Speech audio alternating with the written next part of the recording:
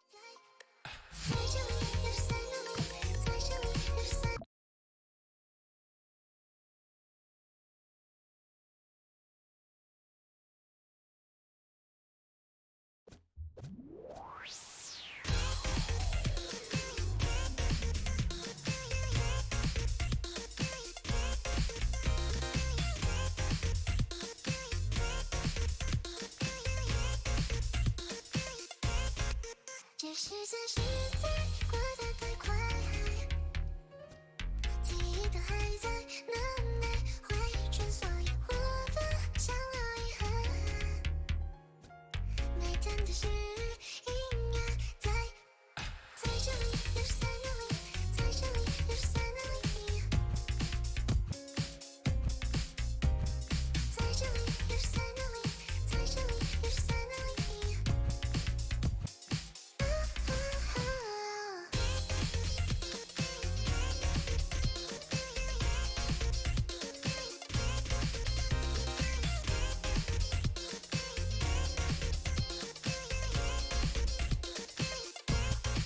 这时间实在过得太快，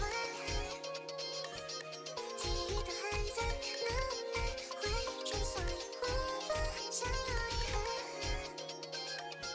每天的是音乐在这里，又是在那里，在这里，又是在那里，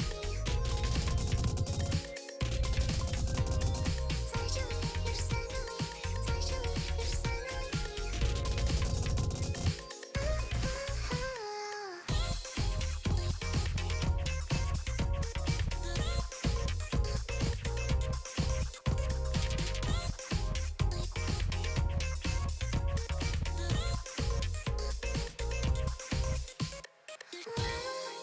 不想说太多，只是听了太多，所有谎言都变成美的温柔。不想说太多，只是听了太多，每次都是你对我一笑而过。在这里，又是在那里，在这里，又是在那里，在这里，又是在那里，在这里，又是在那里。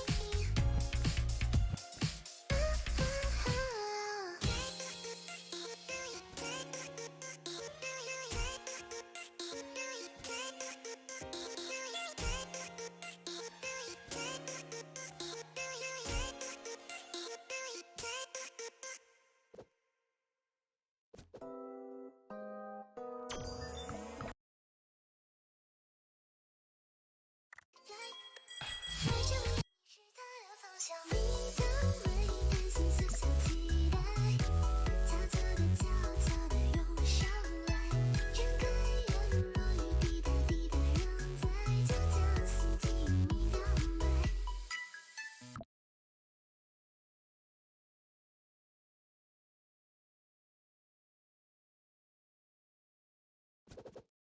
与梦游的流星河漫步进星月，徘徊在午后水汽里，小心思交织漂浮光点，惊魂不安定，如今雨滴。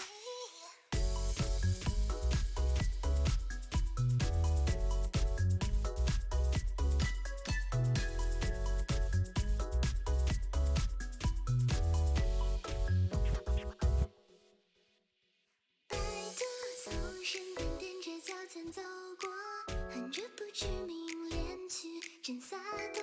适量裙角戳破百褶眉目，淘气那间的狼狈的我，我的映入眼偏偏是你，致命心情暴露空气里，别论发梢微卷着懊恼，可目光已无助逃匿。时间仿佛停留在这一刻，从日恋深点不扑通扑通，果冻也冰稀的，这一生心动的，晓得你是他的方向，你的美担心思想期待，悄悄地悄悄地涌上来，人海人若雨滴答滴答仍在，就将心紧密表白。时间仿佛停留在这一刻，静止人生不扑通扑通，果冻也冰稀的，这一生心动的命运，是梦一般场景，可我该怎样抓住这颗奶油微流星？哦，你的美贪心小小期待，悄悄地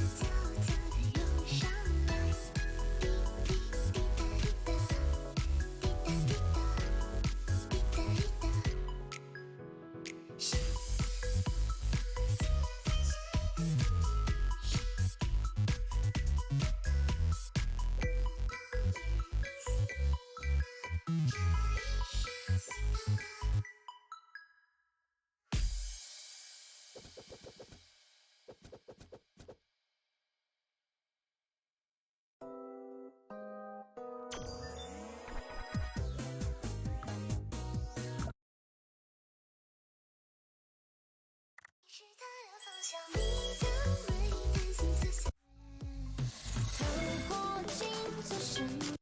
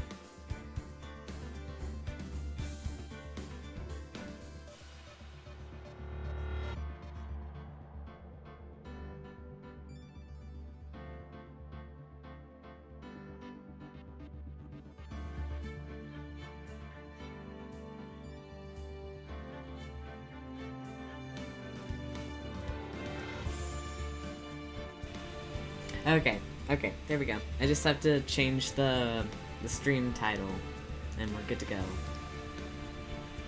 Ugh.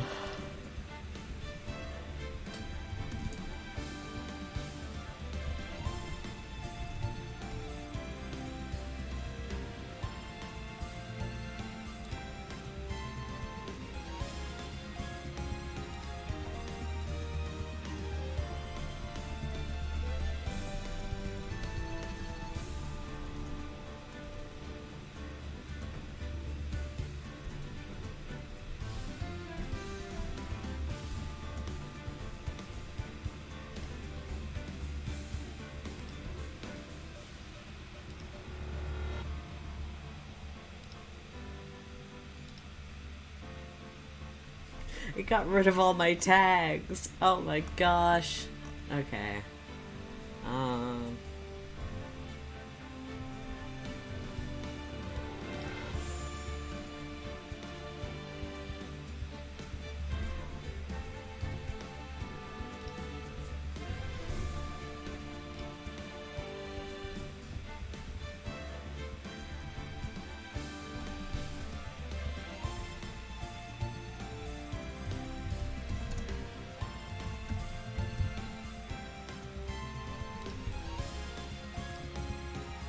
There we go, my tags are back. Woo! I don't know why I got rid of them. Okay, let's go, let's go, let's go.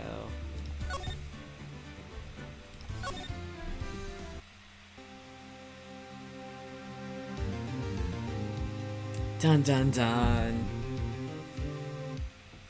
This is it. Judgment Day. Today things are gonna be, get settled at last. A lot of things. Ah! What's the big idea? Sorry, Nick. I only touched your shoulder. I guess the shock hasn't worn off from my run-in with the stun gun yesterday. Anyhow, today is the last day of the trial. Good luck, Nick. Yeah, thanks, Maya. Gay boy, woo! Edgeworth is looking glum as always. Hope Von Karma doesn't push him too hard. Whoa! What are you doing?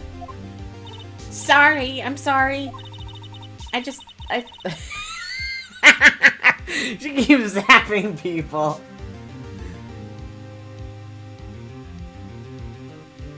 You did. He absolutely... he destroyed them. It was sad. Okay. I just thought I'd cheer you up with a pat on the back. Maya, maybe you should go outside and discharge. Right, good idea. Go start zapping random passerbys. Ah! Try not to electrocute anyone on your way out.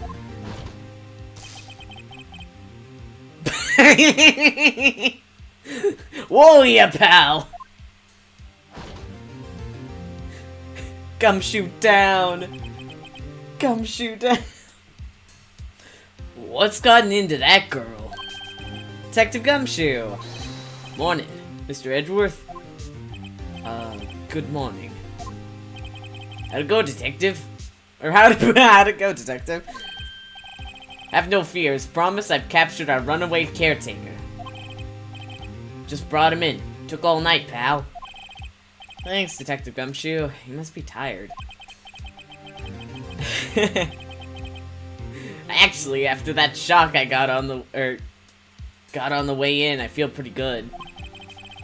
Yogi says he's forgotten his own name. But that has to be a lie. Why would he want revenge on Edgeworth if he couldn't remember his past? He does remember, and I'm going to prove it.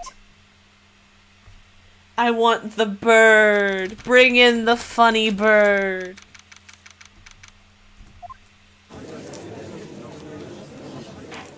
Oh, Von Karma. Von Karma, my despise. Court is now in session for the trial of Miles Edgeworth. The defense is ready, Your Honor.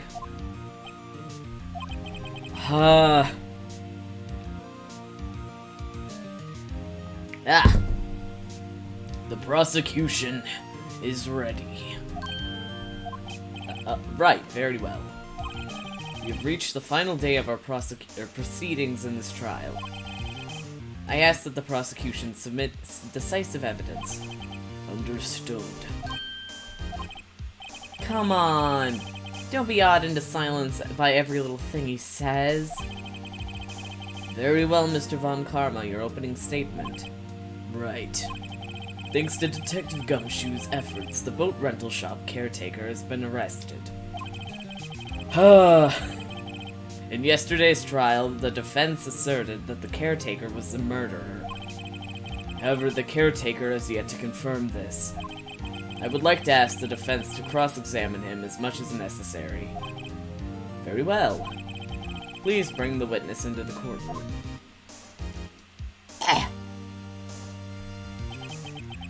Ladies and gentlemen of the court, I believe you all remember our witness. He lives in a boat rental shop on the lake from where he witnessed the incident. The caretaker is yet to confirm this? Yeah, because he's a murderer? Uh-huh. You think he's just gonna go, oh yeah, I killed the dude? Don't even worry about it. Okay. In addition, he has currently lost memory of his name and identity. Witness?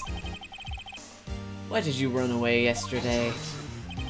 The witness was not running away, as he will now testify. They had to hunt him down! Though. I see. Very well, please begin your testimony. He's taking a nap. I left court.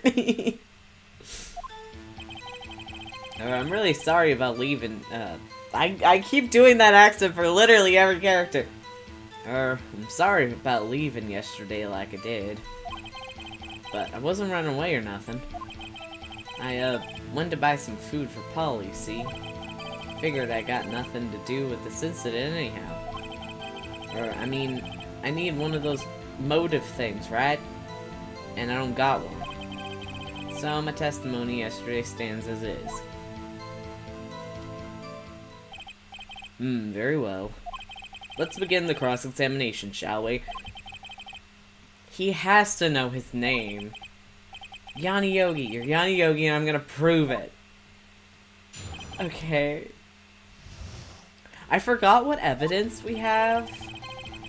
Let's check our evidence.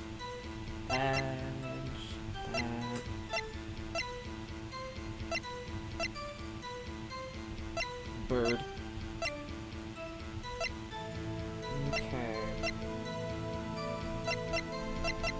Well, we don't have any... Okay, we don't need to press him on that. I wasn't running away or nothing. Buy some food. Why? Food? Well, Polly is a bit of a gourmand, you see. She only eats these high-quality bird pellets from France. They only have them at the big pet shop downtown. But you weren't arrested until this morning. Why didn't you go back to the caretaker shack?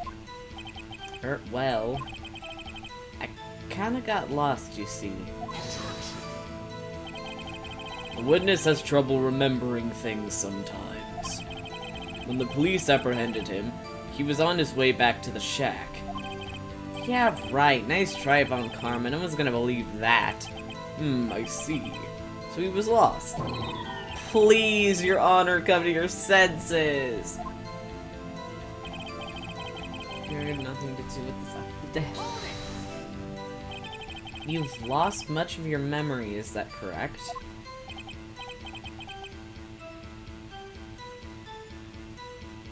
I wasn't cheating, I was on the way back to you, baby! Oh my gosh. Yep, seems like it. Then how could you know that you didn't have anything to do with this incident? Or maybe you're lying about not having your memory, You know exactly who you are. The witness has testified quite clearly that he has no memory of who he is. If you claim he's lying, then show the court proof. Grr. How am I supposed to prove what's going on in that? Well, mean and evil. That's impossible. I'm glad you've come to your senses, Mr. Wright. Very well. Witness, please continue.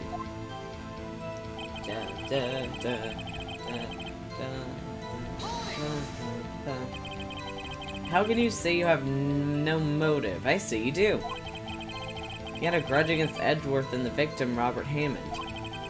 That's why you took revenge on them, right? Please don't make me repeat myself, Mr. Wright. This witness has no memory of anything beyond several years ago. You can't hold a grudge. That's impossible. It's impossible. I have to prove he's lying about his memory. Otherwise, it's going to be the same thing over and over until the trial ends. May I say something, Mr. Wright? Yes? Yes, Your Honor? I've been saying the same thing now over and over. I've been calling the witness' memory of the past or lack thereof into question. But does this really have to do anything with the current case? Uh-huh. Of course, Your Honor. The witness has said he has nothing to do with this case and no motive. Both of these statements are lies. Order, order. Mr. Wright, there's a serious problem with your claim. Or are you saying you know who the witness is? Of course, Your Honor. Oh. Now, this is interesting. I would like to know myself, so who is he? Don't play dumb, Von Karma. Mr. Wright, please tell us this witness's name. Okay. Gregory Edgeworth! He's the victim from the DL6 incident! He's dead! His name is Yanni Yogi, a former court bailiff. Yogi? That name seems familiar. Oh! Yanni Yogi, from the DL6 incident. Figures the judge would have heard of it. It was such a famous case. How did you not hear about it? But what does this mean? Your Honor, if this man is Mr. Yogi, then he has a clear motive. Tisk. Ah. Jumping to conclusions again, Mr. Wright. This witness is Yanni Yogi. Fascinating. However, how do you propose to prove this to the court? This is a court of law, as you may recall. You need proof. And allow me to repeat once more that the witness had lost his memory. How indeed. This is it. I have to do this now. If I can't prove he's Yogi right here, right now, then I've got nowhere else to go. Nick! How are you going to prove it? How can you prove he's Yanni Yogi? It's okay. It's actually quite simple. Your Honor, please take this man's fingerprints. And then we'll compare them to the fingerprints on file for Yanni Yogi 15 years ago. I see, that makes sense. Tisk. Huh? I'm so very, very sorry, Mr. Wright. Why? The witness has no that's what I thought you were gonna say, you old man! What? What? No fingerprints? Uh-huh. I worked at a chemical plant. You see, before I worked as a caretaker, I worked at a chemical plant. Burned my fingers working with the stuff, yep. What? Yogi, you sneak. You burned your fingerprints off to hide your past. Well, if the witness has no fingerprints, I guess we will not be able to prove his identity. No! Tisk. Well, what will you do, Mr. Wright? It seems that the case has been decided, no? No! I know what happened. I know everything. I just can't prove it. But no, I can't let it end like this. I can't lose. There has to be another way. There is no one who can testify as to who this witness is. No one. Nick, what are we gonna do? I didn't even consider that he might have erased his fingerprints. What do I do? Ah, you and your dumb little tisk tisk tisk. Tisk tisk tisk. Well, Mr. Wright, perhaps you'd like to cross-examine his parrot for a little comic relief, hmm? Yeah, very funny. You're a sore winner, Von Karma. Wait a second. Cross-examine his parrot. Well, what is it, Nick? No, you're not going to. Your Honor. The defense would like to take Mr. Von Karma up on his proposal. Oh my god. Something very silly is what you're gonna do. Take Mr. Von Karma up on my proposal. Exactly, Your Honor. I would like to cross-examine the witness's pet parrot. Let's go. Order. Well, what do you think, Mr. Von Karma? Need you even ask? This is a farce. I object. I want to cross-examine the parrot. Wait a second. You were the one who suggested I cross-examine the parrot, Von Karma. I have the right to do as you suggested. Well, if you're so desperate, then please be my guest. Polly, woo! Of course. Should you go through with this, and nothing comes of it, I hope you're ready for the consequences. Nick, this is crazy.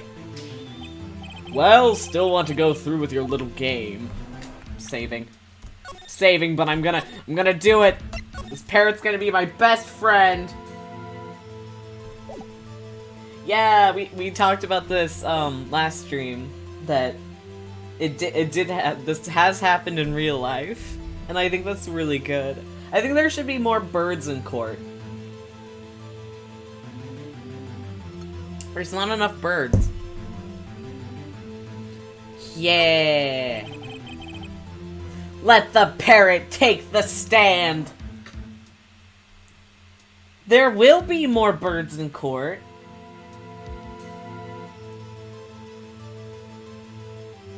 I see, if you don't have a bird, your bird can't snitch on you in the court of law. Let the parrot take the stand! I will cross-examine her, Your Honor. This is the most ridiculous thing I have ever heard.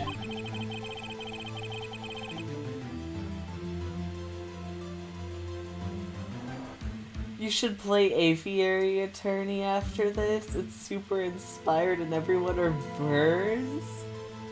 I'm gonna have to write that down. That sounds like it would be fun. Aviary Attorney. Okay, that's going on my phone.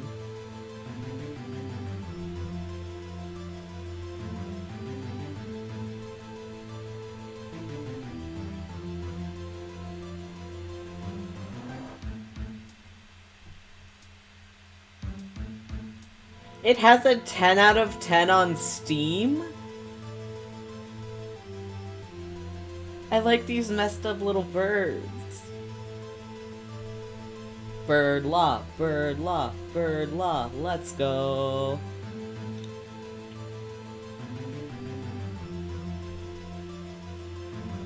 Bird people.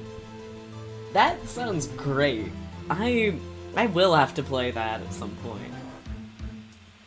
Von Karma rigged every person's testimony, every piece of evidence, except the parrot! She's my last chance!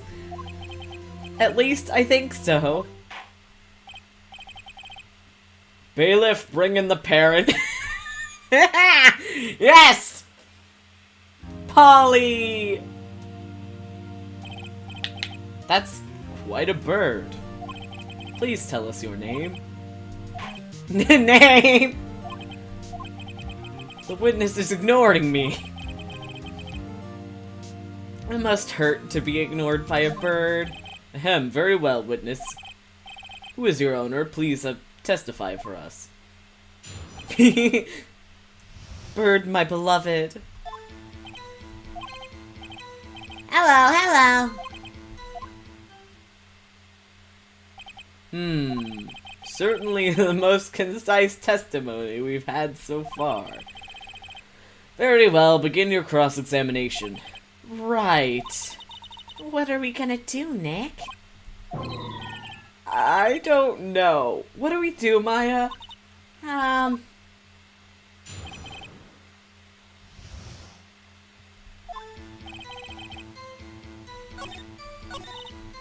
Well, I guess we should try to get some information out of her. We need to show the judge that our owner is Mr. Yogi. I'm gonna press the bird.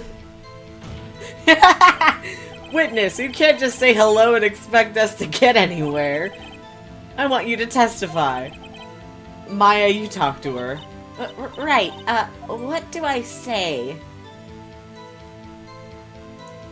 Have we forgotten something? As I recall 2 days ago. Polly, have we forgotten something? Squawk, don't forget DL6. If I can get Polly to say that here, that will prove that the caretaker had something to do with DL6. Polly, have we forgotten something? He made the bird forget! Hello. That's not what you're supposed to say. Forget something. Something we forgot. Hello. Oh, it's not working, Nick. She won't say it. This is ridiculous. Why won't she say it? Tisk, something the matter, Mr. Wright. You made the bird forget! Wait! Don't tell me Von Karma expected this. He couldn't have retrained the parrot, could he? Did he train her not to respond if we asked if we'd forgotten anything? Press the bird. Witness, you're here to speak. You must speak to me. Frankly, I can't believe you're speaking to the parrot. Well, I guess we should try to get some information out of her.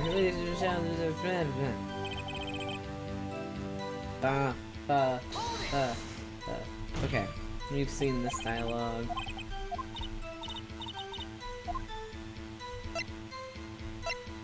What's your name?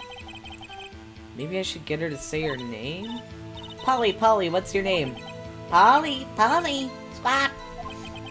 Mr. Wright, I think we've established that this parrot is named Polly.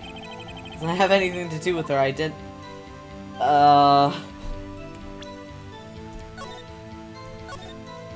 no. Probably not. No, it doesn't.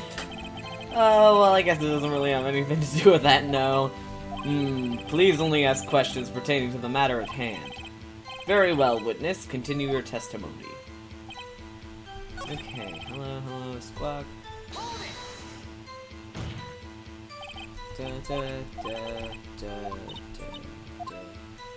What's the safe number? Maybe I'll get her to say the number of that safe. Huh? The safe? Why?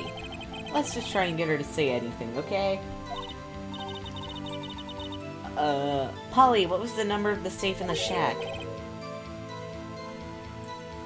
1228. 1228. My, what a reckless parrot. Well, Mr. Wright, you aren't claiming that this number has something to do with the caretaker. You know what?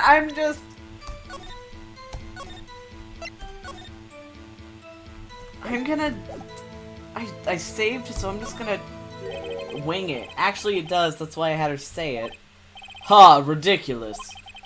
How can the number to the safe tell us who the caretaker is? Show us your proof. What could possibly link this number to the caretaker's true identity?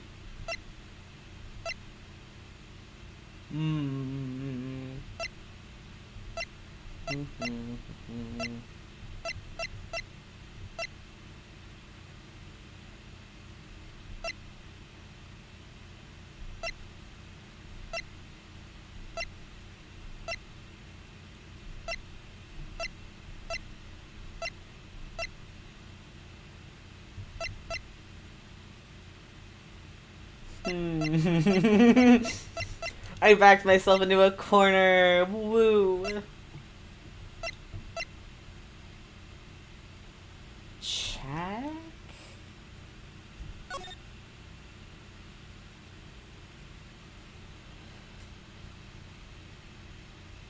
What important numbers would you set as a safe code?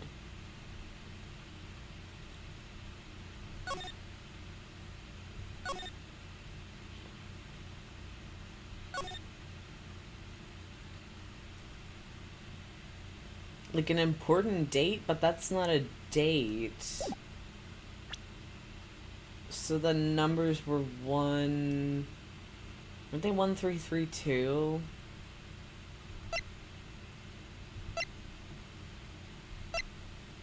One, 228. Okay. 1228. So his birthday would be the 28th of December? But I don't... Oh, wait! Oh, okay, yep, that's the right thing. That's the date. That's the date we want. Okay. The DL6 case file. What is this obsession you have with that case? Mr. Wright, where in this file is something related to that safe number? Case summary. It's on the case summary page. The case summary. Specifically, the date in which the DL6 incident occurred. The date of the incident, December 28th. Why, that's today's date, 15 years ago. And the number on that safe is 1228. Ah. He used the date of the DL6 incident as the number for his safe, Your Honor.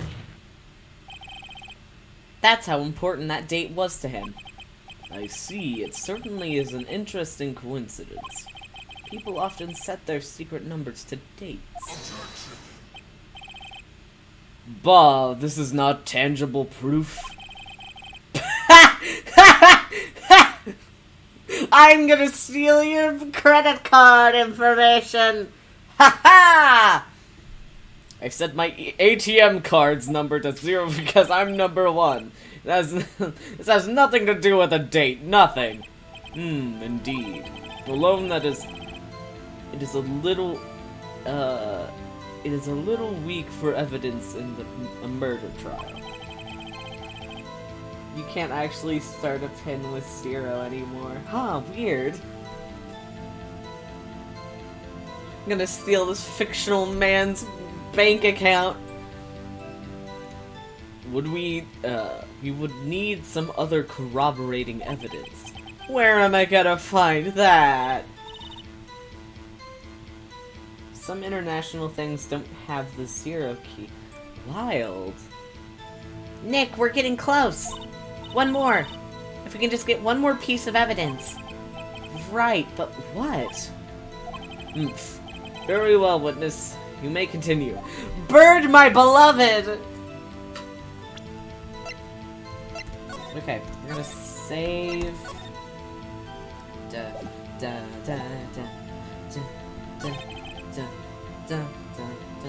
Press the bird! Tell me your secrets, bird!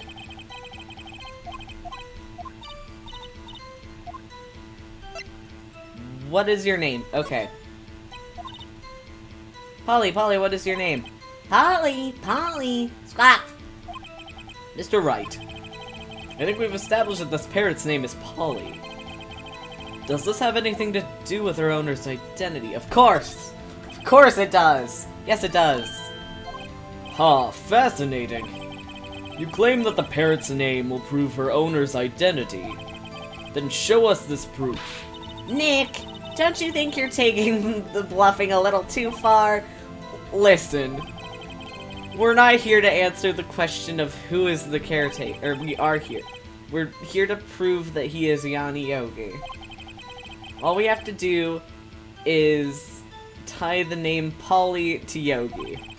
Your Honor, the proof that the parrot's name reveals the caretaker's identity is...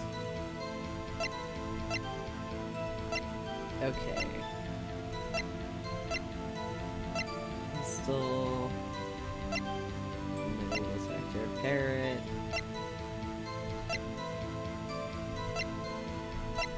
I'm assuming it's in the case file, since that's what we use.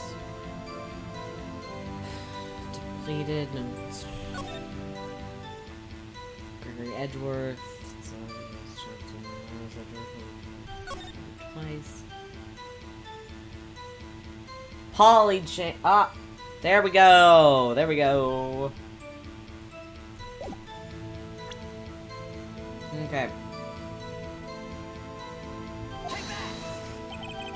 The DL6 case file. Get out of here, garbage disposal man. That's quite a large file you have there. Which page of this proof is on, or which page is this proof on, then? Show us or stop wasting our time. Very well. Mr. Wright, please show us the page. Where is this file, or was it connected to the parrot's name? Suspect data. It's on the suspect data page. This page has all the information about Yanni Yogi. Right after he was arrested, his fiancée committed suicide, see? Indeed, it does say that, yes. What's his fiancée's name? Polly Jenkins. Polly! Exactly, Your Honor. He wanted to remember the name of his fiancée who had committed suicide. That's why he named his parrot after her. I see. I guess that is possible. Bah, mere coincidence, that's all. My granddaughter has a dog she calls Phoenix.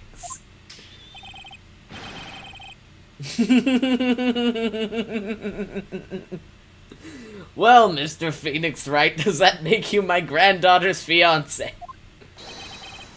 She's only 7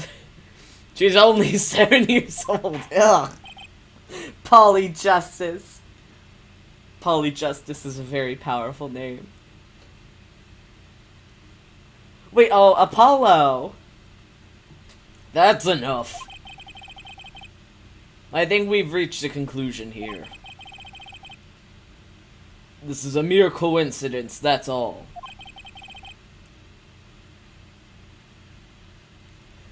He apparently has a granddaughter. I don't know who the parent is.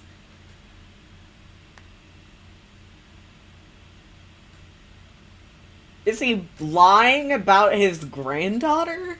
Because I don't think either of his children have kids.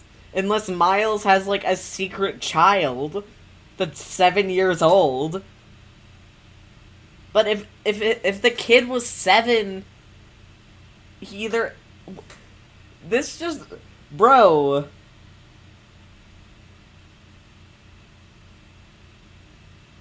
Fun Karma got kids in different area codes. True, that is a possibility. However, two coincidences at the same time seems more like a pattern to me.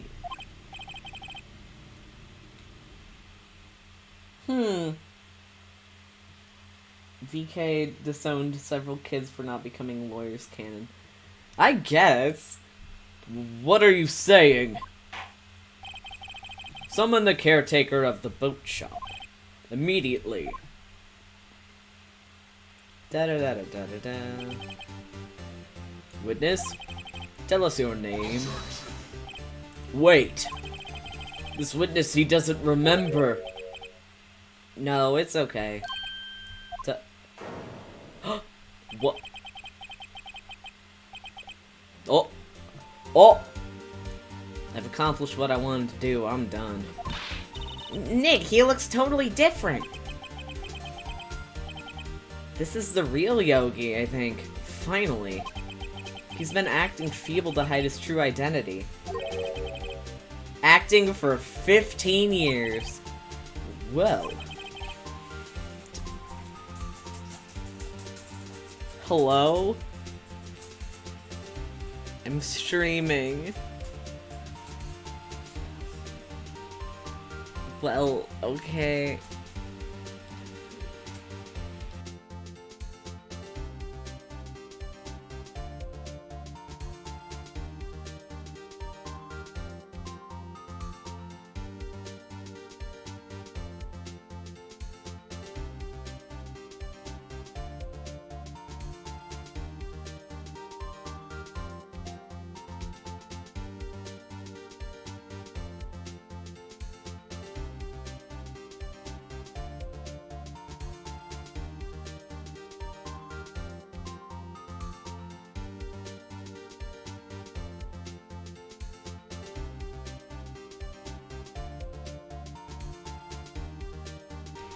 Not if you have anything to say about it. Good. We must stop this man at all costs. Let me ask you again. Please state your name for the court. My name is Yanni Yogi. 15 years ago, I served as a bailiff in this very court. Gaspy gads! Order, order. Yanni Yogi. So it was you who killed Robert Hammond and tried to frame Miles Edgeworth for his death. Yes, it was me, I did it. They put me on the witness stand 15 years ago. Robert Hammond, he said I was mentally unsound. He told me it would make me innocent, get me off the hook. So I pretended to have brain damage. I was innocent, really, but he didn't believe me. We won the trial, but I lost everything. Case over. Go home, everyone. No. No.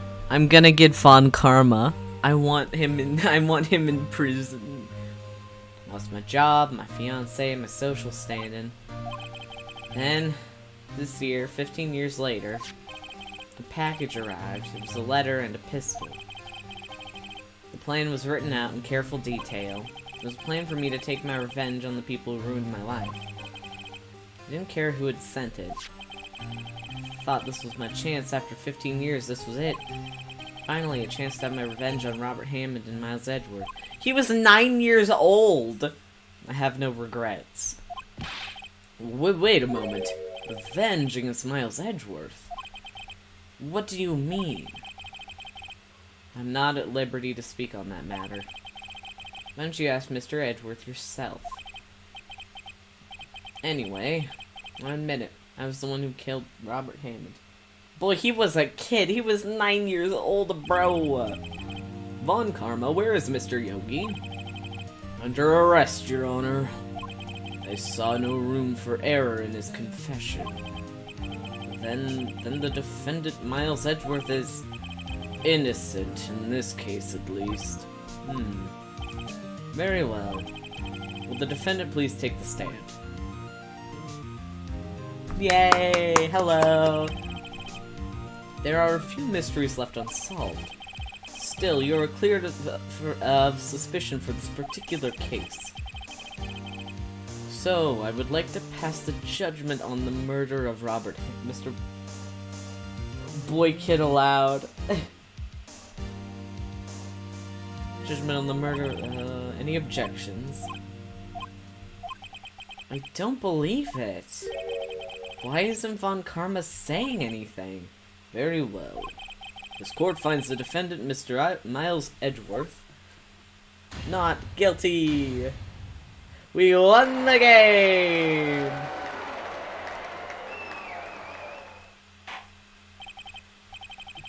That is all. This court is adjourned.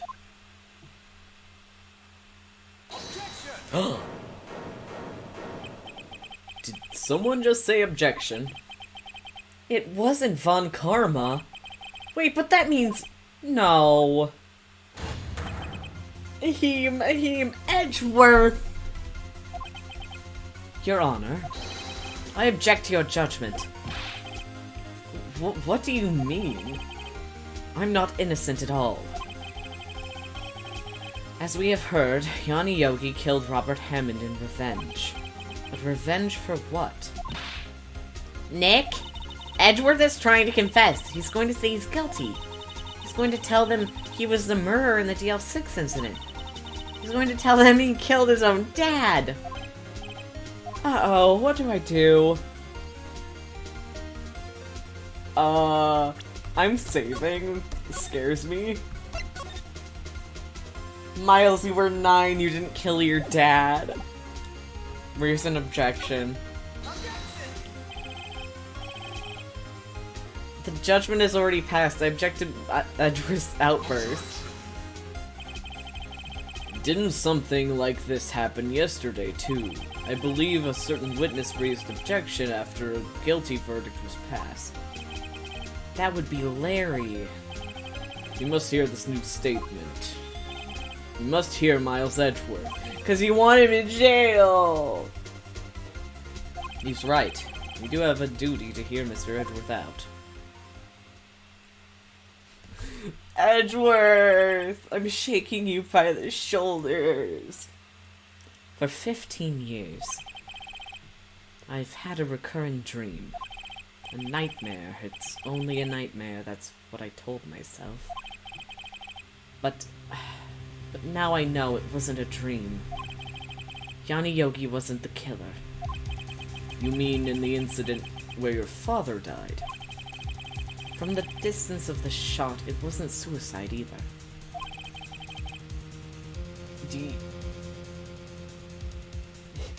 Do you know? Do you, Edgeworth?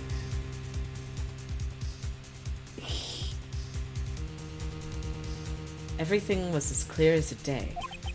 The murderer, the criminal in the DL6 incident, it was me. Your Honor, I confess my guilt. I'm guilty for DL6, the statute of limitations of which ends today. The culprit is me!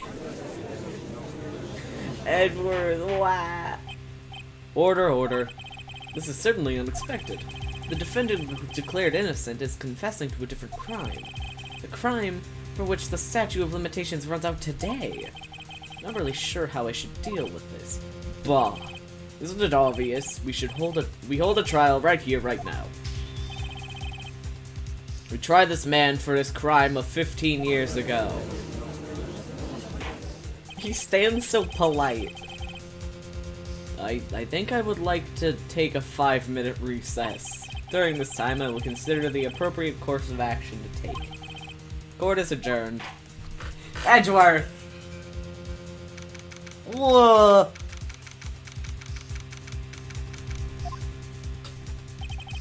I'm sorry, right? I've just wasted all your effort. Mr. Edgeworth, I don't believe it, sir. I mean, you kill your dad? I don't want to believe it myself, detective. But it's the truth. I deserve to be punished. Murder is murder no matter what the circumstances. This is crazy, just crazy.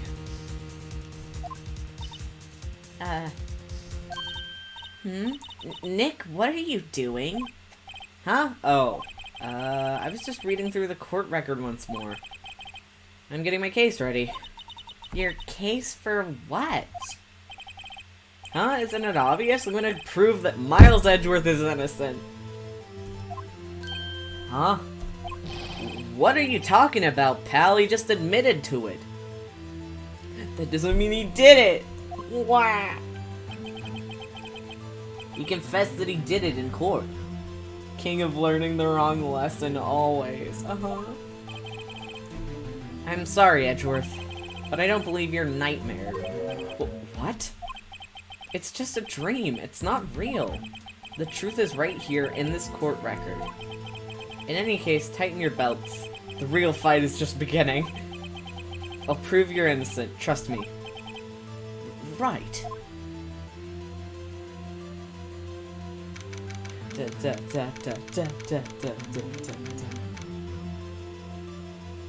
Nightmares are inadmissible in this court of law. Now then, I would like to resume our trial.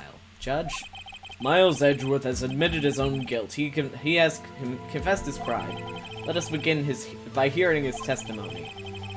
Then, though pointless, let the defense do their cross-examining. The statute of limitations on the DL6 incident runs out today. Though it's unconventional for me, I'd like to run this one by the book. I see. Does the defense have any objections? No, Your Honor. Fun karma. You knew this was gonna happen from the very beginning, didn't you? Very well. Wah, ahim. Will Miles Edgeworth take the stand? I'm gonna destroy your court record, old man. Will the witness state his name and profession? Miles Edgeworth. I'm a prosecuting attorney. Mr. Edgeworth, 15 years ago you mistakenly killed your father, Gregory Edgeworth. Is this correct? It is correct. Then testify about this matter to the court. When Edgeworth was telling me about his dream yesterday, I noticed something. One detail didn't quite fit. That will be the key, if only I can get it to work. Please, please. DL6 is home. Okay. That day, I'd gone to the courtroom to observe one of my father's trials. As we went to leave, an earthquake struck, trapping us in the elevator. Dun, dun, dun. My father and Mr. Yogi lost their composure and began to argue. And then something heavy fell at my feet. I picked it up and threw it in Mr. Yogi. I wanted them to stop fighting. A moment later, there was a single gunshot and then a scream. It was a terrible scream. I remember it to this day. That's all.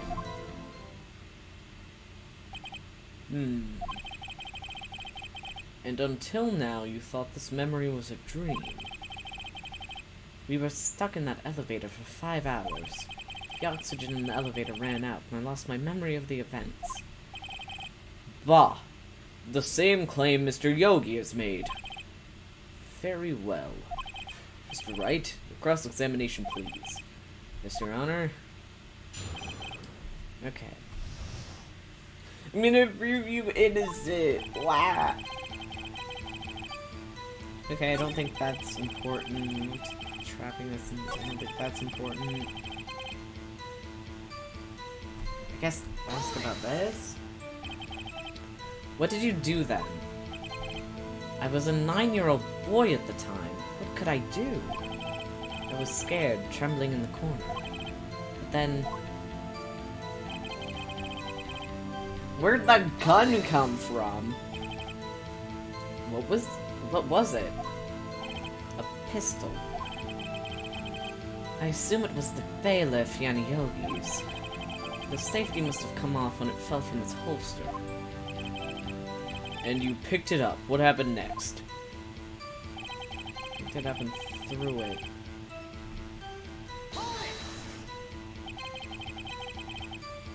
Did you know it was a pistol when you threw it?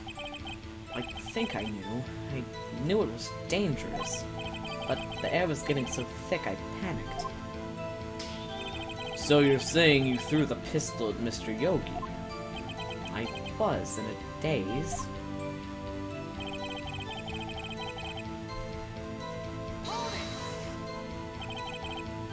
The gun fired once?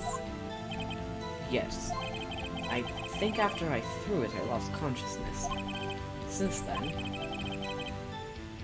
they've echoed in my head every day. The gunshot and that horrible scream. Scream.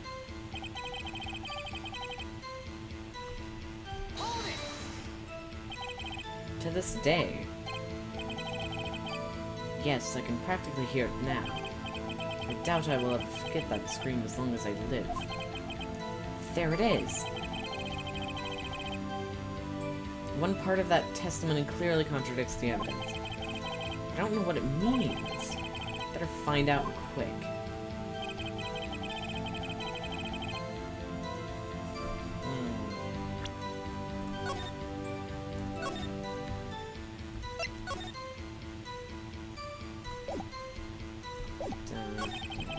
To leave an earthquake stuff. Father, can argue. Feet to the start flying. Single gunshot on the screen.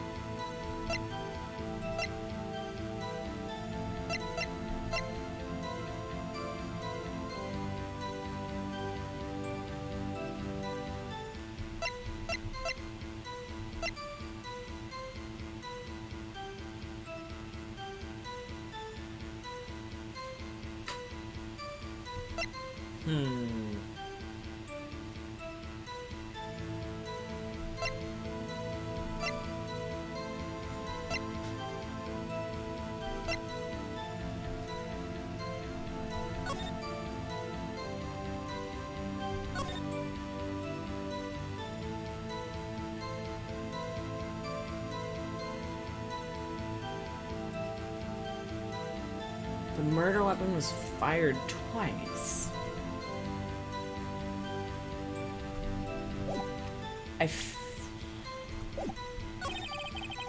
Later there was a single gunshot and a scream.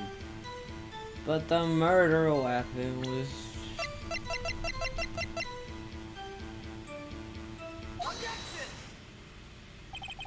Yes! Yes! Are you sure you only heard one gunshot? Yes, I'm sure of that. I heard the shot and then the scream, then everything faded. I was unconscious until the rescuers came. I see. No, Your Honor, unfortunately you don't! Look at this file one more time. This plainly contradicts the witness's testimony. You do enjoy dragging out that file, don't you? I don't accept this evidence, unless you can tell us what page it's on. Which page contradicts Miles Edgeworth's testimony? Victim data.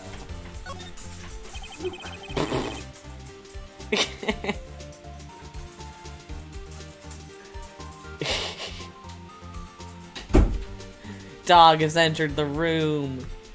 Dog in the room. Okay. Look at the victim data in this case. We have to use the file because you took all the other DL6 evidence. Exactly. Penny, hello. Okay. It says quite plainly the murder weapon was fired twice. Miles Edgeworth only heard one gunshot. Yet, the murder weapon was fired twice. The first shot was the accidental firing when the pistol was thrown. So, who fired the remaining shot? I know, like, enough spoilers to know kind of what I need to do, and that's about it. Was there perhaps another shooter who fired that second shot? Your Honor, as I'm sure you're aware, this incident occurred 15 years ago. The evidence is dated. The pistol did fire twice. However, we do not know when that second shot was fired. It might have been fired the day before that incident. There was no proof that the second shot had anything to do with this incident. What? I see. You do have a point, Mr. Wright. The murder weapon was fired twice, as we have heard. One of those shots was fired by the defendant, a boy at the time. have any proof that the second shot fired had something to do with the case.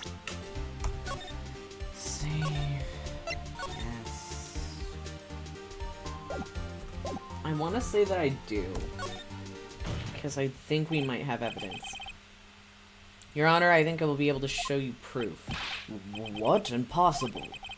Now, Mr. Von Karma, save your surprise for after you've seen the evidence. Very well, Mr. Wright, show us your proof. The evidence of the second firing that rammed into this incident.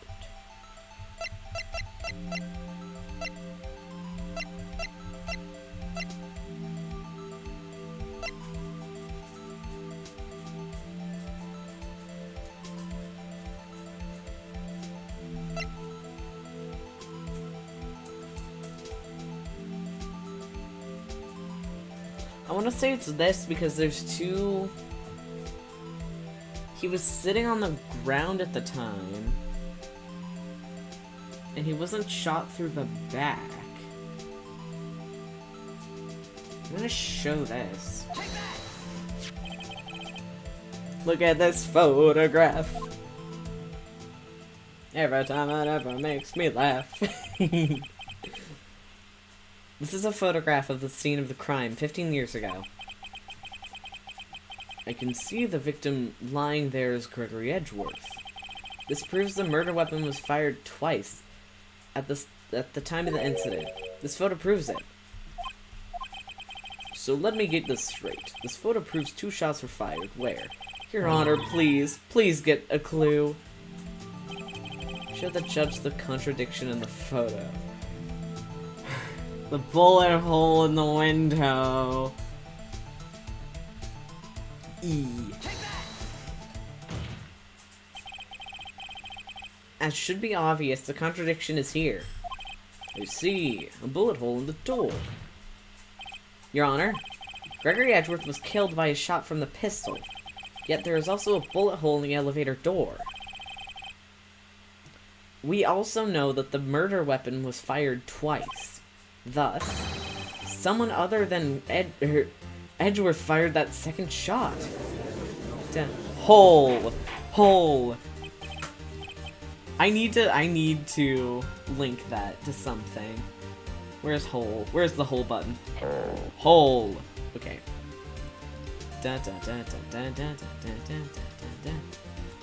Order, Mr. Wright. What are you driving at? It's simple, Your Honor. At the time of the incident, 2 shots were fired. Second shooter in the grass knoll. One went into Gregory Edgeworth's heart. The other hit the elevator door. Remember that the defendant lost consciousness after the shot he fired rang out. In conclusion, we must agree that the second shot was fired by someone else. Mr. Wright, but who could that somebody be? The murderer, of course. I knew I should have stepped in before your wild fantasies got out of hand. Mr. Wright. Look once more at the DL6 incident case file. Look closely. Try the case summary page. The case summary, that's page 1. Look what is written there. Not a single clue was found on the scene.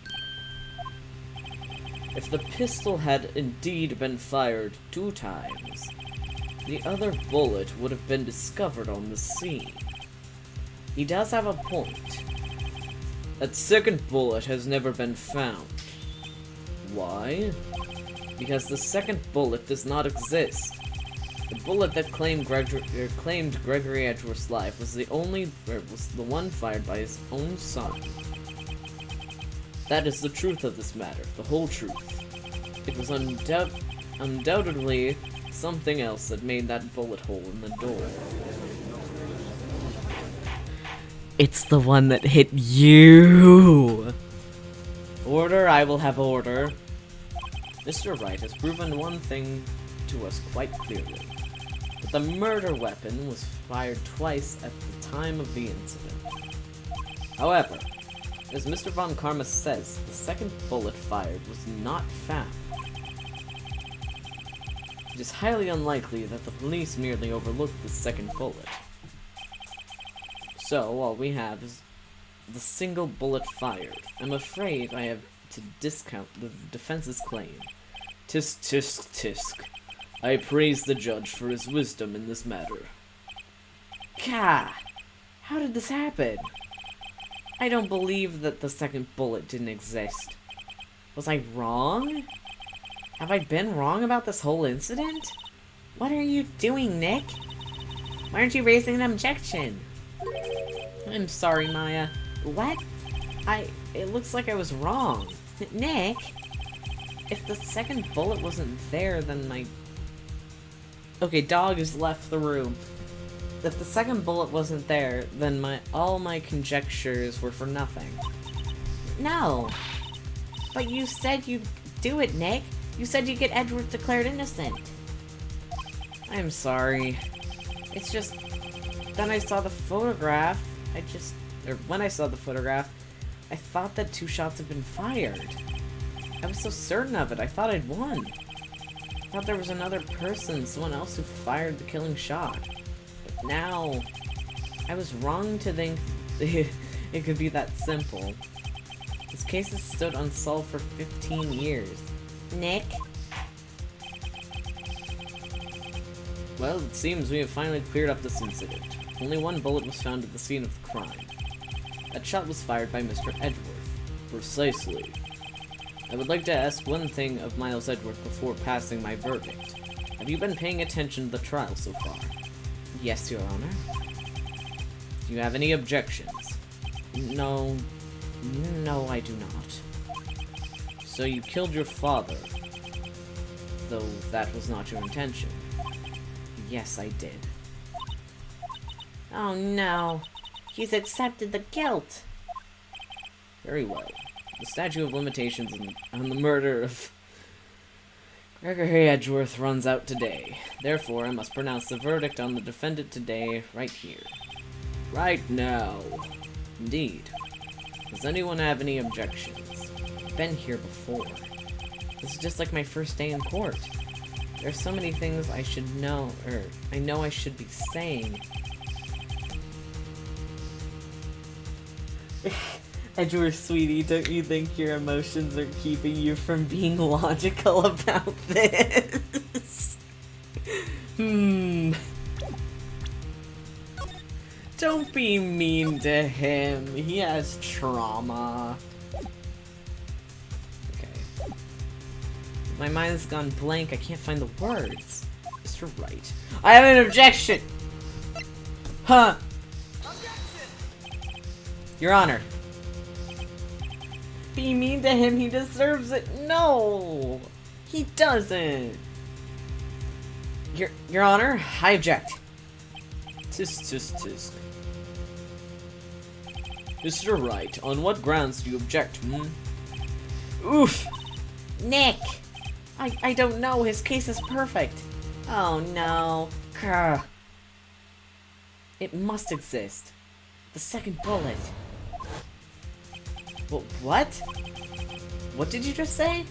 Nothing. The second bullet must exist. But where? Someone took it. It seems waiting is not going to produce us any answers from Mr. Wright. Wait, Your Honor. The second bullet, it existed. What? But we've just heard proof that it did not exist. I realize that, Your Honor. I'm really grasping here. It's just someone took it from the scene of the crime. That's what happened. But who? The murderer. The murderer. Then tell us, just who is this murderer? I'm still thinking about that one. So the criminal took the second bullet, but why? Huh? First of all, how would they have found it? It's not easy to find a stray bullet, Mr. Wright. Was there some pressing need for the murderer to search for that bullet? Save.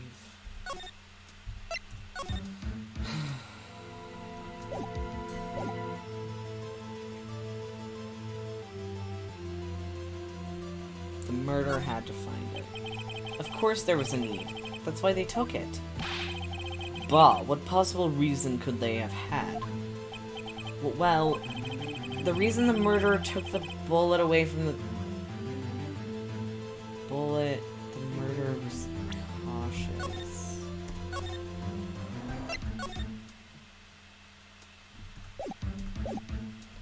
The bullet would be proof the murderer was cautious. I'm gonna go with the cautious one. Well, the murderer was very cautious, or was a very cautious sort, you see. That's why the murderer had to search for that bullet. If that was the case, then they should have taken the bullet from inside Gregory as well. Huh? Why would they only take one of the 2 shots fired? Oh, right. Well, Mr. Wright, have you really thought this through? I'm going to have to... What? This is going so well.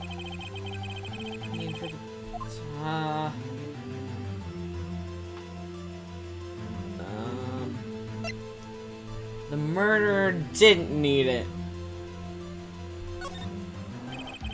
Why'd the murderer have spent the time looking for a straight bullet? Got a clue. What's wrong, Mr. Wright? The murderer had no reason to take the bullet. You don't want to admit it, but it's true. Had to take it, the murderer, what does that mean?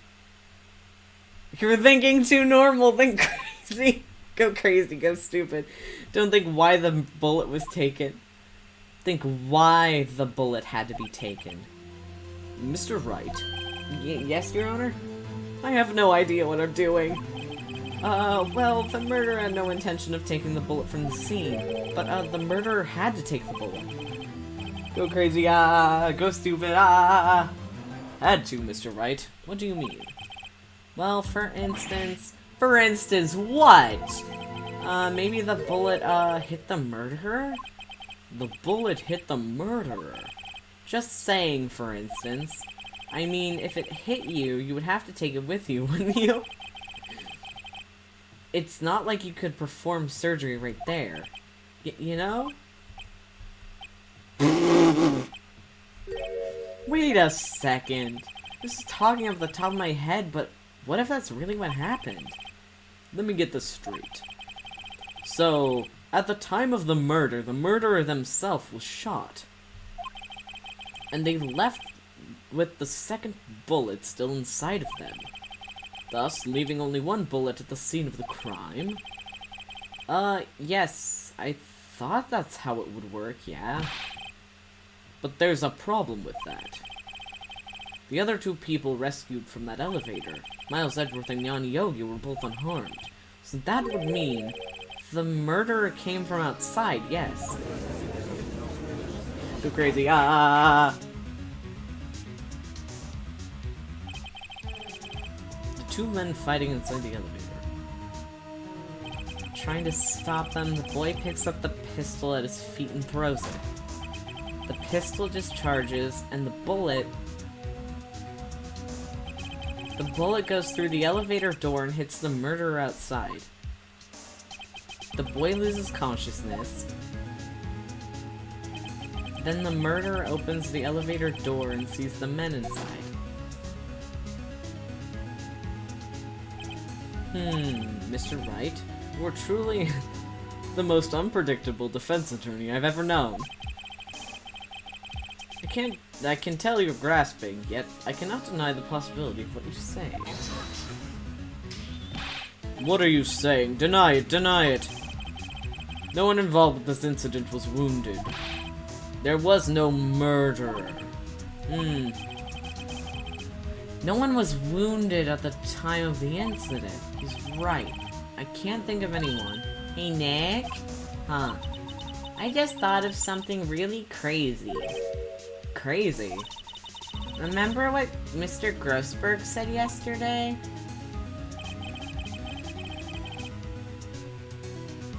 Gregory Edgeworth dealt a blow to his perfect trial record. Wow. Must have been quite a shock for Von Karma. He took a vacation for several months after that, you see. Yes, an unusual event for the man. That was the first and last vacation he's ever taken from his many years of prosecuting. What if Von Karma didn't take that vacation because of shock? But he took it because he was injured. Oh, but he took it because he was injured. Which would mean...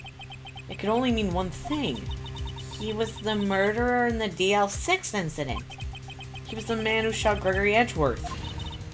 It was Von Karma. Oh, man. Something wrong, Mr. Wright? You seem dazed. No, Your Honor. Well, you have,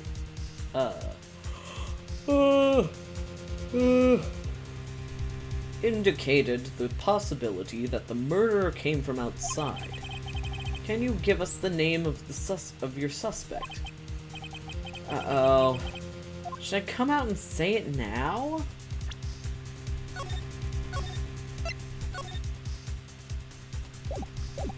I want to say it now. Screw you, Von Karma. Your Honor, there is a suspect, one lone suspect.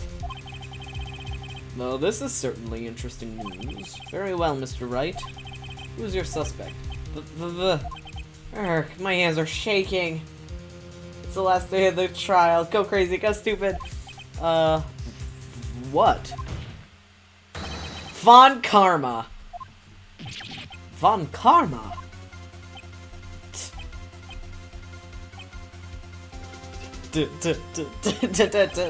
You mean the Von Karma, the prosecutor, the one standing right over there? Bah. You don't object. I see no need. Why? Why, Honor? This ridiculous outburst was my objection. Okay. Because you took a vacation for several months starting the day after the incident. Yet you pride yourself on a perfect record. Why would you take such a long vacation without any reason?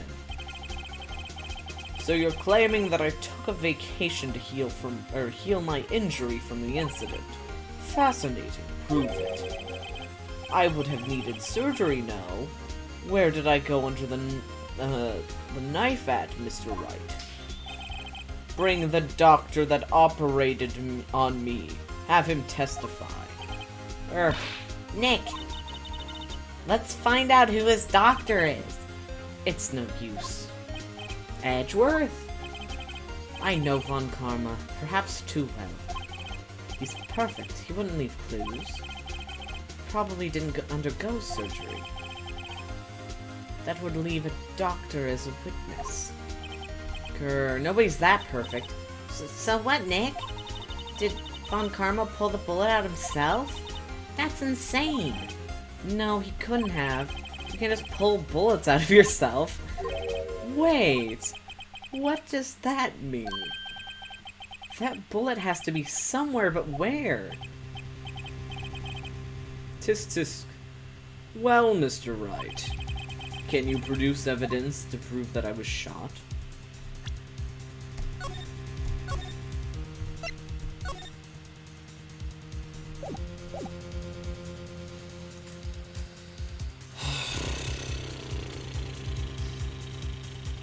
Okay, I'm gonna go with this as impossible.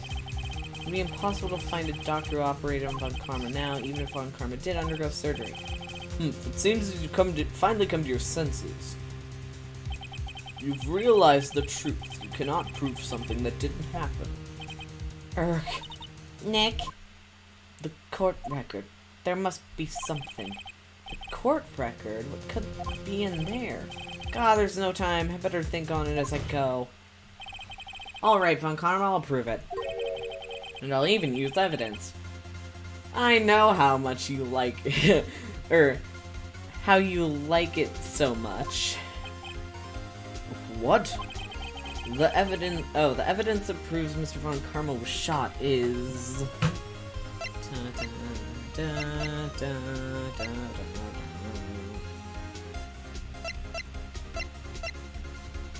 said there was something in the file.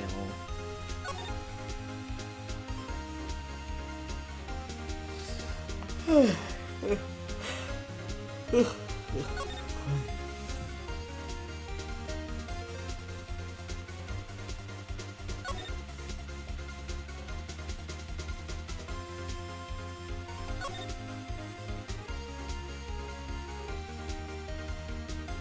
there's something in the court record. Court record.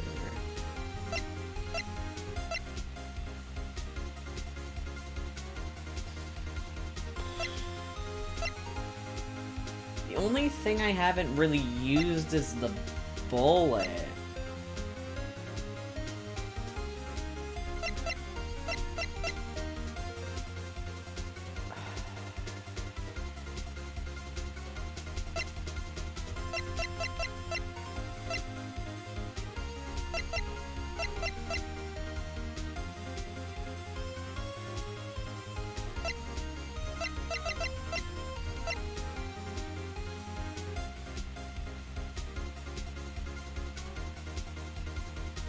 Staying quiet on this one.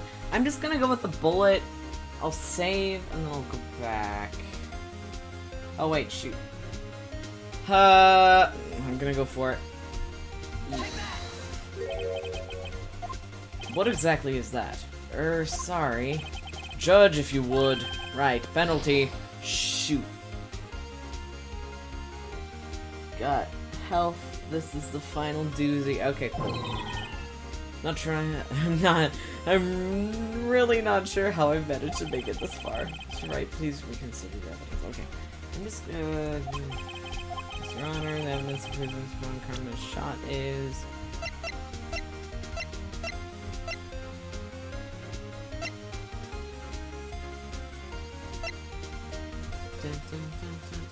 I'm gonna go with a gun. Da-da, da-da,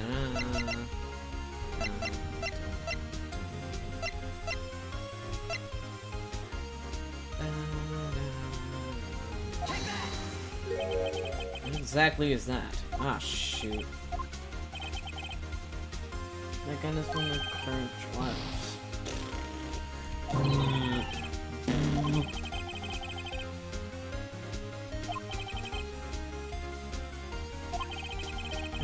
Okay. So the DL6 incident that we have is picture. The case file.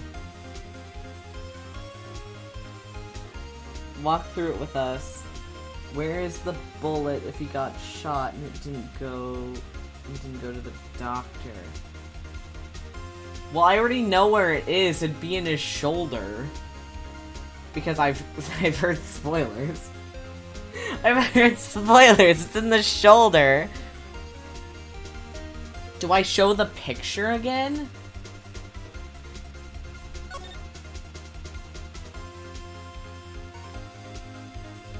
I feel like I gotta show the picture again then. That's like...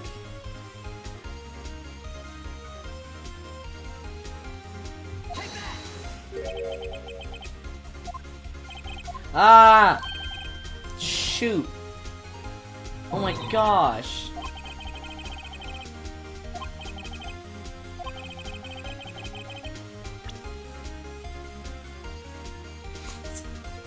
Metal detector! Wait, is it the metal detector? Oh my gosh. It's gotta be the metal detector. That's the funniest answer. Yes!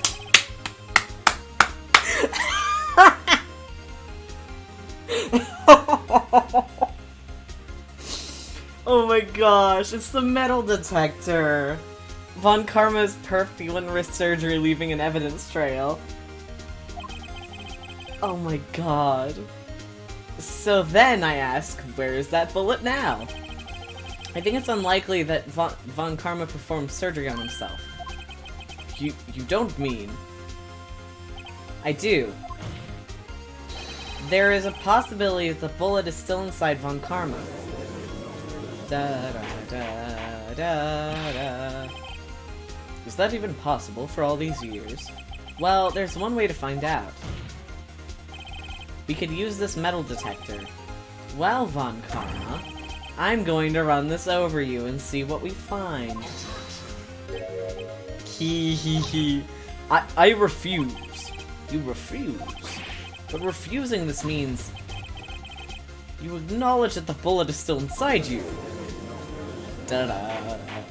Da-da-da. Order, order, order. Your Honor, the defense requests that we be allowed to use the metal detector. Judge, I call for a suspension on this trial. This is an invasion of privacy. The statute of limitations runs out on this case today. It was you who said we had to end this right here, right now. Enough. I permit the use of the metal detector. Mr. Von Karma, you will submit yourself to testing. Nick, what does this mean? I don't know, but we have to give it a shot. Brunch. Is it gonna beep? Let's go! It reacted. Something inside his right shoulder. The bullet! Mr. Von Karma? You. It was you. I was afraid this would happen. And so I remained silent. Indeed, there is a bullet in my shoulder. However, it has nothing to do with this incident. What? I was shot in the shoulder long before the DL6 incident. I claim that the bullet in my shoulder has no relation to DL6. Then why did you get removed? But Mr. Von Karma, can you prove that? Prove. I have no obligation to prove anything. It is Mr. Wright who must prove something here, not I. Mr. Wright, well, can you prove it? Can you prove that the bullet in Von Karma's shoulder was from DL6? Of course he can't. You don't have any of the DL6 evidence. That's because you took it out of the records room yesterday. With no proof, you cannot convict me of any crime. So sorry, Mr. Wright. Where's the DLC to whack VC with the metal detector? I wish.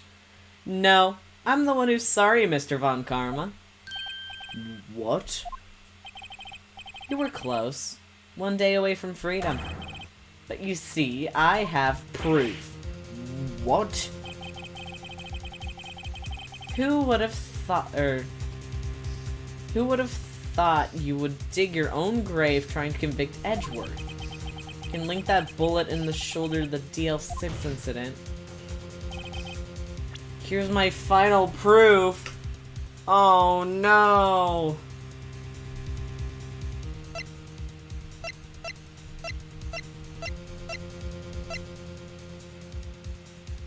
I have one shot. Oh god.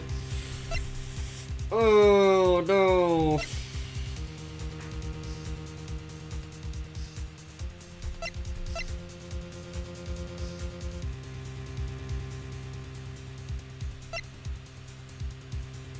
I feel like it's the bullet, because that's the only... Wait. Are you making a pun? Are you making a pun with the shot? Is the shot a pun? I'm gonna take the shot. I can just redo it, because I did save a while back, so... That's... Yeah, let's go. A bullet? Where did you get that? This is the bullet used in the DL6 incident. This was taken from the heart of the victim, Mr. Gregory Edgeworth.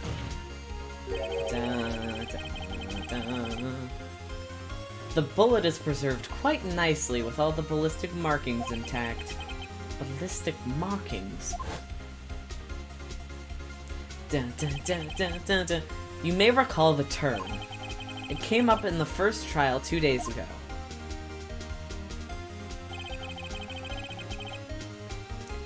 ballistic markings are the fingerprints of the weapon. All bullets fired from the gun are marked with that weapon's unique pattern. By examining the markings, you can tell which weapon fired the bullet.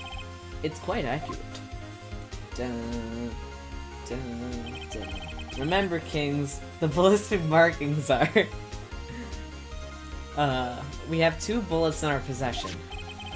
One, the bullet removed from Gregory Edgeworth's heart. The other, Mr. Von Karma, is the bullet buried in your shoulder. We could analyze both bullets, then if the markings matched, we would know that both bullets had been fired from the same gun. The same pistol, in other words, the murder weapon that killed Gregory Edgeworth. Mr. Von Karma, you will let us remove the bullet from your shoulder, and we'll compare the ballistic markings to those on the on this bullet, and solve this case once and for all. Well, Mr. Von Karma. Yes! Man going off. Wait, is Miles gonna be like, wait a minute! Yes! That scream. I've heard that scream before. Wait, I know. Yes! Help, I can't breathe. Quiet, I said quiet. I'm not making this any easier. Stop breathing my air, I'll stop you. Stop breathing my air. Okay, throws the gun. The gun goes off. Get away from my father. Bang. Disgusting garbage disposal scream. It's that scream I heard in the elevator. 15 years ago. Von Karma! It was you who screamed! Mr. Von Karma. Edgeworth! Only you would dare defy me! So it was you. You and your father are my curse! Your father shamed me with a penalty on my record. And you left a scar on my shoulder that would never fade. I'll bury you! I'll bury you with my bare hands! Death! Death! 15 years earlier. Chief Prosecutor, I'm sorry. Von Karma, it's not like he made this kind of error. I never would have thought that Edgeworth would be the one to catch you. I was careless. I'm sorry, but you will have to be penalized. I've covered for you in the past, but not this time. Edgeworth! It was a shock like none I had ever known. Me, penalized? It took hours for me to regain my composure. Suddenly, I found myself in the darkness. I was in the court rec... I must have wandered in there without thinking where I was going. The room was pitch black. The lights must have gone out. I went out into the hall and felt my way to the elevator. I pressed the button, but nothing was happening. Then, there was a noise. Gun. I was in pain, horrible burning pain in my shoulder. Then the lights came back on, the elevator door opened before my eyes. I saw 3 people inside, all laying unconscious from oxygen deprivation. Much to my surprise, the pistol lay at my feet. I knew then it was a destiny. Bap. In his last moments, Gregory Edgeworth was still unconscious. He died never knowing who had shot him. Later, he spoke through the medium, blaming Yogi. He was fooled. It was the perfect crime. His ghost couldn't see who killed him? Okay. Tisk, tisk, tisk. Who would have thought another man would have come, to open that elevator door? Judge? What? What are you doing? Do your job. Bring an end to this miserable charade. Now, end it. Very well. Da-da-da, da-da-da. Da-da-da. It appears we have come a very long way to the end of this maze. 15 years later. Mr. Miles Edgeworth? Yes, Your Honor. You were innocent. You are innocent. As you said, it was all a nightmare. Yes, Your Honor. This court finds the defendant, Mr. Miles Edgeworth, not guilty! Woo!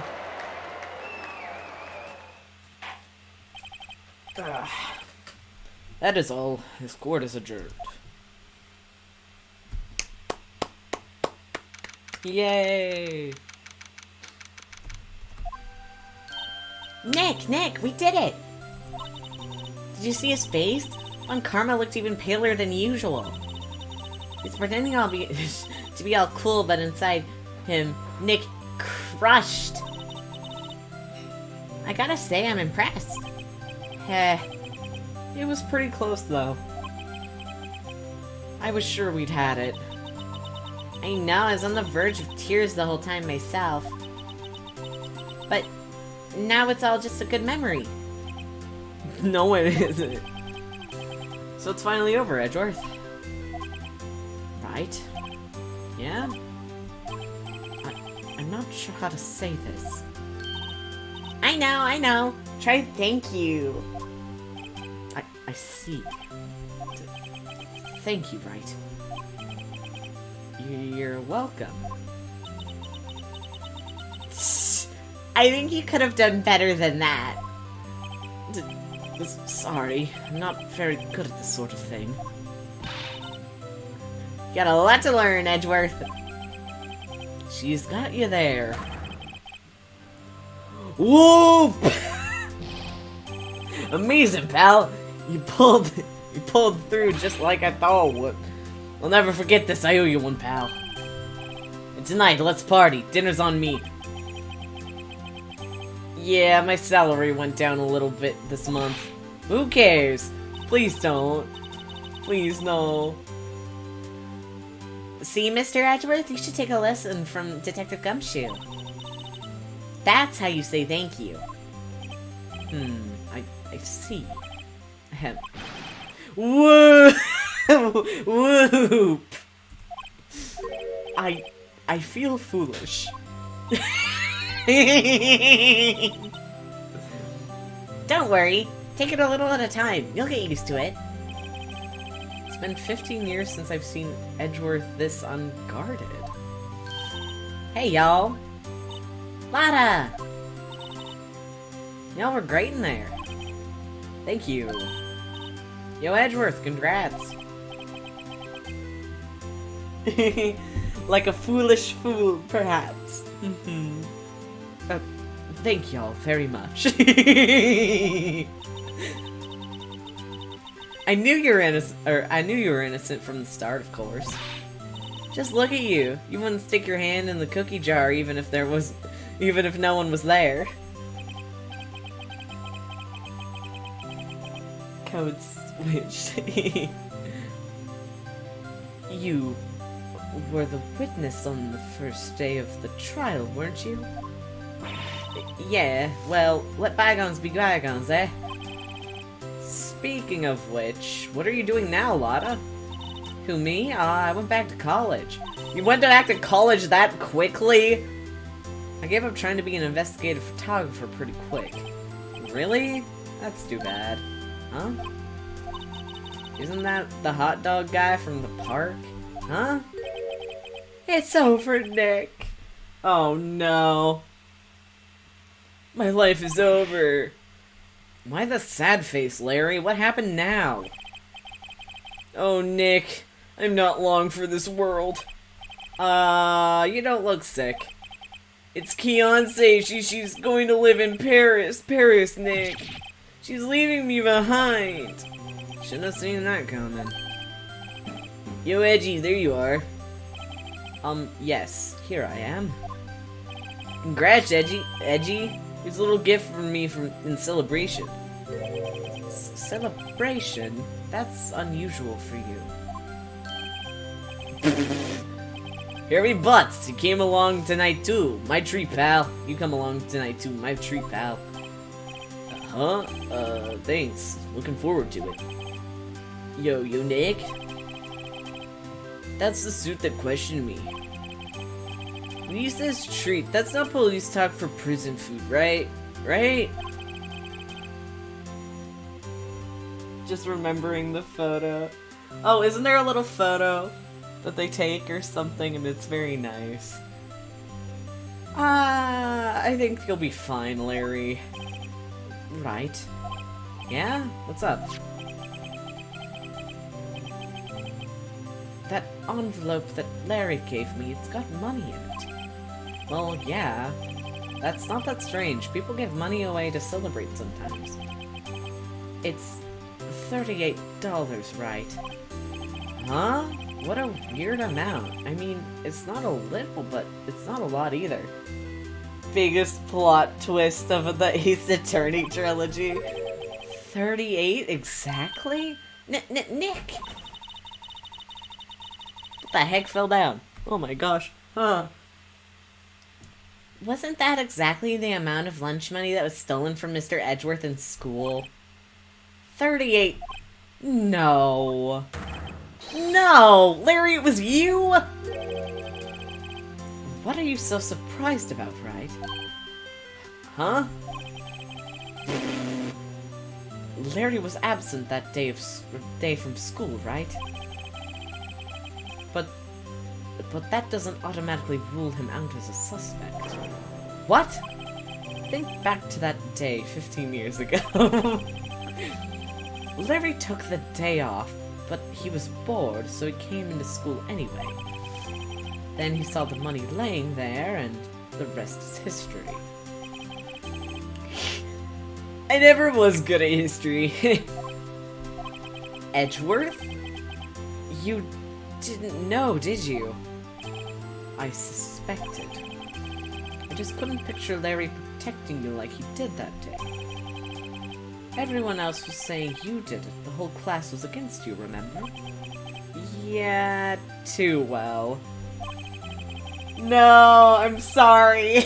I'm sorry I'm cute.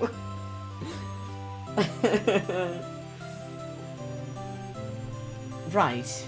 You may not know this, but we used to have a saying back in school. When something smells, it's usually the bugs. I know! Really, right? I'm surprised you didn't figure it out. Well, this sure is an unexpected turn of events, eh? Edgeworth. You should have told me! Now, Nick, it was 15 years ago. Don't you think the statute of limitations has run out, Mr. Edgeworth? I'd say so, yes. There you have it! Grrr. Where does that leave me? I became a defense attorney because of what you two did.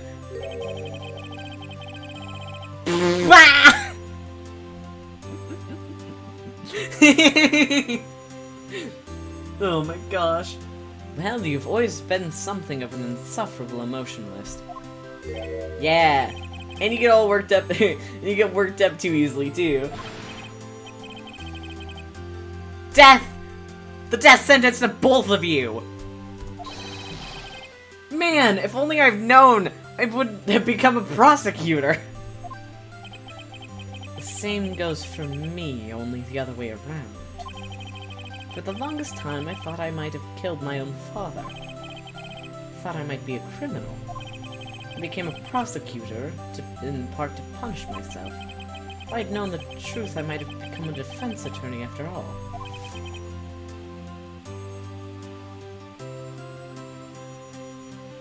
The metal detector bit is making me angry. Edgeworth. Want to switch, right? Hey y'all, line up. I'll take a photo. Hey, photo time, let's go! And after that, dinner on me. Edward. I care him now. Detective Gumshoe took us out on the town that night. We celebrated Edgeworth's newfound freedom, even though Edgeworth himself was sitting in detention.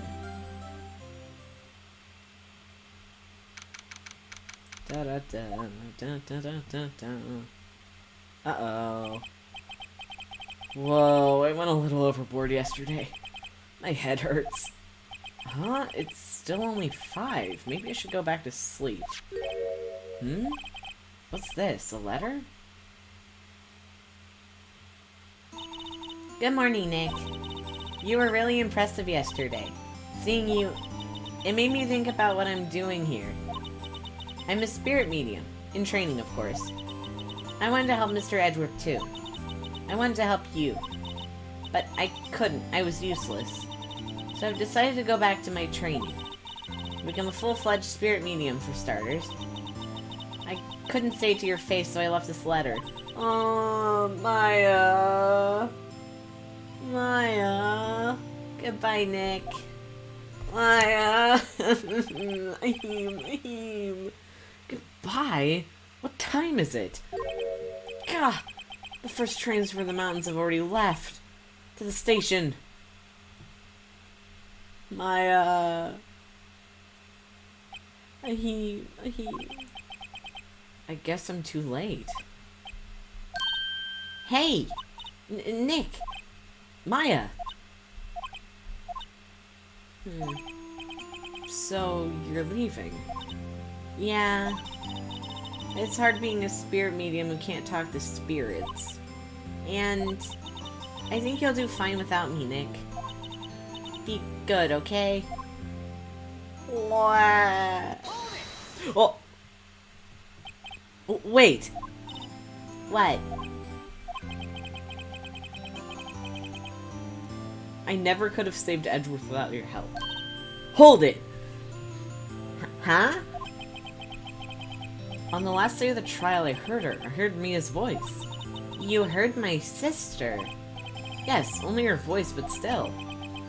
It was at the very end when I thought we'd lost everything. Well, that's my sister for you.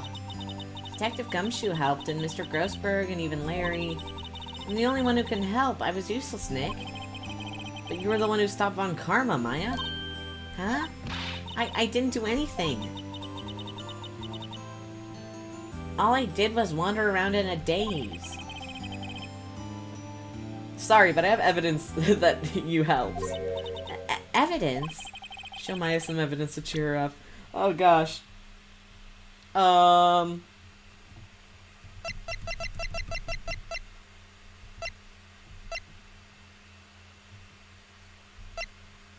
Is it gonna be the picture of her mom? I don't think it's gonna be the picture of her mom.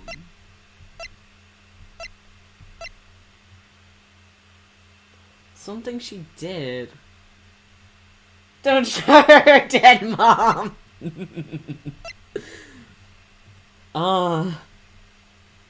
She talked to the bird?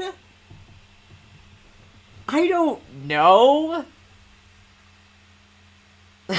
I keep trying to show characters images of their dead parents.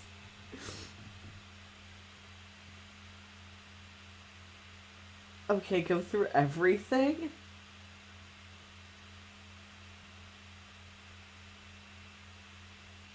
Do not show the dead mom to her.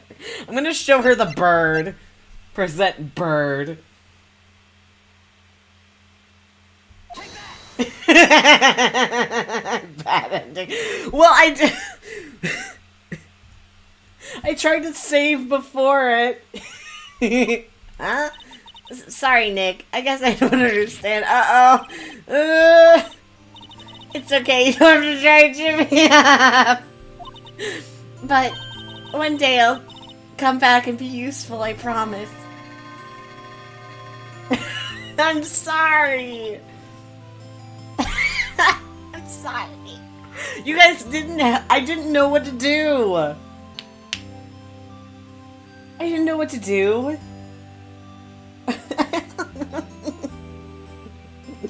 I am sorry. Now I feel bad.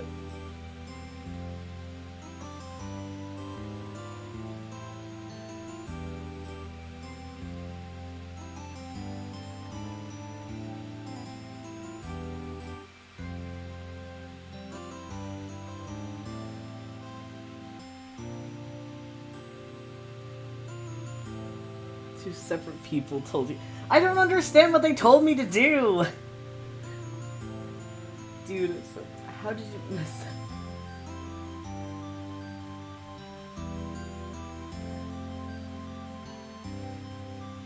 The evidence was hiding. Oh!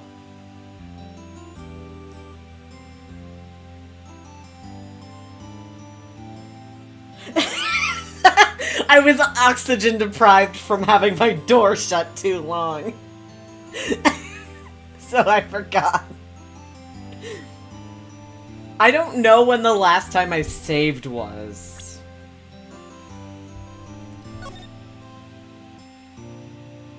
Okay, that was at... I don't know what time that is.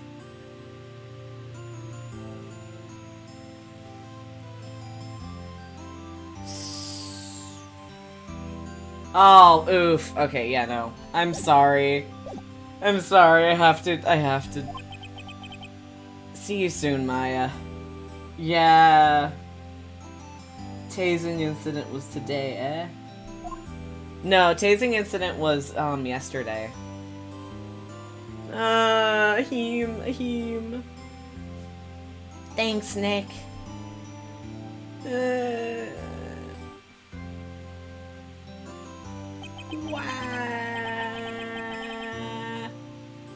And so my story ends. Time to turn a new page. And say goodbye to the novice defense attorney that I once was. Now a new story begins. With the same old crazy cast of characters. Ha! Don't think you've graduated yet. Oh, Mr. Wright, perhaps you'd like to rethink that claim. Yes, Your Honor. Uh-oh, I got a bad feeling about this.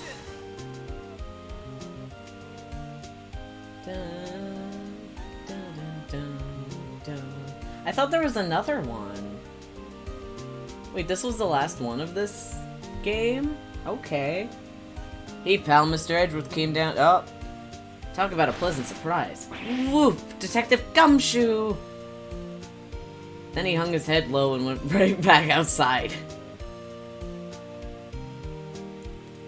Kind of embarrassing, or kind of embarrassed something strange, huh?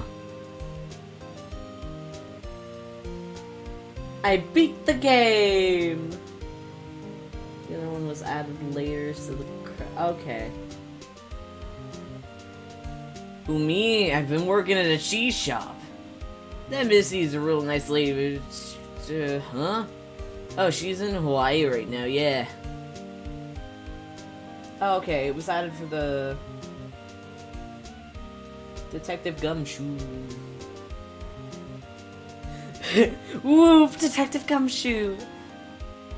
Right, I remember him. I hear he's been busy lately. You know, not to ring my own bell, but I kind of just taught him everything he knows. I'm sure he's grateful. No, he didn't. Maybe the tutorial, but it was Mia.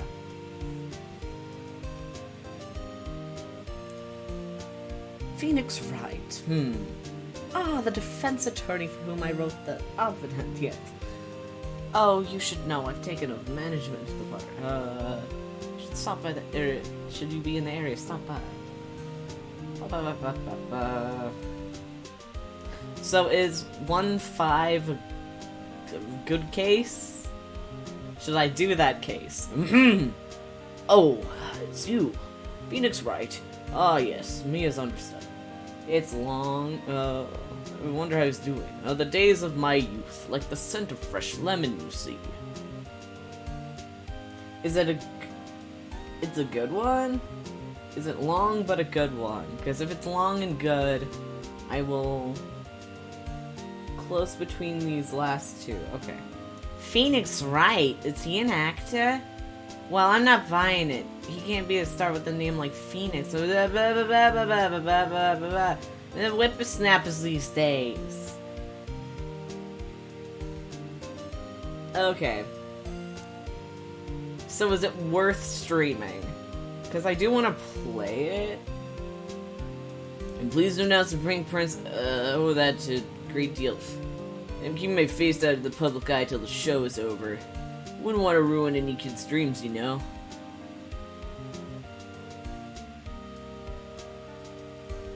Okay, cool. Is Big Boy but a whopper of a case? Okay. Oh, I got a letter from Maya the other day. It sounds like she caught a cold standing under a waterfall. I wanted to visit, but she didn't have time, so I sent her some, She said she can't buy them where she is. What kind of place is she living at, anyway? Dun, dun, dun. Dun, dun, dun, dun. Right? Who's that? You want to talk? Let's talk Pink Princess, alright? But, you know, I snuck into the studio the other day. And I saw her, the one outside inside the Pink Princess suit. What a dog. I was kind of shocked for the boy of my tender age. The music is hype. You should play just the intro cinematic, maybe.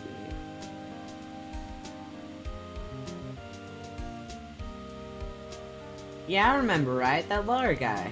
Me? I'm trying to become a paranormal photographer. You know that picture I took of everyone? Well, just behind them there's a ghost. For real. Now that's talent. I'm gonna be famous. Oh, it's Mia. Dun, dun, dun, dun. Yay! Yay! Confetti! Dun, dun, dun. Food of all time. Dun, dun. Hold it! Dun, dun, dun, dun, dun, dun. Ooh.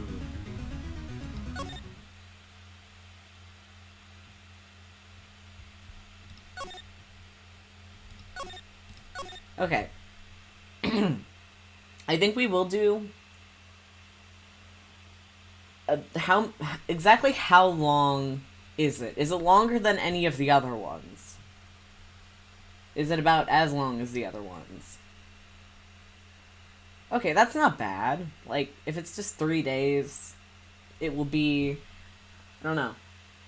See, I have no idea what happens in the second game, so it'll be all a surprise to me. But I think I'll... Well, they are all 3 days.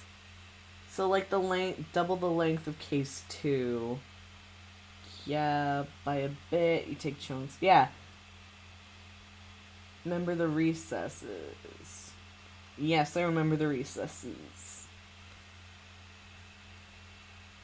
They take a lot of pauses during the trial. Okay, well, that shouldn't be too bad. Thank you. Takes a bow. Okay, so I think I will keep going tonight because it isn't too late yet. At least for me. I will take a little break because I do need to get some food and just have a little break in general. So I will put us on the BRB screen and play some funny little music. I don't want to play any of this because all of these are copyrighted songs. Please let me have my uncopyrighted music. I don't want a DMC claim, DMCA, whatever the heck it is. Claim of takeaway Twitch channel. I will play some Persona 5 music, because that's good music. Hush now. Goodbye!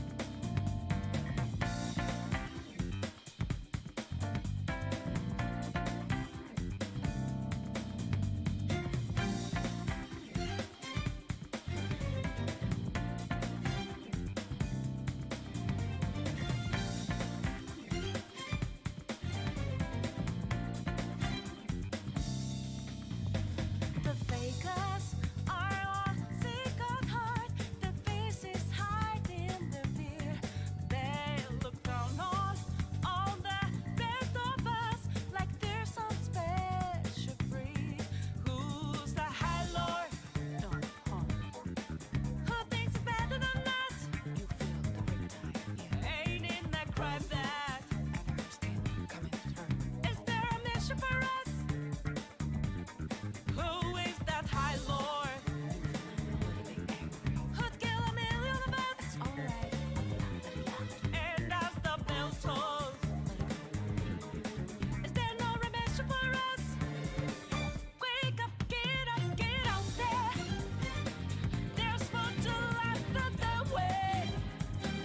If you live, you cannot stay. Why does nobody want change? Let your voices ring out, yeah. Take the mask off and be free. Find yourself in the debris. If you hold on life for change. Wake up, get up there. Raise your voice against liars. Feed your own fire.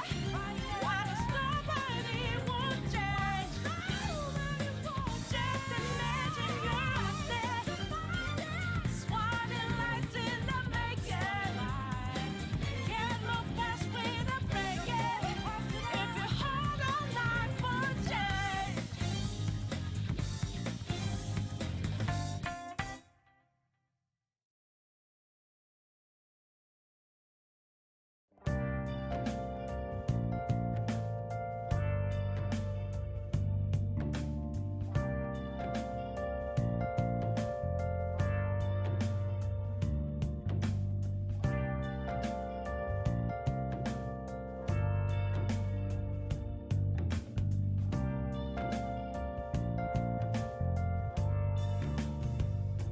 Where have you been? Been searching all along, confessing twilight on and on, without a clue, without a sign, without grasping it. The real question to be asked: where have I been? I'm a sharpshooter at Post Masquerade, hiding both face and mind, all free for you to draw. I'm a sharpshooter. What else should I be? Please don't take off my mask, revealing dawn.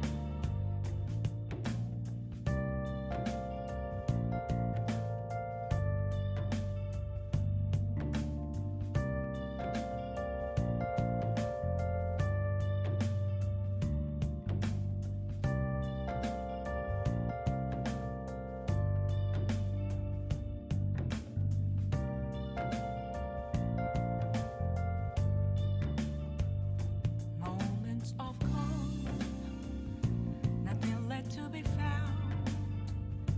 A mirror right in front of me, that's where I found an empty glass, reflecting that's a truth. It's telling words not to be told. I need that mask. I'm a sharpshooter at Post Masquerade, hiding both face and mind, all free for you to draw. I'm a sharpshooter, chained down to my core. Please don't take off my mask, my place to hide.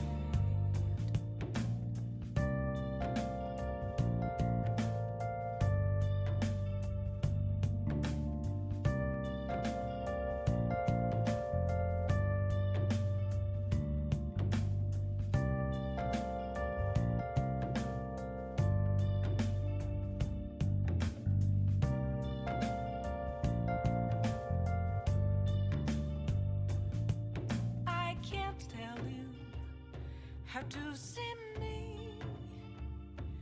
Just a cage of bones, there's nothing inside. Will it unleash me, burning down the walls? Is there a way for me to break? I'm a sharpshooter at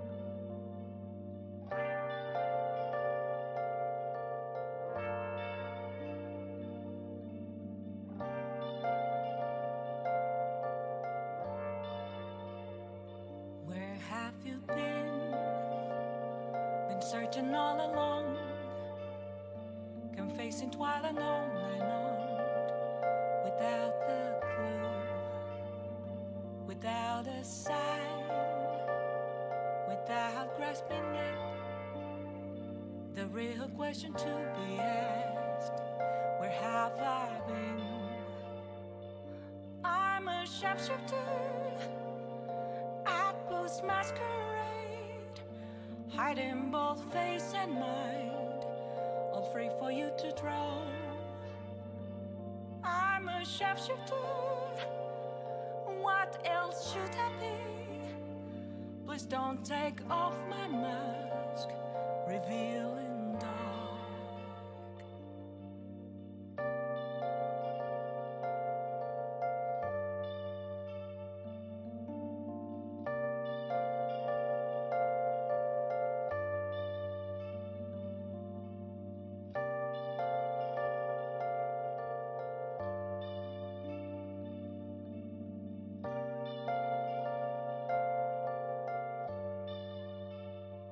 Moments of calm, nothing left to be found.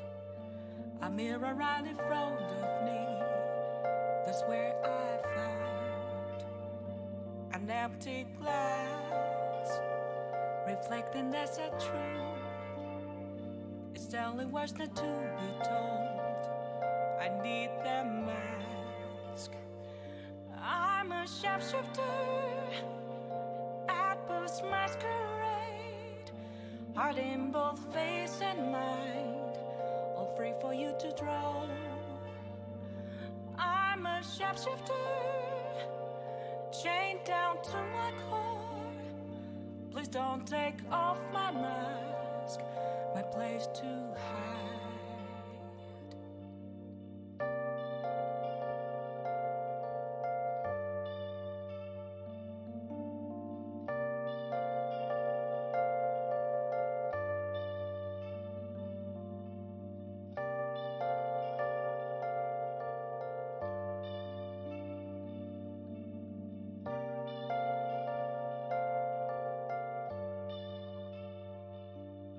I can't tell you how to see me,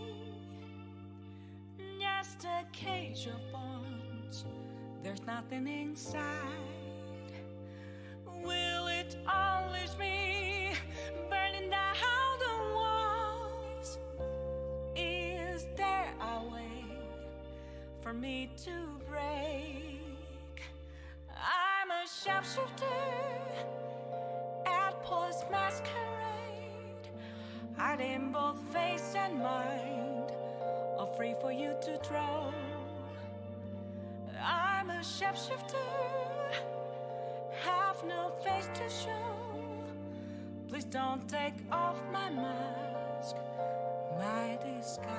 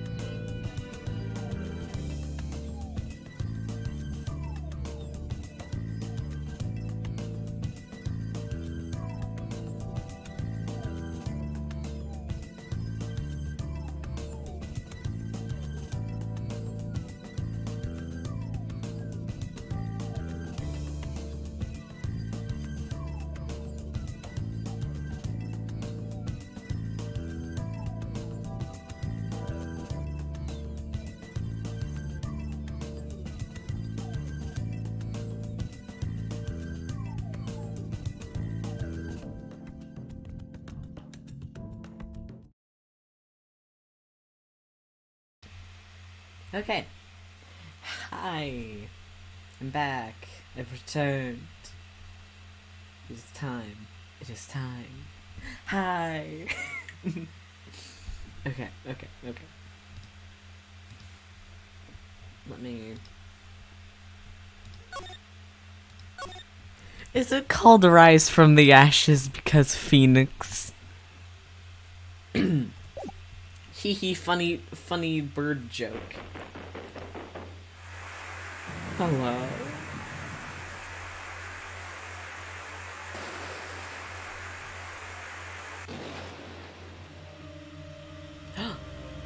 Whoa, it's animated now.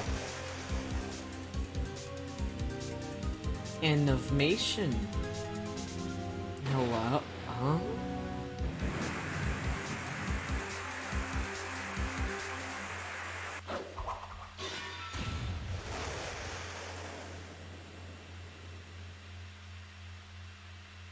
Huh?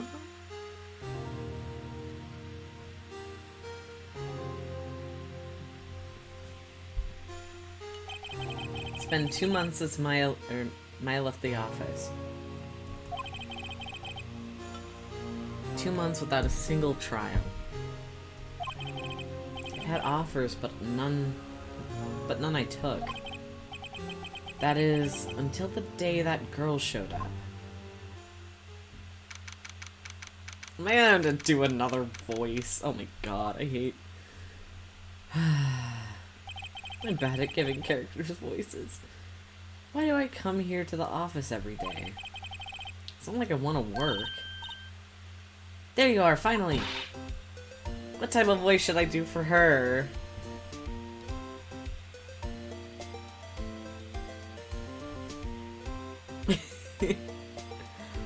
Kisses her.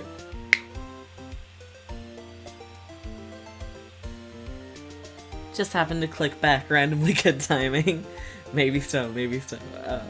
Okay. They pulled up all the stops for... Kisses her. Automata says no. Automata hates me loving women. Science? So kind of like a nasally voice. That's just offering me Maya. Pain.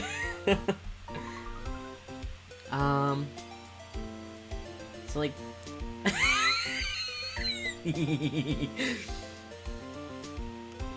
kind of, I don't... Is she just offering Maya? She's a little younger than Maya and energetic. Okay, let's feel it out. I'm just gonna end doing the Maya voice again. No, I don't want to. We'll see. Where have you been? My sister's trial is tomorrow. Who are you? It doesn't matter who I am. It only matters who you are. The famous defense attorney, Maya Fey. Uh-oh, you're not Maya Fey, are you?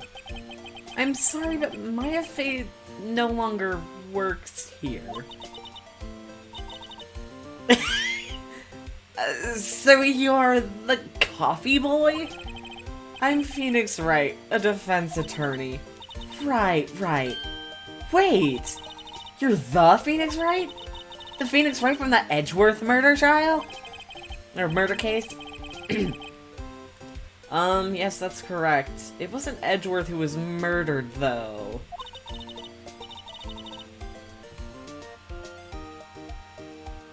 It works better in Japanese. Mia has a word. Okay. That's a relief, then. You're better than nobody. I'm sorry. I'm afraid I'm not taking cases right now. But you are Phoenix Wright, right? The defense attorney. I'm just gonna slip back in the Mia voice. Look, I'm not accepting any new cases. I'm sorry, but you'll have to try elsewhere. Please! I'm out of time. But, please, you have to help. It's my sister. Duh. Wah wah. Maya? Could it be?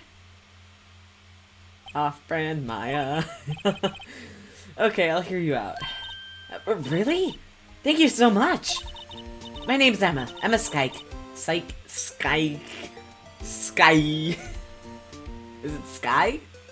Is it just Sky? Am I adding... I'm a scientific investigator. Scientific investigator? Just Sky. Sky? Sky makes for better puns. Okay. Dun, dun, dun. Dun, dun, dun, dun, dun, dun.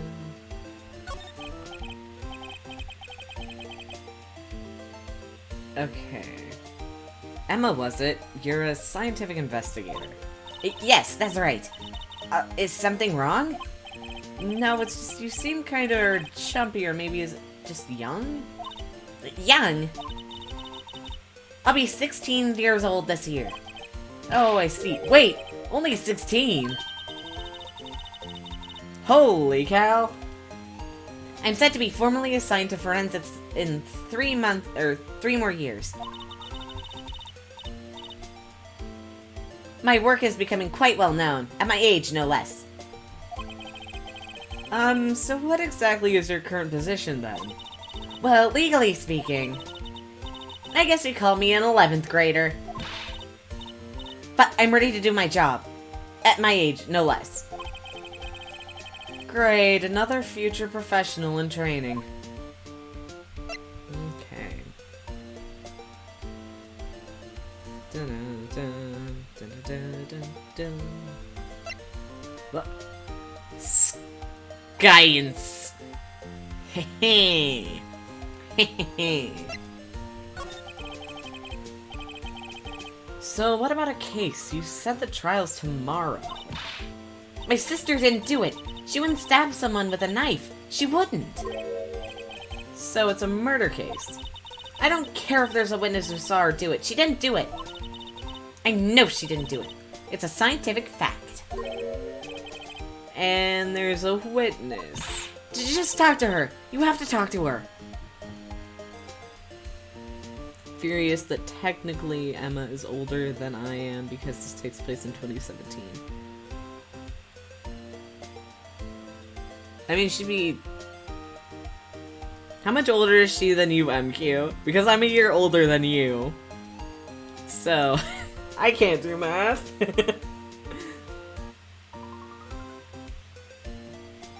She would... Okay, yeah, she's older than me then. Wah wah.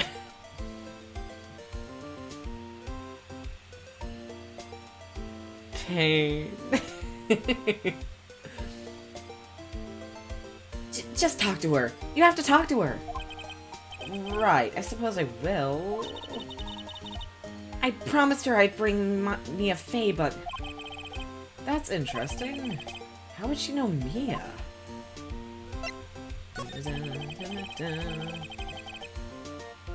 So, you want to be a scientific investigator when you... when you grow up, then. Excuse me. I'm not a child, you have to know. Or I'll have you know. Still, it's good to have a goal, albeit a very unusual one. I believe investigation should be done scientifically. Don't you? Yeah. Sure can't fault her for the lack of enthusiasm. If this case is handled scientifically, I'm sure my sister's name will be cleared. Your sister? I've been doing research, you know. I'm developing a new scientific method of case investigation. I'll show you when I'm done. I'm looking forward to it. Guess I should get down to the detention center and talk to her sister. Relation to Maya.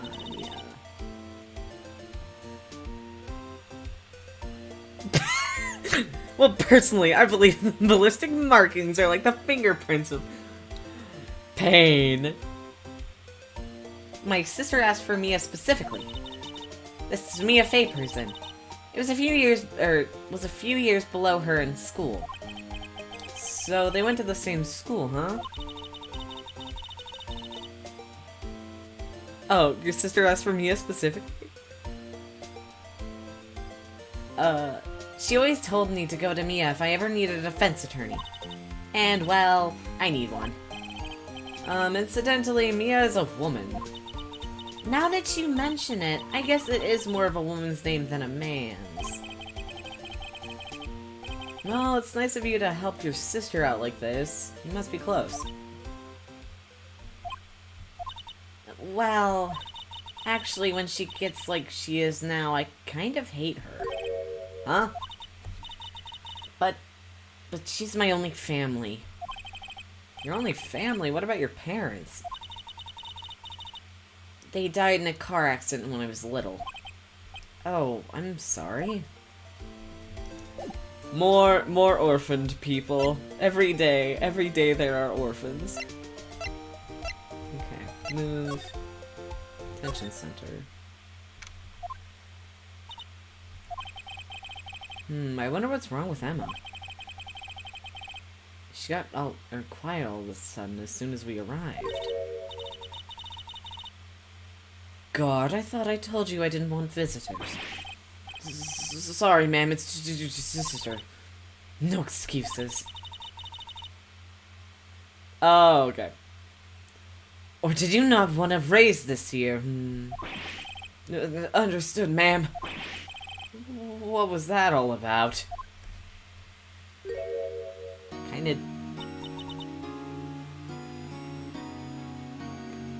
A gay? Kinda gay? I wish there was a character named that. Hi, Lana. I don't know what voice to give her. What's the rundown? What's the rundown, folks? MILF! MILF voice! Girl boss MILF voice, okay. I can do the voice that I did for the producer lady. My girl boss. Okay. Funny. I seem to remember specifically telling you not to come here. Perhaps my memory is failing. Look, I didn't want to come here either, okay? But your trial's tomorrow and you still don't have a defense attorney. I'll be the one in court tomorrow. This has nothing to do with you, Emma. Isn't that right, Mr. Wright? Hey, how'd you know me? Mia mentioned you. I've heard quite a bit. I'm sorry, what exactly is it that you do? My name is Lana Sky. I'm chief prosecutor for this district. Thank you.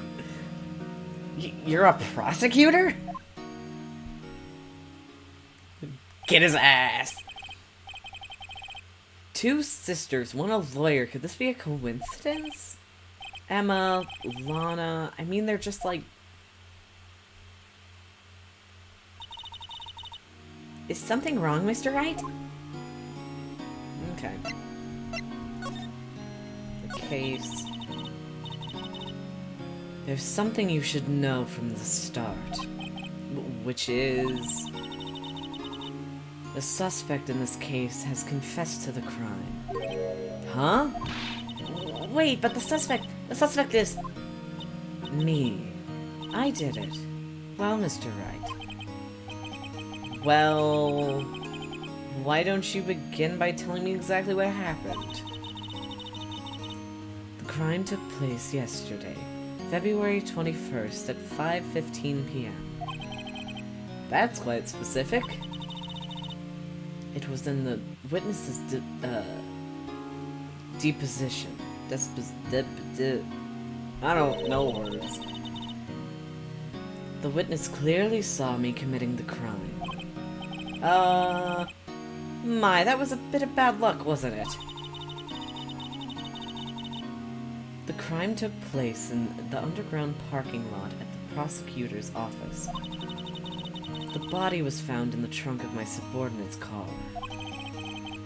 The prosecutor's office, huh? You're in your subordinate's car trunk? Classy. I was arrested on the spot, caught red-handed, as it were. Well, that's just great. So, who was the victim? An investigator with the police department. I suppose the correct term is detective. A detective? Death was due to a loss of blood. He was stabbed once in the stomach. By you. Death wasn't immediate, but the wound was fatal. I see. Allow me to repeat myself, Mr. Wright. The victim was a detective. You know what that means, don't you? Oh. What? Mr. Wright, what does that mean? Well, it means... The police department will consider it a matter of pride to have me found guilty. They will use any... They will use any means at their disposal to do so. This case gets worse and worse with everything I learn. Lana, why'd you stab a man? So you're the chief prosecutor. That is correct. I'm responsible for overseeing every trial handled by the prosecutors in this district. I make sure the prosecutors have what they need to do the job and manage every aspect. Those are my responsibilities in a nutshell. That's an awfully large nutshell. Still, I'm a little surprised. I would think you'd recognize the district's chief prosecutor, Mr. Wright. Huh? In fact, it seems impossible you wouldn't. Lana? What happened to your hand? Oh, this? I cut myself by accident, when I stabbed him, that is. Huh? I'm not very good at being a criminal, I suppose. How am I supposed to defend this? Time to change the subject. Wait, she was in a class ahead of Mia, wasn't she? Relation to Mia... you were in school with Maya, correct? Mia? Wait. Mia, okay. Right thing. Girlfriends! A few years above her. Emma told you that too, did she? Well, why not? I did drag him all the way here from this office. Although it seems he had very little in common with Mia. Hey! It was in law school. I was in my 3rd year and she was auditing the class. She was different than the other students. Different? She was strong. She'd do anything to become a defense attorney. Anything. That was probably why she was attracted to me. Gay people! Excuse me? Intellectually attracted. Lana was the top of her class in school. Women loving women. Am I right? Or am I right? I was the best there was. Intellectually. Uh-huh. Oh. I'm doing pretty good in school too, by the way. Sounds a bit different when Emma says it. Well, Mr. Wright. Excuse me? As you can plainly see, I'm admitting my guilt. I think it's safe to say there's no way you can take this case. None. But Lana!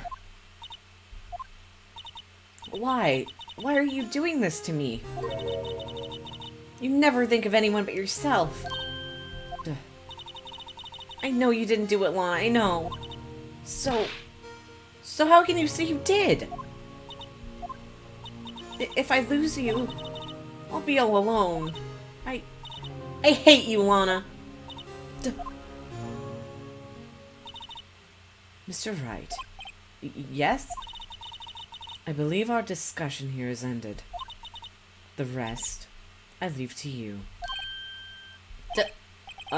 You mean you're requesting my service as your defense? Don't lose any sleep over it. Your client has confessed after all. The case is over. Right. I'll do what I can to get to the bottom of this. What did you do, Lana? Lana confessed to the crime, yes. But something doesn't fit. So look in Emma's eyes. I mean, you're not wrong. There's something else going on here, and I'm gonna find out what. I'm sorry, Mr. Wright. Huh? About what? My sister, she's not always like that, you know. I never expected to be defending another prosecutor again. She changed a lot. She used to be so gentle, always smiling. Everyone liked her. I see. Sorry, but I'm having trouble imagining that. What happened to her? I don't know for certain myself. I think maybe she... well, maybe not. It's not like there's something that defies a simple scientific explanation. Let's go check out this underground parking lot at the prosecutor's office, shall we? Okay. Dun, dun, dun, dun, dun, dun. Parking lot. Ooh, new scenery. Okay. So this is the lot where it all happened. Looks like they're still investigating. Oh, what's this? What's this I spy? I don't see anything yet. Oh, it's a ladder! It's a ladder! Funny that my first visit to the prosecutor's office should be like this. Hey everyone, keep up the good work! Hey, what are you thinking? Well, they're going to be my coworkers 3 years from now, after all. No harm in saying hello. Actually, there is. You know attorneys aren't supposed to examine crime scenes. I'm trying not to stand out too much here, see? That's not a stepladder! Hasn't even gone to visit Edgeworth, shaking my head. Actually, wait, it might be... We've had this discussion about ladders and step ladders. Let me look up the definition of a step ladder. I may be stupid. Okay. Step ladder definition. Step.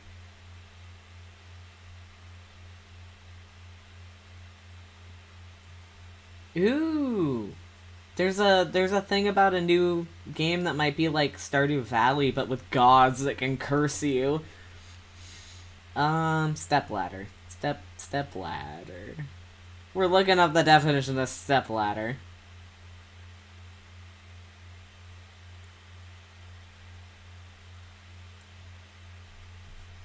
Definition. A short... Okay, that is the most vague thing ever.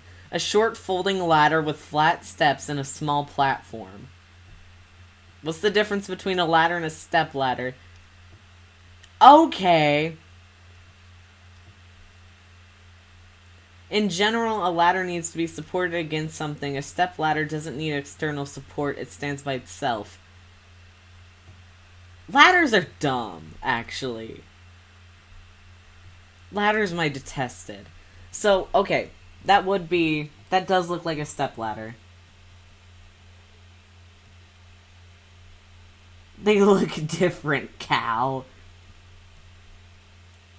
They're not an L shape. They're like a 45 degree angle. Have you ever used a ladder, MQ?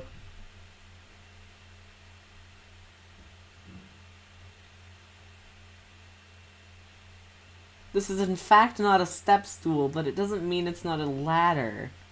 Maybe I dropped bad L's. You don't know me. Your L's are at a 45-degree slant.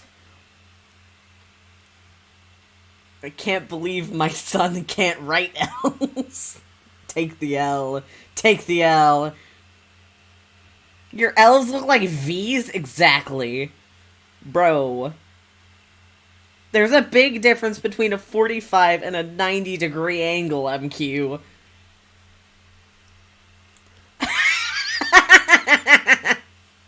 You could have said, like, 1/2 of an N or something.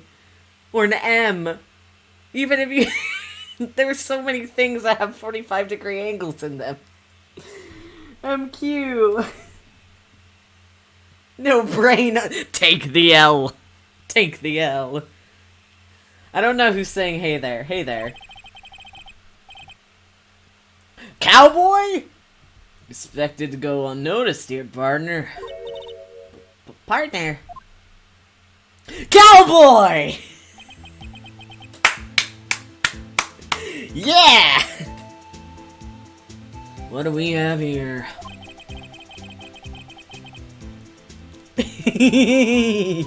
Cowboy, let's go. Looks like a Bambino got lost in from the ranch and is up to no good.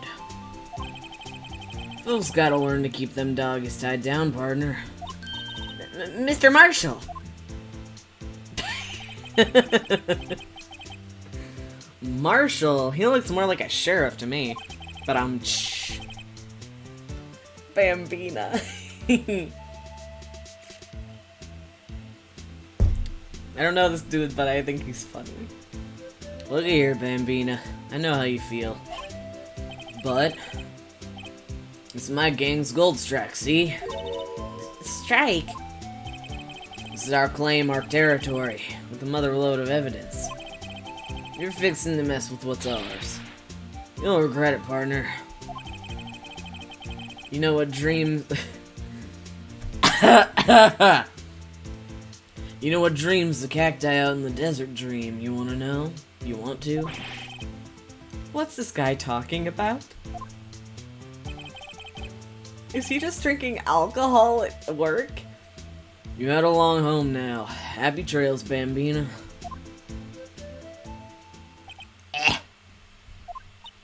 I need to get better at doing cowboy voice because of the cowboy podcast. Was that, hombre a friend of yours? Kinda, sorta, yeah, he's a detective. Who thinks he's a sheriff from the Wild West, it seems.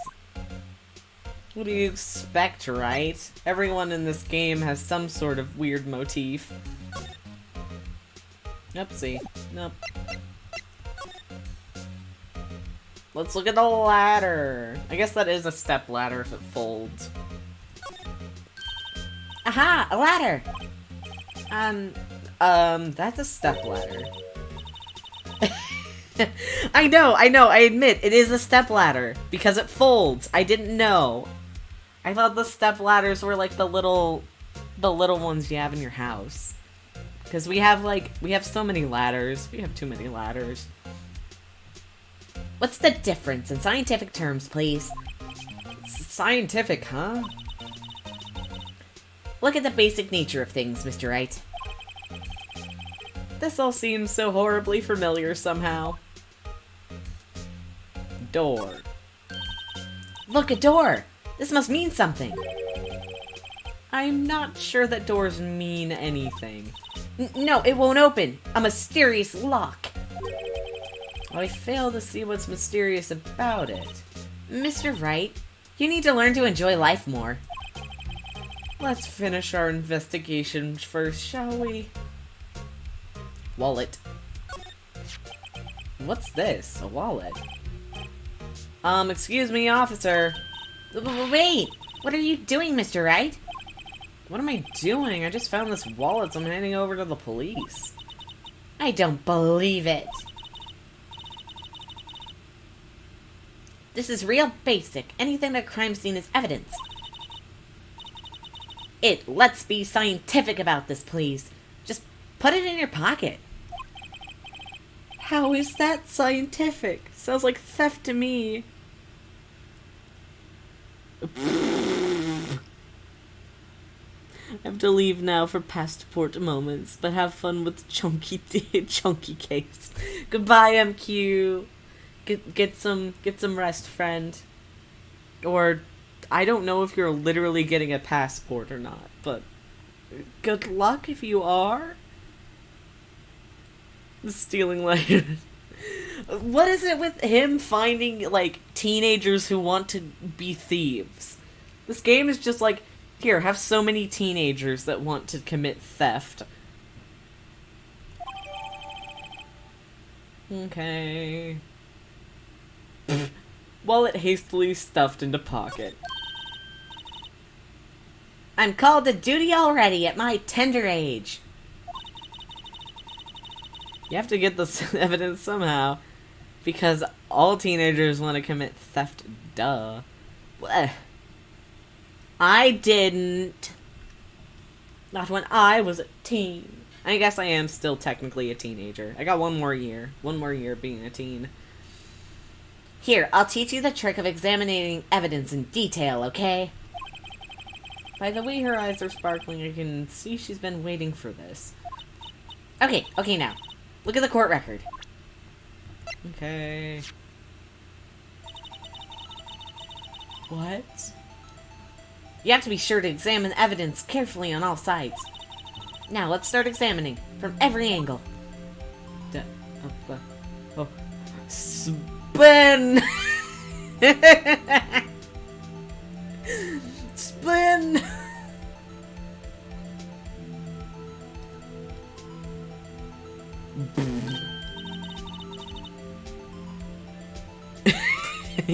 Technology. Huh? What did I do? Oh, look! There might be a clue here! You should check it out! With the press of enter. Okay. Is it just wanting me to open it?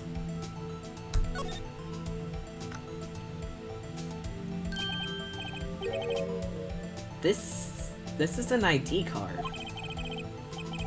Sergeant Bruce Goodman. See, well, isn't scientific investigation useful? I guess, though I don't see what science has to do with it. Okay. Let's be sure to examine every piece of evidence we find. I guess I've got to be on my toes from now on. Examine. Barrel! Barrel. An oil drum looks like it's filled with water. It's heavy! I can't budge it. The drum over here is on its side. Wait, I know! I'll hide in there. I'll hide in here to do a stakeout. I think he'll probably just get arrested. In fact, you may not even have to hide in the drum to get arrested. What? I'm not suspicious. Dun, dun. This wall is in our way. Got a faucet for water. Wait, I know. This wall is merely a facade hiding the truth. This is no wall, but a water tank. I fail to see how that makes any difference either way. Phone. Here, a phone! Let's see if it works. Hey, don't touch stuff we don't need to be touching. I can't hear anything. My ears! No, my ears! Maybe it's due to the barometric pressure. What is she babbling about? Hey! What did you just say? See, you can hear just fine. The phone's broken. Great.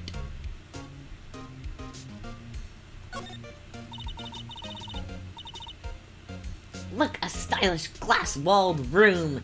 Very nice. You can see the whole parking lot from in here. It's a security. Perhaps a cafe. Huh? cafe security. Yeah, that must be it. Let's check it out later. I hate to break it to you, but I think it's probably just a security guard office. But, you know, I scored a 97 on my science test the other day. Too bad they don't have a test for common sense.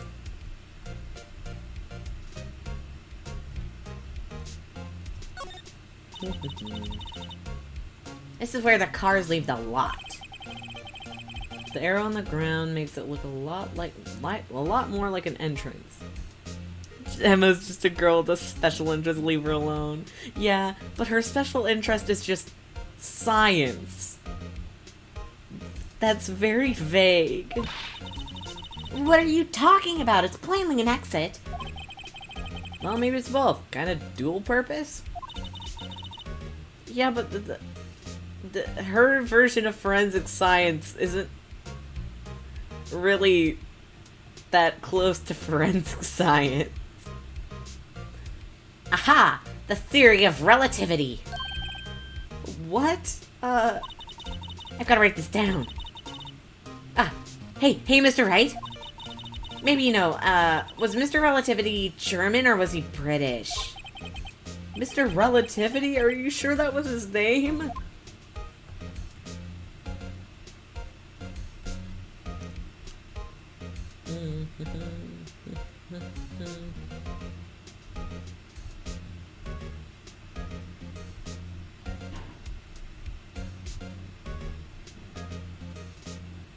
Q? Oh! Whoopsie. Oh, okay. That's what we needed. There's the crime scene. There we go. Well, no time to waste. Let's get hunting for clues. Huh? I wonder what this is. Heck yeah. Oh wow, what a guard. I think I already had a bit of spoilers for this. I know whose car it is. It's Edgeworth's car. Well, partner, it's like you got no intention of going home quietly. The sheriff. Like I said before, this here's our claim. Cal never lets me have any fun. I'm sorry. I'm sorry. You'd best be moving along, unless you're fixing to bite the bullet. Gah, scary. Could you just tell us one thing? Who owns that car? Well, little Philly's got a good nose on her. You want to know who rides that red Mustang with the body in her saddle, eh? But please!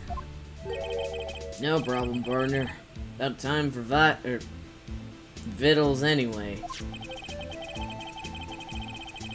Get yourself to the saloon up on the 12th floor on the prosecutor's of the prosecutor's office.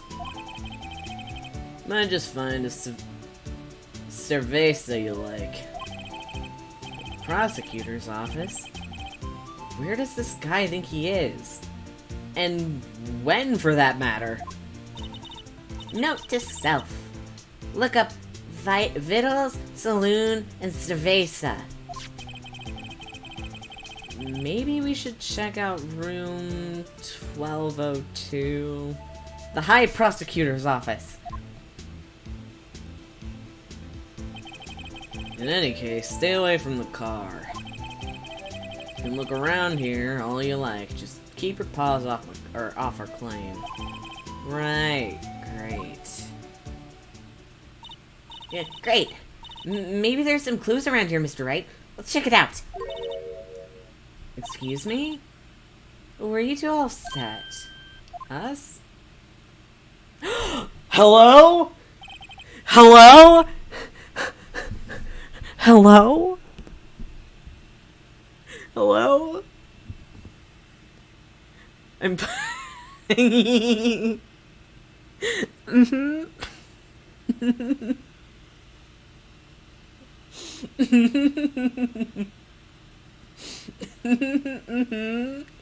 Pretty lady. Pretty lady. What's this? She could be... You're selling lunches here? This is a crime scene. Would you... Hello. Half and half, was it? Thanks. And you, sir? Yes.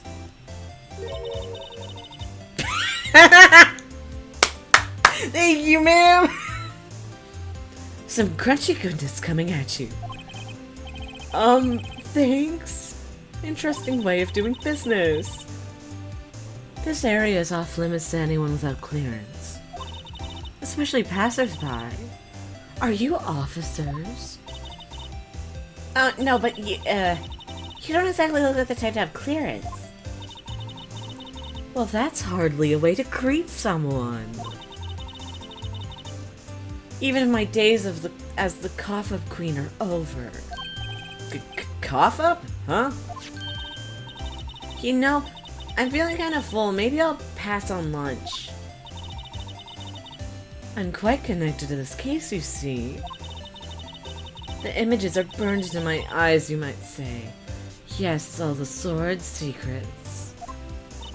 Secrets? Dear me. You are a slow one, aren't you? Hello? I'm referring to the murder, the stabbing of that detective.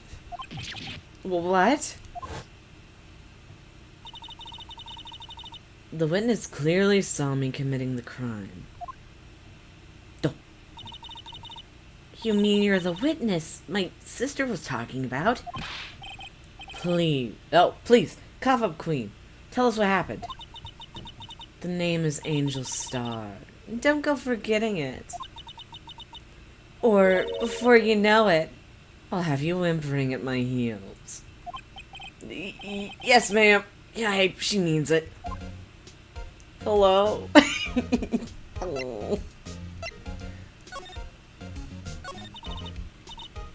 Somehow I knew. Yesterday was the day of destiny. I knew something was gonna happen. Just like I know the daily special on Friday every week is salmon. Destiny? Was yesterday special for some reason? You're a defense attorney, right? You should know that. I should know the foul misdeeds of the evil ones who haunt this den of inequity. Evil ones? Prosecutors. They have no qualms about the blackening of the name, about blackening the names of innocents. And yesterday they paid homage to the most evil one of all. They gave an award for King of Prosecutors. What a farce. So she's saying there was some sort of prosecutors convention yesterday. Oh my gosh, ma'am. I was almost compelled to lace their lunches with something foul. Do you have a personal grievance against prosecutors or something? We all hate prosecutors here. Or is there some kind of scientific evidence to this? Evil. Young miss. Mock me at your own risk. You'll soon find out why they call me the cough-up queen. Ew! The most heinous of all the evil ones. The one they awarded yesterday. It was his car that they found the body. It was in this car that they found the body. Proof that he devours the evilest lunches of all. Really? Really what? I'm totally confused. It's not like he wanted it. Yeah. One thing's clear. This lunch lady has a thing against prosecutors. So, what exactly was it you witnessed, Miss Star? It was a fascinating spectacle, to be sure. I now feel I know what they say when they talk about a woman's wrath. To seal on a sky wield that knife so. Her knife flashed in anger, brimming him to a sad end. It was truly a sight to see. You mean you saw the very moment of the crime? The sound of a silvery ties to this world being cruelly cut still rings in my ears. And the rhythmic beat of Lana Sky's knife. Wait a second, you know Lana Sky? Of course. It's quite a feat becoming becoming chief prosecutor. Why do you keep handing me stuff? How many lunchboxes of sin did she pack to make that journey, I wonder? She always travels light. Now, why would this pretty lunch lady know the chief prosecutor's name?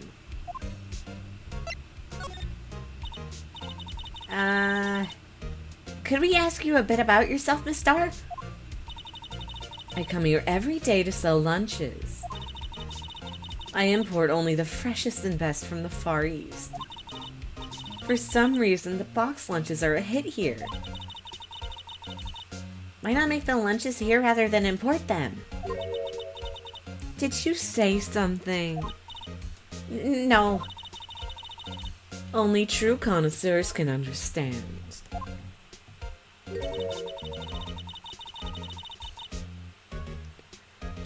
What? The kind you can only tell someone who's tried General Tso's Trilobite lunch set. Never mind, you win. I don't even want to appreciate part of the Trilobite's flavor. Anyway, I come here every day to sell lunches. My boyfriend works in the security room here at the prosecutor's office. Should I give her like a Valley Girl voice? Your boyfriend? See this security room over there? The glass-walled booth? I sell lunches, and since I'm here anyway, I drop in to see him. Since you're here anyway, I guess selling lunches is more important than romance. So, to scientifically analyze the data available so far, you, Miss Star, are a lunch vendor with an ulterior motive for coming here. Useful analysis, not. I can't wait to have a character where I can give them a Valley Girl accent. Did you have a bad experience with a prosecutor, Miss Star? I sense some hostility. Hostility? Huh, perhaps. Prosecutors are all alike. The bigger they get, the worse they smell. Kind of like 10-day-old clams in the chowder. I wonder if Miss Star was involved in some sort of legal trouble in the past. You're not wrong! You're using my logic against me, but also I don't think Phoenix Wright I don't think Phoenix Wright talks like this. I don't Ooh, sooner than you may think. Ooh. Are we gonna get a Valley Girl on this case? Heck yeah. Wonder if Miss Star was involved. Oh. That'd be sure to cause a case of food, that'd be the sure cause of food poisoning, scientifically speaking, of course. I mean, now you're talking, cough-up queen. I thought she was just a lunch vendor, but now I'm not so sure. But it would be so funny if he did.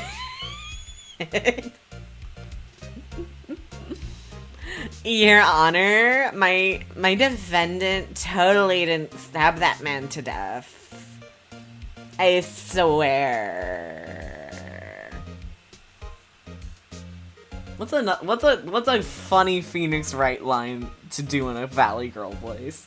I feel like the entirety of Case 4 would be very funny if he was just talking like a Valley Girl the entire time. Next case, you're gonna go all out. Heck yeah. Sherlock Holmes. You mean Herlock Sholmes? Sherlock Holmes 2.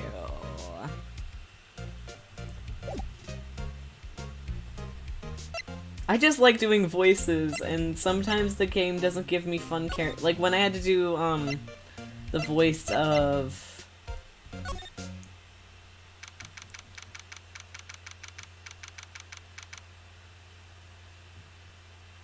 I don't know what that means. Oh my god. And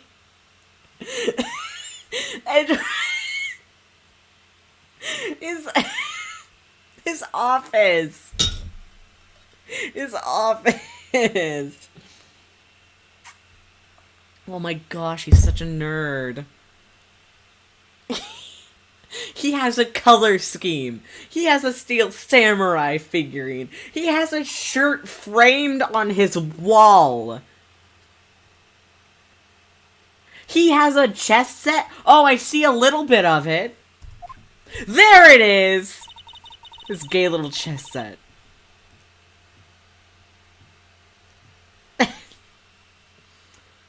Oh wait, it's sticking red and blue! Oh my god, gay people. You can't even see the chess set. Oh my god. And this gaudy little bouquet that he has in the back. It has his stupid ruffle thing. It has his stupid little ruffle thing on the base of it. Why did he do that to his flower vase? I am judging this man. His gay little tea set. My god. I'm going to roast this man.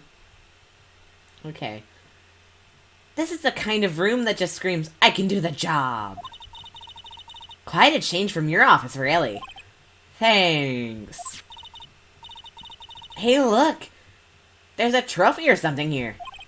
A trophy? What, that shield? It takes real nerve to display stuff like this. Whoever's office is, they must be a real stuck-up jerk. I guess we could say that. Phoenix Wright. You never tire of prying into other people's business, do you? That voice!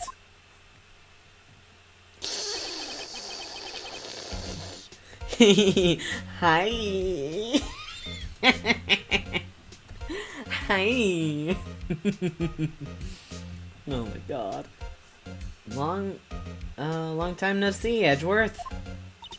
Huh? Ah! Mr. Edgeworth! You know him from somewhere? Of course! I'm his biggest fan! My sister introduced us once, and... Right, her sister is the chief prosecutor, after all. Well, what brings you here? I'll warn you, I've been known to be a real stuck-up jerk. No, did I? No! It was just, Mr. Wright here, This is really funny. Hey, don't blame me! We're just here to investigate a murder case. Murder? What teenage girl would be a fan of the local demon prosecutor? I'm gonna cry. See, like... There are people that have, like... I don't know.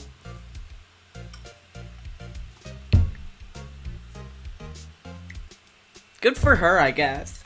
Oh, shoot.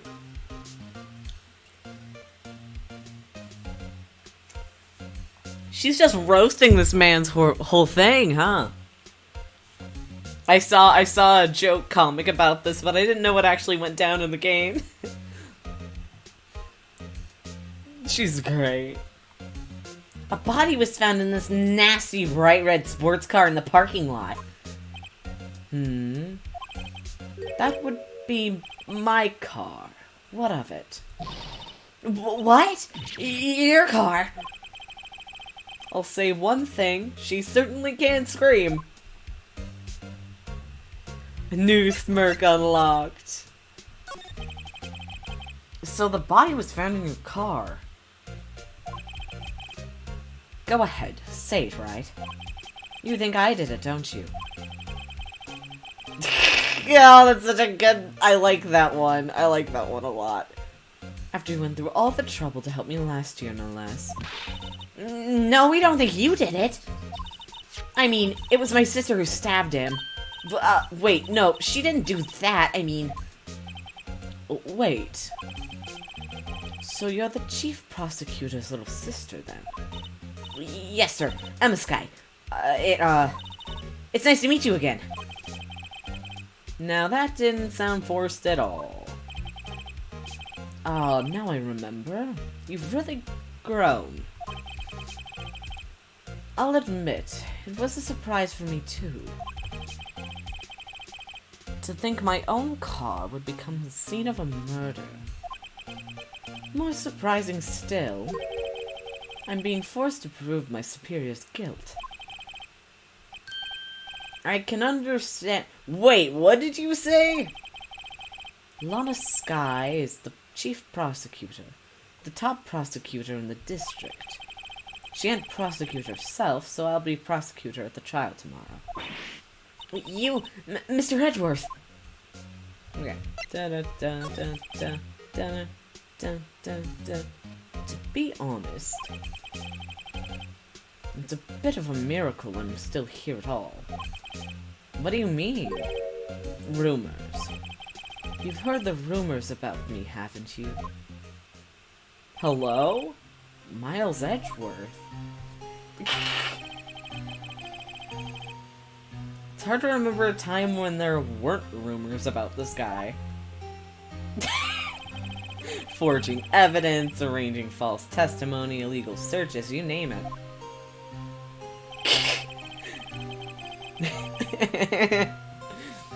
Thanks to you, my innocence was established in the trial at the end of last year.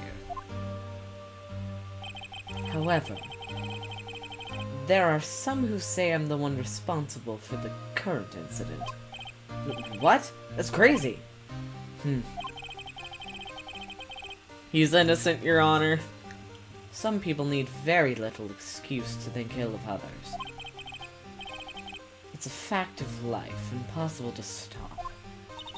But... Some of them even go so far as to present me with toys like this. Imagine forging evidence, by the way. They think it's funny. Toys? That bronze shield? There's gotta be a story behind that one. Why is it sitting on your couch, bro?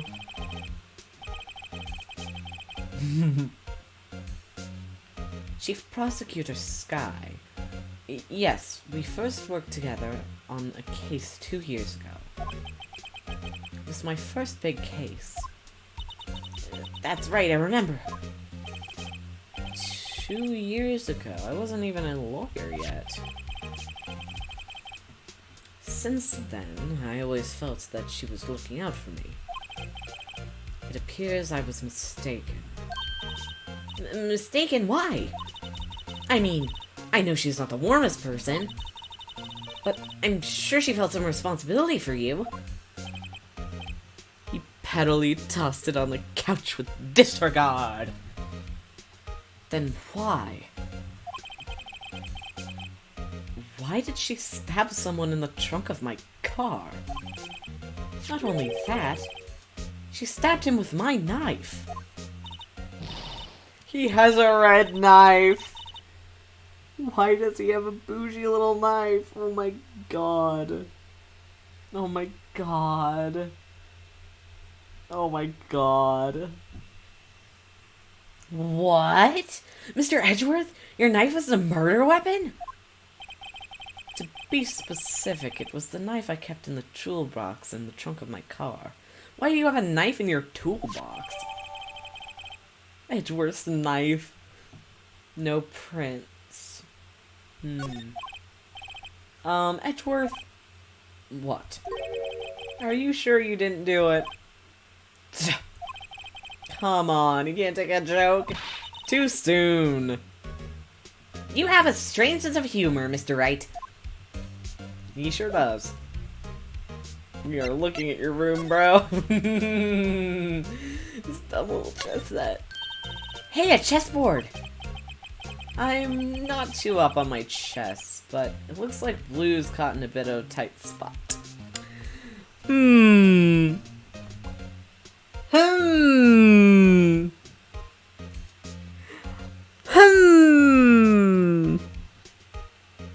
Are you saying knives? Knives are tools, but why are they in the trunk toolbox of his car?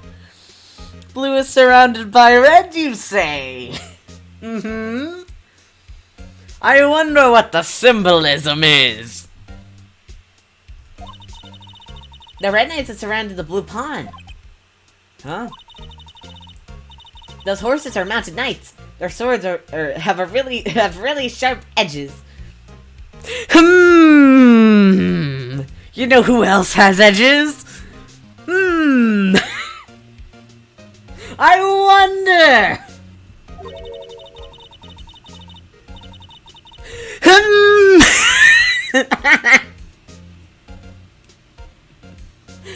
And check out that poor pawn. His head is kind of spiky.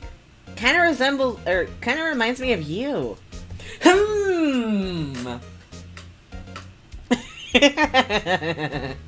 I wonder.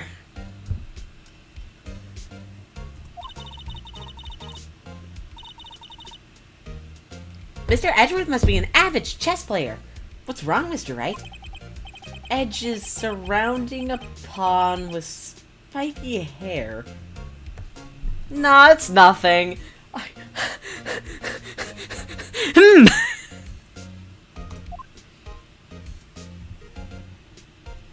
Oh my gosh.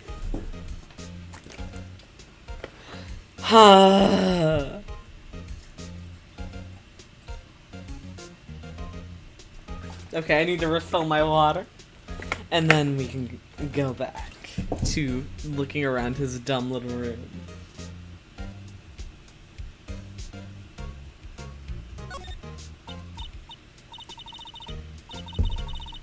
My, what an amazing bouquet! Just right for Mr. Edgeworth. No kidding. Hey, there's a card on it. Back from the dead, Wendy. Wendy? I've heard that name somewhere before. And beside it, a giant steel samurai! Wow, I want one. Huh? There's something written on the bottom of his foot. Between a rock and a hard place, Wendy. Wendy, is she Mr. Edgeworth's fiance? I don't think so. Ooh, cute! What a pretty tea set! Definitely not. It's Miss Old Bag. I go more for the instant tea bags myself. Amazing! The drawer below is filled with packets of tea leaves. He's gay, Emma. That is such a gay thing to do. They're all sorted by place of origin and flavor. Look at this royal blend. What an exquisitely splendid concoction. There's such a thing as taking a hobby too far. Edgeworth is ridiculous with this tea, man. You're saying that to me. I am an avid tea lover. I have so much tea. It's not okay. I have like a giant bag full of just tea. I have tea from France. I have tea from Canada. I have too much. Tea drinker derogatory. Why? Why tea drinker derogatory? Whoa! What a view! It must be nice to have an office on the 12th floor. I guess you would feel important. Incidentally. Oh my gosh! Emma! Where did you jump out this window? The time until impact on the ground would be... Got it! Approximately 3.23 seconds. That's handy to know. The work desk. It's quite tidy as one might expect. His office is on the 12th floor. Interesting. What does that mean? Huh? Seems like getting up all those floors would be annoying every day, huh?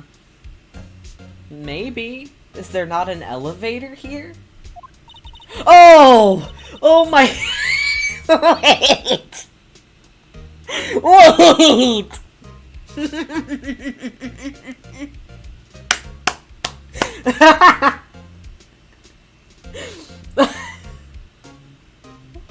Oh my gosh! He must have ripped legs.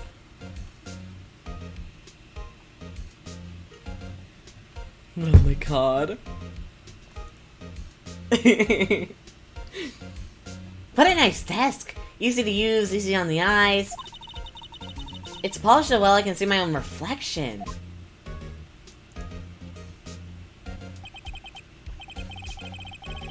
Strange. Why did I just picture Detective Gumshoe? Maybe I'll take that name plaque as a souvenir. Don't. He'll sue you.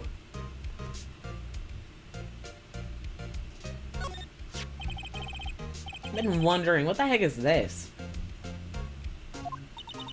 There's a big K on it. Yes. Mumbles of prosecutors. Huh? What's that? It's the King of Prosecutors trophy. King of Prosecutors? It's a great honor. They send that shield to the best prosecutor each year.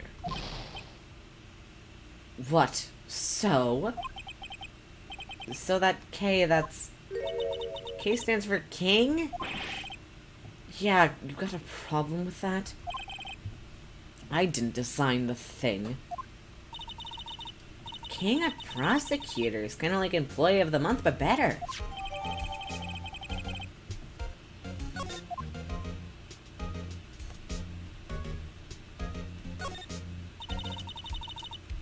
Mr. Edgeworth has such a comfy sofa. Sofas like this make me want to curl up and take a nap. I bet he pores over his case files here until the wee hours of the morning. Then he takes off his jacket and rolls up his sleeves. Then goes to sleep using his arms as a pillow. I don't believe it. She's actually daydreaming about Edgeworth working.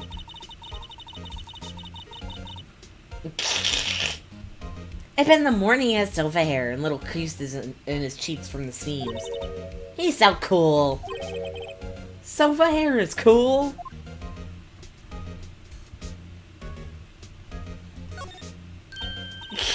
Handshake. Handshake. Same.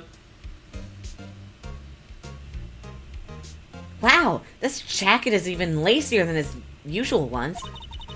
Must be his lucky trial jacket. Lucky jacket. Right. Never seen him wear it. I'm sure there's a story behind why it's in a frame. Maybe I'll be naughty and take a picture. She's getting way too excited about this. Okay. Whoa! These are all case files? They're stacked up to the ceiling and there's even a ladder! Odd. Thought Edgeworth wasn't good with heights. He must have someone get them for him. Yep, it's Gumshoe. Strange. Why did I just picture Detective Gumshoe? He must study these case reports so closely. He's so cool. You wouldn't say that if you saw him sweating bullets up on that ladder. Okay. I think we looked at everything. Nothing more to say to him. Goodbye.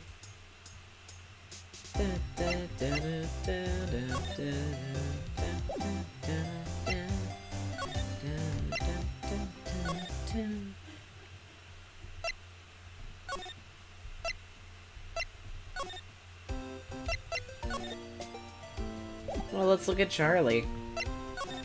Oops.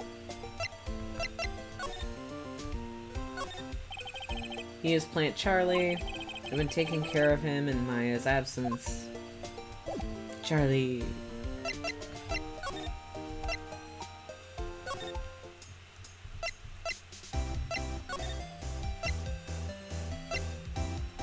Should we go back to Edgeworth? Present.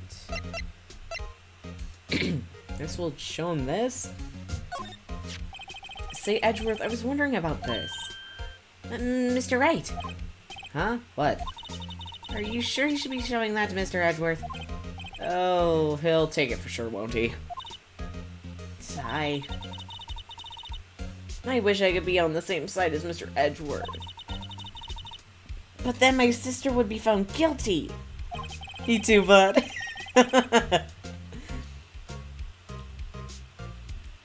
If she sighs any deeper, I'm gonna start getting depressed. Bro, what's up with your knife? Oh, wait!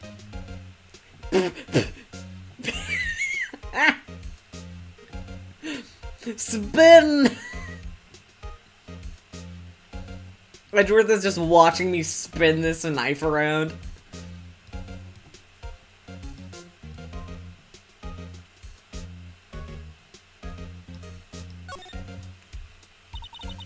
This must be the victim's blood, right?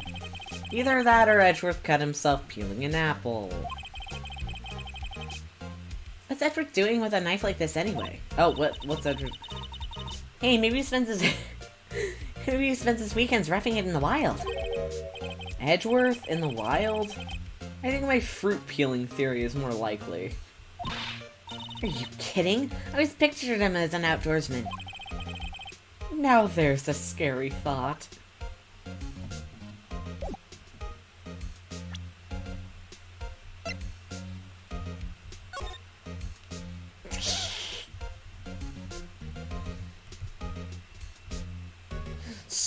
Spin!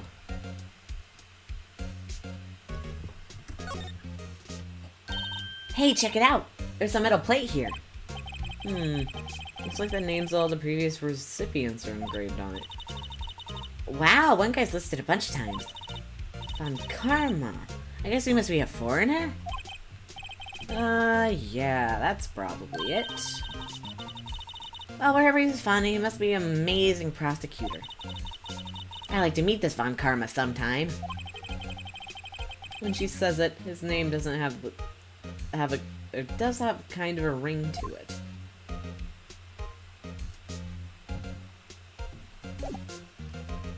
Yeah. I never want to see this man in my life. Okay. Name and ID are written, or name and ID number are written here. Sergeant Bruce Goodman. I wonder why they only use numbers for IDs. What else would they use? Letters, silly. They're the reason we have a written language in the first place. True. Sergeant Bruce Goodman. Yabdab. Yabdab. See, wouldn't that be much better? Yabdab? Well, that does have a certain ring to it. Exactly my point. Doesn't take much to amuse her. Hello. Nothing more to talk to him about. We've looked at all the stuff. Present.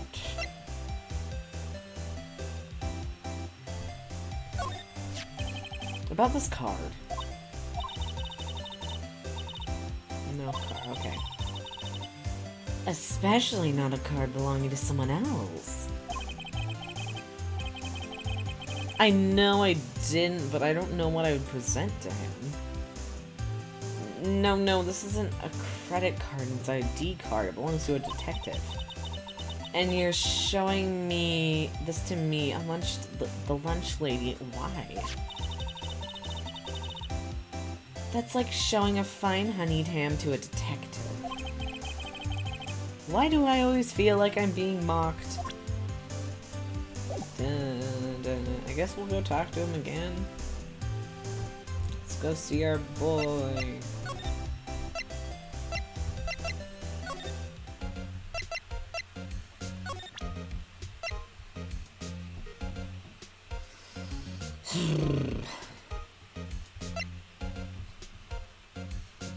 What about this knife, bro?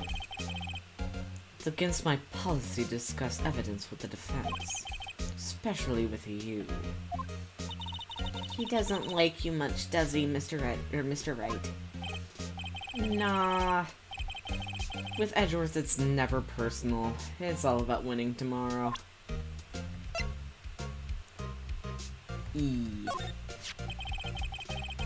So basically, this says we were the best of the best last year, huh? You can take that foolish grin elsewhere, right? I lost a day of work to receive that travesty. Huh? What's that? Where's that? I had to go to the police department to receive that broken shield. The police department? Yes, right next to the police station downtown. You've been there, haven't you? Where Detective Gumshoe works. Yeah. I was wondering something about your shield. Why is it broken?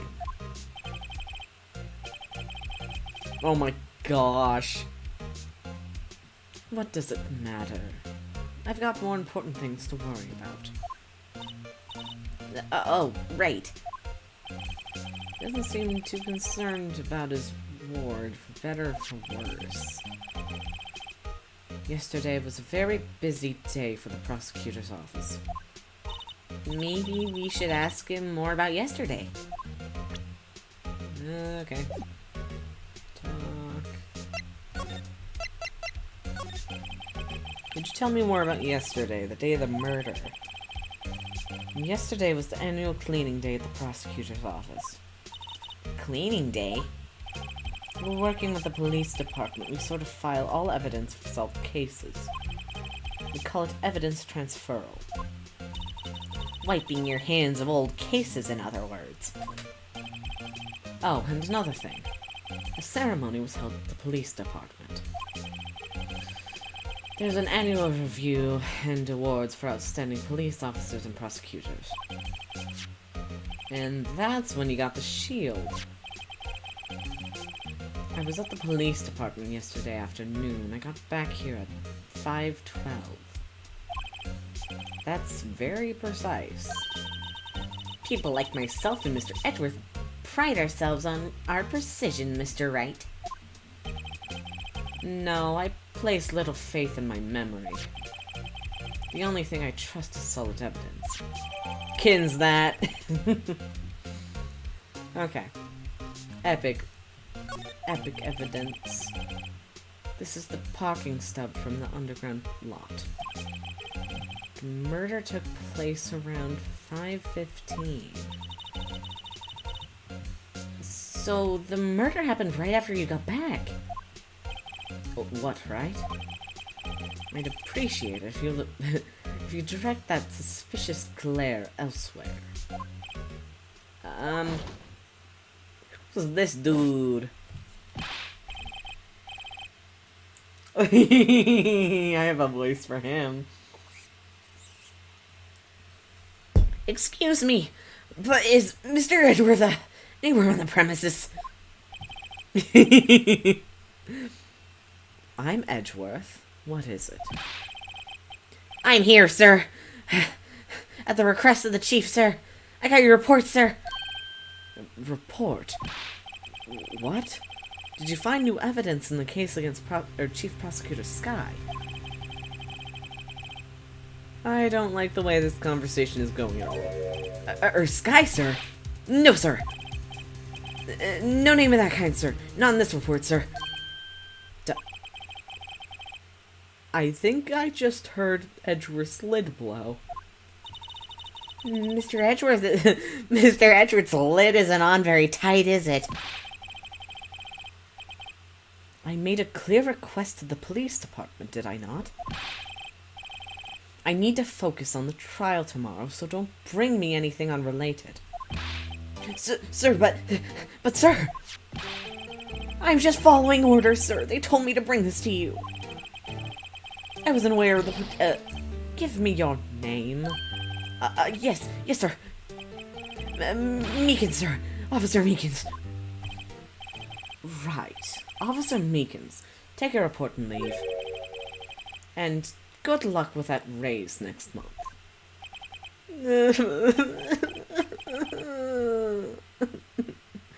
But, sir, I didn't know. Poor guy. I'll say he was absent the day they gave out brains and good luck. Right. Yes, sir? Guy caught me off guard. As you can see, I'm busy. You may leave now. Let's do what he says, Mr. Wright. The victim was a detective from the same department as the paroleman just now. He is! He's mean to me! Mean and evil. Go down to the police department. You can ask more there. Thanks? He seems to finally have calmed down at least. I have to keep remembering that this is before 1-4. He did. Let's go talk to... Oh, this is after? It is? Oh, wait, yeah, it is. Okay, yeah, my brain is gone. Why is he so mean to me?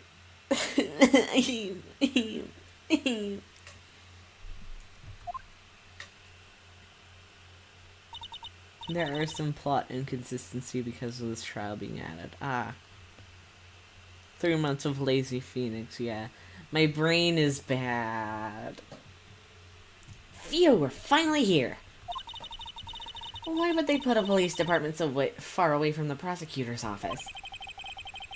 Beats me. That took almost 30 minutes by taxi. Oh, whoops.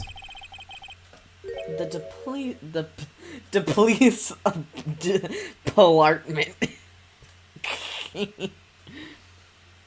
The police department, huh? I've only ever been to criminal affairs next door. Hold on, what's that?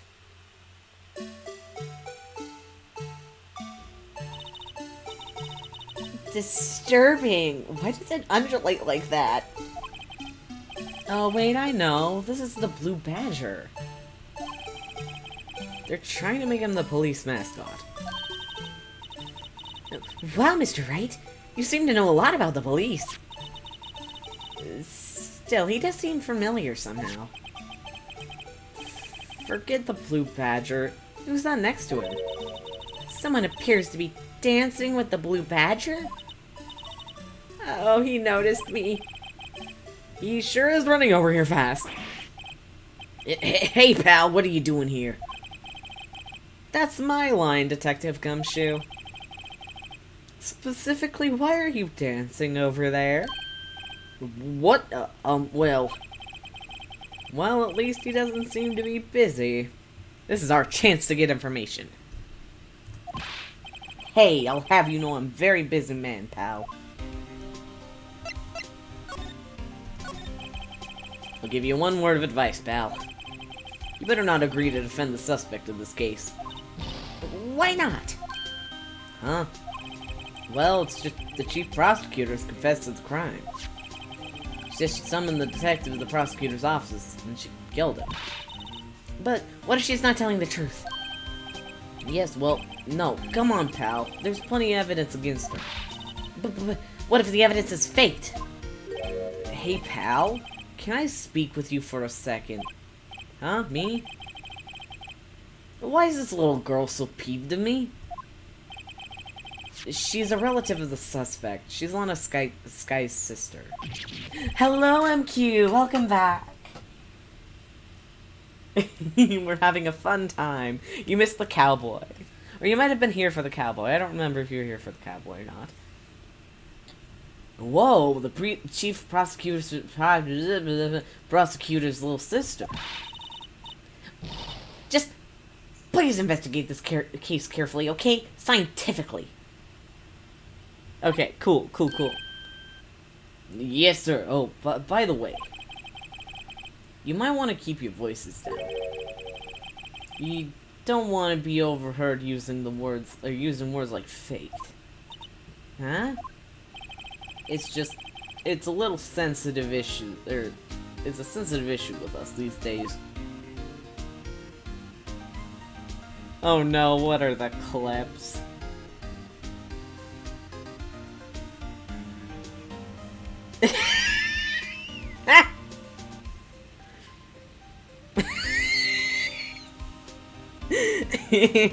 Calipon seeing Angel very closely to the mic. Hello? Leave me alone. I'll cry.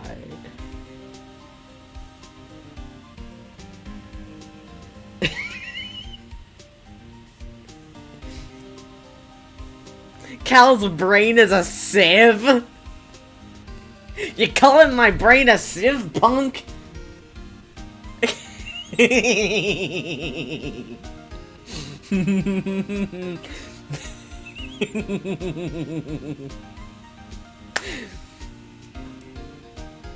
Oh, that was not the name of my own server. Well, don't worry about Cal.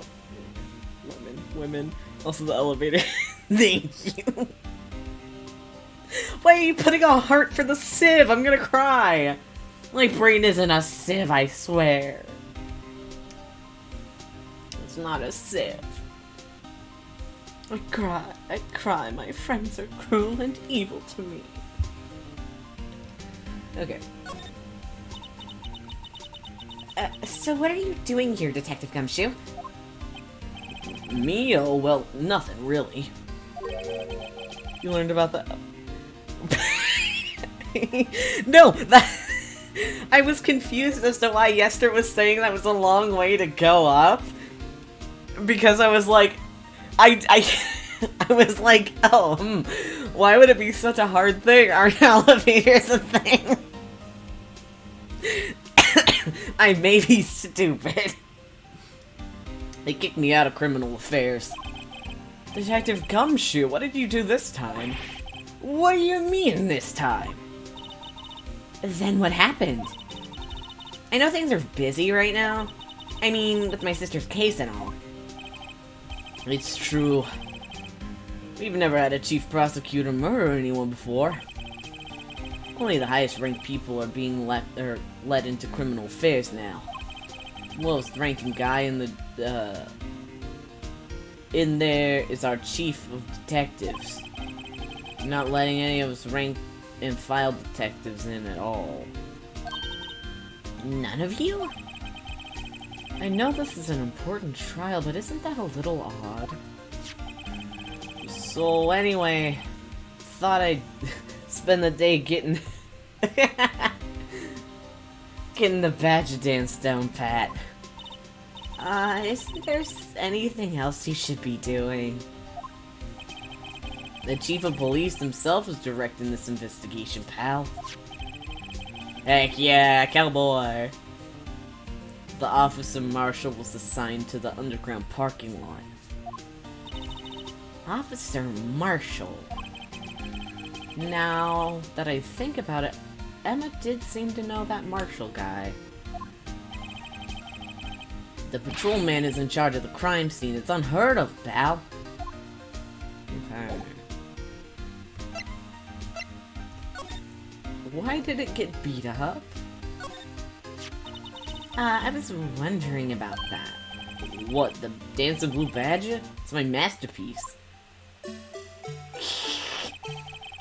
You made this, Detective Gumshoe? The chief threw together some designs and I did my thing, pal. Nice work. Badger. Badger. It's battery powered, so it can go anywhere. There's no switch, so it'll just dance and dances until the battery dies. Poor Blue Badger, fated to dance until he dropped. Okay. Good to know he was at Gumshoe's passion project. Why does it look so roughed up, though? Who hurt the badger? Look at that patrolman is saluting the other guy. He must be a detective. And then I said, hey, you do that. Your soup will get cold, buddy. That's hilarious, sir. I laughed so hard I cried. I guess he wasn't saluting. He was wiping tears from his eyes. I keep just going to the Maya voice for her. I need a better voice than just going on to the Maya voice. They make a good pair. Car. Mr. Wright, do you know the patrol cars are painted, or why the patrol cars are painted black and white? No idea. Why? Well, I think they're designed after the panda. A panda? Not that I have scientific proof, it's just a theory. Do you mind me asking how you came up with that theory? It was when I was on a school trip. I saw a patrol car and it came to me. It must have been at the zoo, see? What about zebras? Do they not have those at your zoo? It's clearly a panda, sir. Okay. Usual wanted posters are hanging up on the bulletin board here. Do you know this face? If you do, dial 911. You know, Mr. Wright, I've always thought it was kind of funny. I've never seen anyone who looked like the people in these posters. They hardly even look human. That's rude. She has a point. That's mean. Police. Police. Oh, whoops, I skipped over that. Why is that? This feels like I've jumped into a movie. Huh? You know, with all the police and criminals. Well, I don't know if this is all that exciting. Sure it is! Look at those two officers over there. They're probably talking about the latest bust. Funny, I thought they were talking about the weather. Sign. The banner here is announcing the crime-fighting campaign. Nice slogan. I wonder if they'll be selling fingerprinting sets. I don't think it's that kind of campaign. What family wouldn't want to set at home? It's good for finding out who snuck into the cookie jar. I think most families can figure that out without the extra help. The detectives in there look pretty busy. Just imagine, right now, behind those doors, the police drama in action! Somehow the thought fails to excite me. Okay.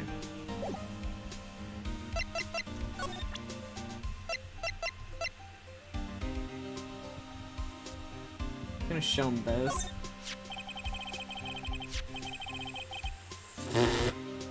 Found in Mr. Edgeworth's car. Stabbed with Mr. Edgeworth's knife. Would drive Chief Prosecutor Sky to do such a thing? Wait, I didn't mean... Of course, sure, of course someone else really did it. Someone who must have, Some of them must have got a grudge against Mr. Edgeworth. The car and the knife do seem a little too well organized to be a coincidence. Poor Mr. Edgeworth. What could have happened? We have to find out a little more, about what's going on with Edgeworth. Okay.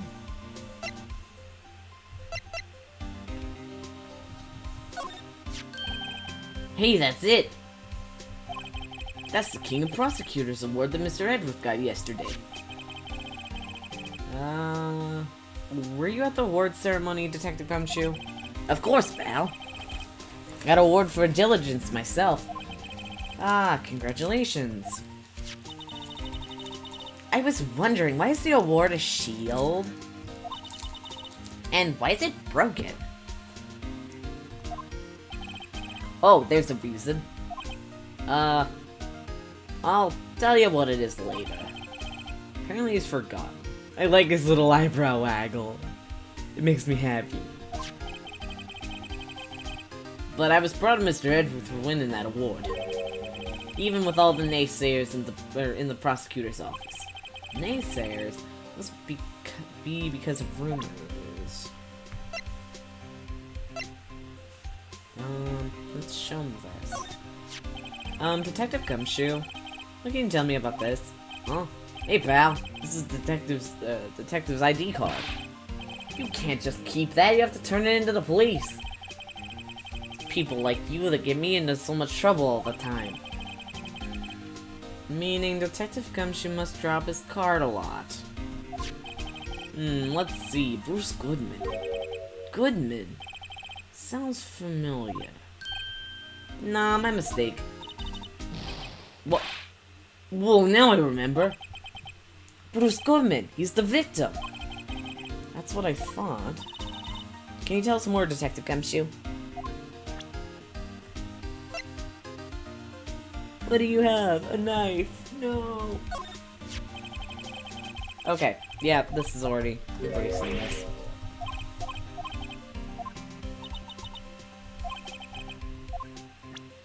Okay.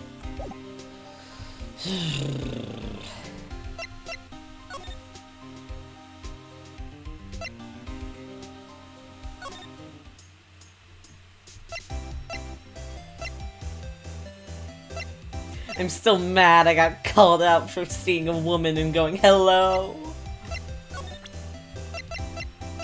I don't think she's...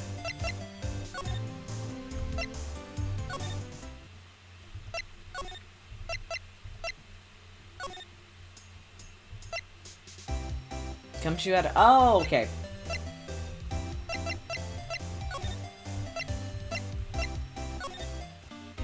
Always forget to look at talk again. So, this ID card belonged to the victim. He was a detective like myself. Detective Bruce Goodman. You don't think it's a strange? I mean, why would the victim's ID card be laying on the ground when, where we found it? Well, Detective Goodman should have been at the police department yesterday. There was an evidence transferal for the case he handled 2 years ago. Evidence transferal. Mr. Edgeworth mentioned that too. But Detective Goodman was killed at the prosecutor's office. Well, that's the thing. It's hard to say, but the word is Chief Prosecutor Sky called him out there to the parking lot. And Lana's confessing as much. Bruce Goodman. Dead Goodman. He's in a tough spot again. Again?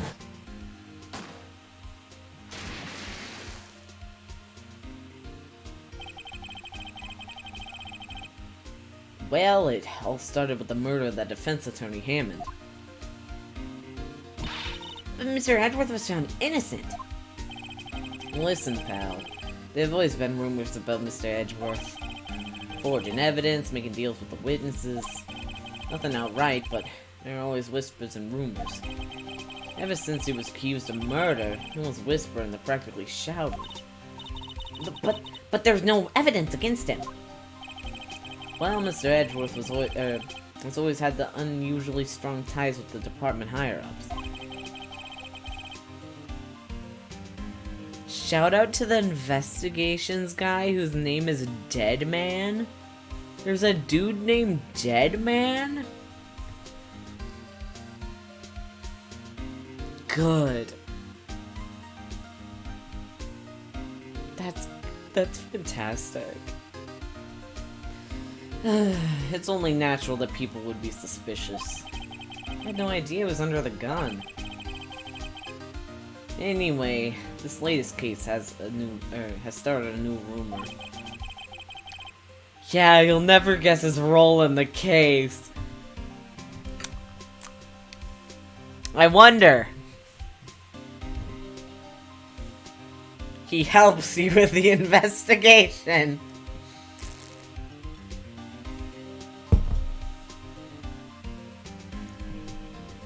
People say the only reason he took the case is because he's aiming for the chief prosecutor position himself. What? But I know the truth, pal. Nobody wants to be the one who has to prosecute the chief prosecutor. Mr. Edgeworth is biting the bullet on this one. He's doing this for all of us. And that's all I know about it. I'm not officially on the case, you know. Thank you. Why aren't you handling the case, Detective Gumshoe? We met the guy who is. What was his name? The guy in the parking lot. That'd be Officer Marshall. He was appointed directly by the Chief of Police. Officer Marshall. Is he some kind of Wild West sheriff or something? No, Jake Marshall's just a regular regular office from West LA. Yep, that's totally what people are like from LA.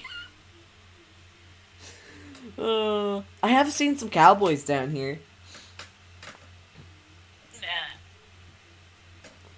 But I saw cowboys back where I lived anyway, so it's not really that uncommon. Hey. For a moment there, I wasn't sure. Is that what they think people from LA are like? Look, pal, let me try to get things a little easier, make things a little easier for you. Show this to them and they'll let you examine the crime scene. Maybe. Okay. I'll be surprised if this gets us anywhere. Just act like you're supposed to be there. Nobody will look at you twice, pal. Why is he laughing? He's chuckling. He's chuckling and grinning. Yay! Progression, finally. Looks like the investigation is still going. We're getting back to the shop. Sorry, looks like I'll be stuck in this pit till sun sleeps. I'll see you in my dreams tonight then, baby. Is it gonna be Larry? Is it gonna be Larry? Is Larry gonna be the one? Is Larry the security dude? Is it Larry? Is this Larry's girlfriend? Oh, still here. Hello. Why the surprised looks? Didn't I mention? I've got a boyfriend in the criminal affairs, too. What happened to the security guard? Hey, what's wrong, Bambina? You're looking like a dog. You're looking like a doggy that's lost its herd. Jake Marshall. Strange guy to put in charge of a crime scene. I think Reese would like this dude. There's something I wanted to ask you. Scene of the crime. Cold grave for men who lost their dreams. And me, I watch over them as they sleep. Dream of the desert's harsh judgment. He's asleep. Should we show this hopeless case something that to catch his interest?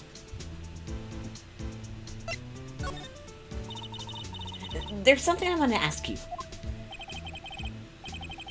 Okay, we've already. He's asleep.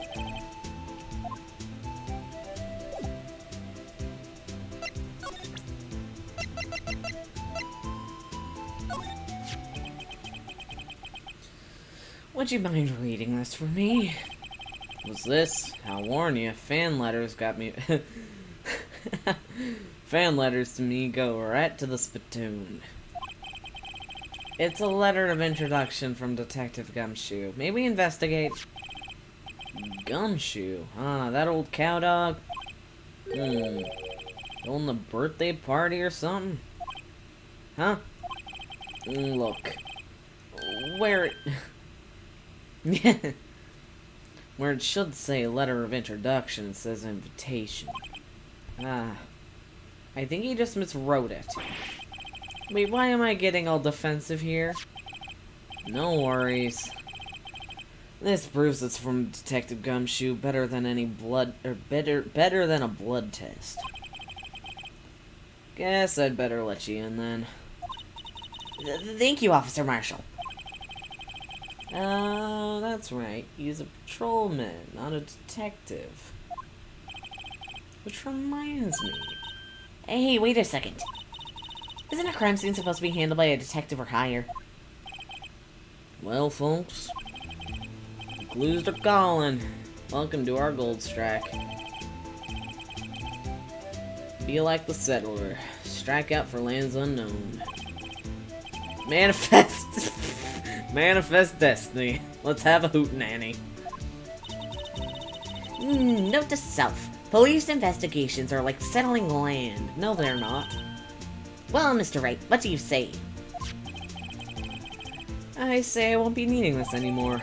Detective... Okay. Crumpled and discarded. Oh, that's mean. Okay. Oops, no. Be looking at the car, boys. This appears to be the car where the body was found. It looks like the lock on the trunk is busted. The crime took place in the underground parking lot at the prosecutor's office. The body was found in the trunk of my subordinate's car.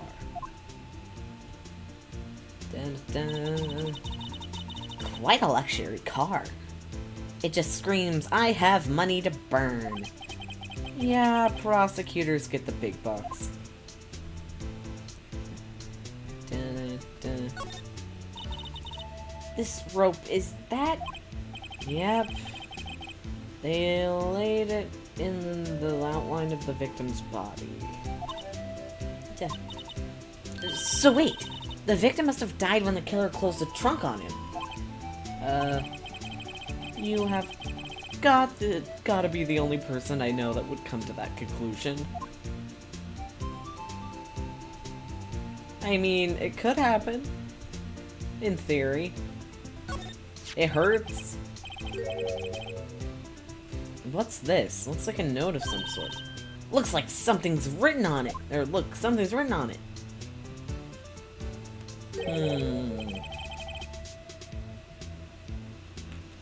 You're right, let's see.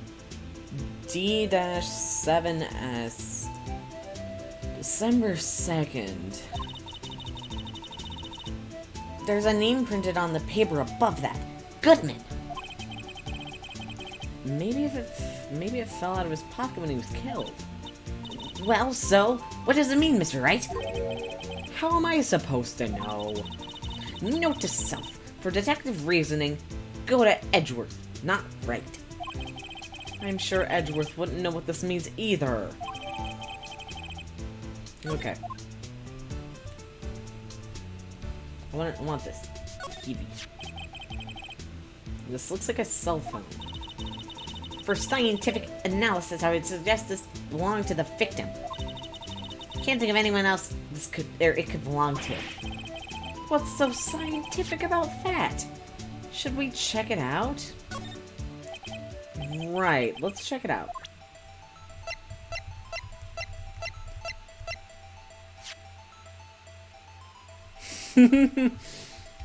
Spin the phone.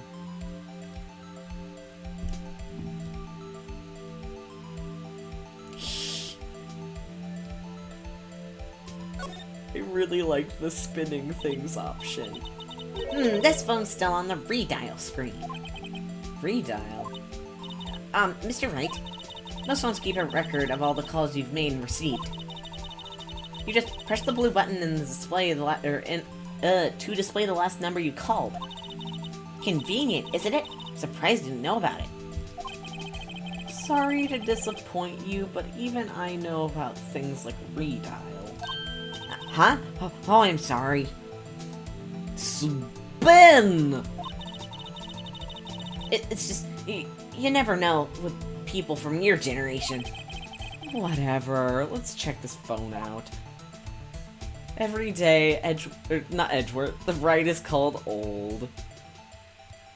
I guess they're both called old because they both are about the same age. Spin. Now to see who the owner of this phone called last. Note to self. A defense attorney doesn't think first. He just pushes the button. Beep.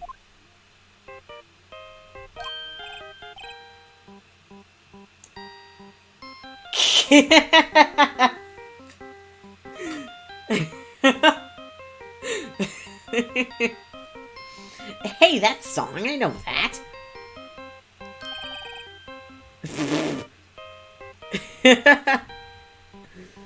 Hey, what's going on over there? Oh, sorry. I see you, partner. You pressed the redial on that there phone, didn't you? Well, yeah. Steeled Samurai, let's go. Whose phone is this anyway? It was on the ground over there. Whose is it? That belongs to Chief Prosecutor Sky. What? It's my sister's. She apparently dropped it when she was taken into custody right after the crime.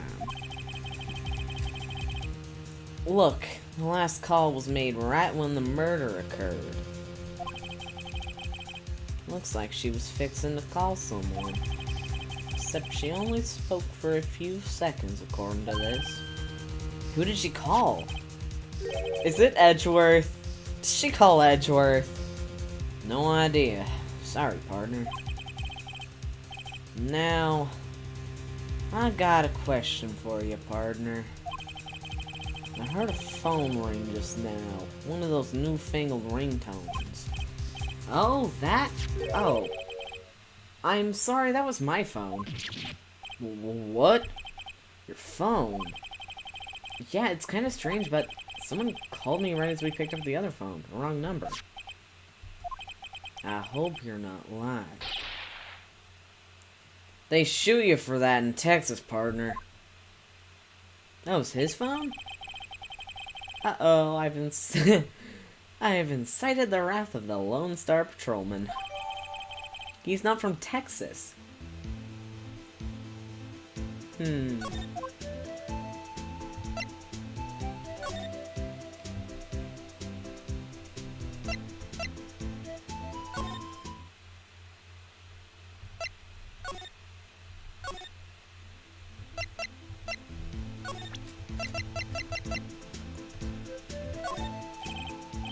Alright, compadre, count to 3. Huh? You gotta do that if you're gonna draw evidence on someone. That's what we do in Texas. Remind me never to visit Texas. This? Maybe? My sister's cell phone. Last time it was used was 5/18, right after Goodman was killed. Maybe she was canceling her date for the night. Why did Lana make that call? Can we go talk to her? Oh, I can talk to you now. Officer Marshall, could you tell us more about the victim? Good men always die young, remember that, partner. Could you be a little more specific? Bruce Goodman, he was a detective, right? Well, aren't you a feisty doggy there now? Detective Goodman was stabbed here at 5:15. The smiling Madonna told me the tale. I think he means the witness, Miss Angel Starr. One stabbed to the chest and a fine piece of work.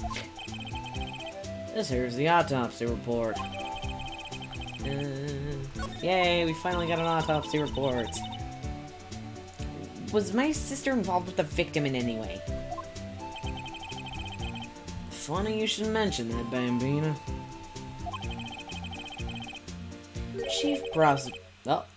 Chief Prosecutor Sky and Detective Goodman had nothing in common at all. Nothing in common? They apparently worked together on a case a few years back. So there's no motive. Goodman wasn't a particularly gifted detective. That's one of the reasons why he didn't do much work with the chief prosecutor.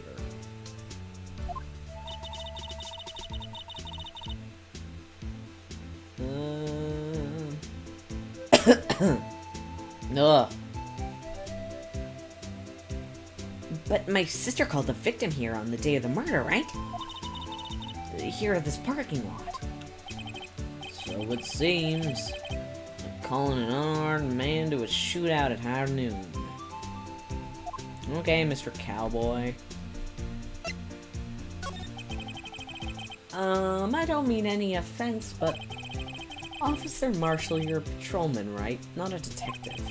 You calling me out? They shoot you for that in Texas. Huh?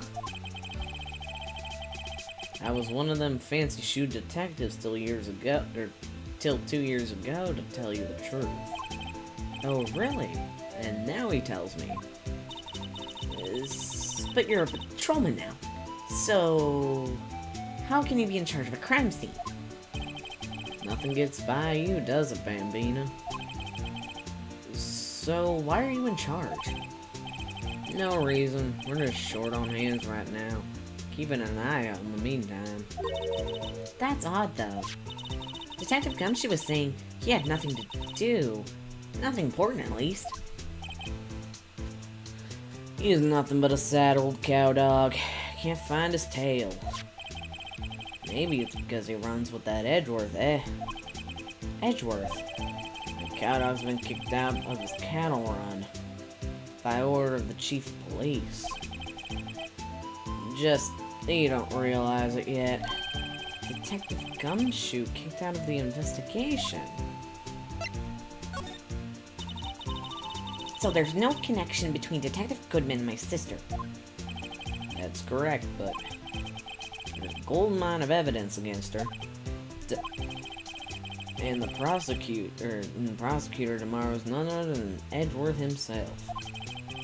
I'm afraid your sister's fate has been decided, Bambina. Many condolences. Officer Marshall! Yeah, Bambina? How could you say that? You and my sister, you were... Is there something between this cop and her sister I don't know about? My apologies, Bambina. Something must have gotten to me. Maybe it's that dry wind that's blowing through the prosecutor's office. Dry wind or ill will, someone's up to something here, but who? Office atmosphere. Suspicions about Edgeworth have been flying around for nearly 2 years now. Forged evidence and arranging testimonies. Forged evidence and arranging testimonies, He was unbeatable because he did whatever it took to win. Unbeatable, that is, until he met you. But rumors are just rumors, aren't they? These are prosecutors we're talking about. Evidence is everything to them. If you follow the rumors about Edgeworth to their source, you find one person. But they're off limits, untouchable, you might say. One person? Who? Hate to say this, but it's your sister, Bambina. Chief Prosecutor Lana Sky. What? My sister? Edgeworth couldn't wrestle with all those cattle by himself. Some people load their guns with bullets, some people load them with deals. So you're saying Edgeworth was making deals to win trials? Where there's gunshots, there's bound to be bullets. Edgeworth has never done anything wrong in his life. That's what the old-timers say. There's a big old secret hidden around here somewhere.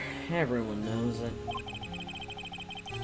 Is that why Detective Gumshoe was taken off the case? Did they target him because he was closest to Edgeworth?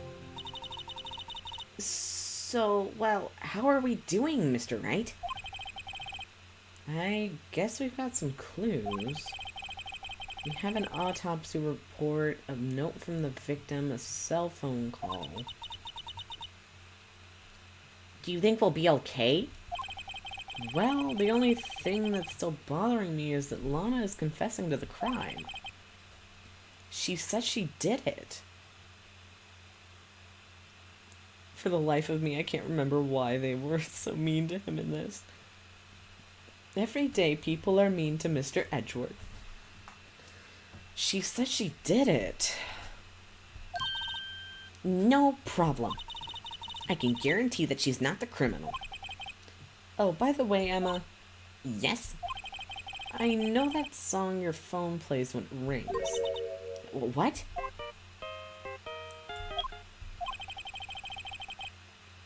It's the Steel Samurai theme, isn't it? That popular TV show for kids. That phone that rang earlier wasn't mine. It was yours. At 5:18, just after the murder took place, your sister called you, didn't she, Emma? I'm sorry. Can you tell me what you talked about? She hung up right away. I see. Okay.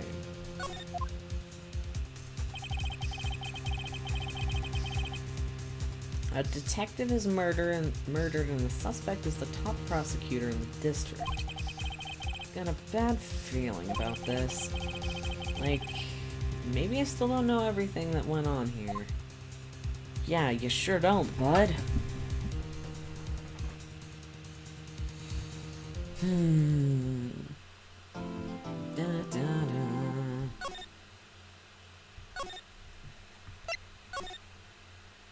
Okay. It is court time, baby. Let's go, let's go. We won the game.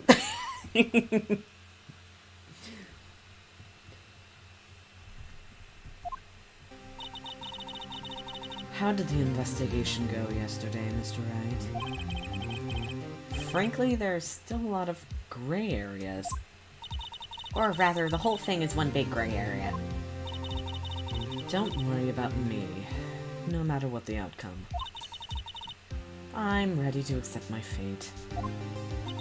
I believe in you, sis. Mr. Wright, let me offer you a word of advice. Yes? A defense attorney should never believe their clients. The defendant is called to trial because they are suspected of wrongdoing. Never forget that. Miss Sky, you remind me a lot of Mia. But there is one decisive difference between you and her. And what is that? And that is... you're not a defense attorney. I believe it's almost time for the trial. Good luck, Mr. Wright. My first time without a Fae helping me. No one's going to bail me out this time. I'll be alone in there. So I have to discover the truth all by myself. Let's do it, Mr. Wright. I'll be with you the whole way. Off-brand Fae.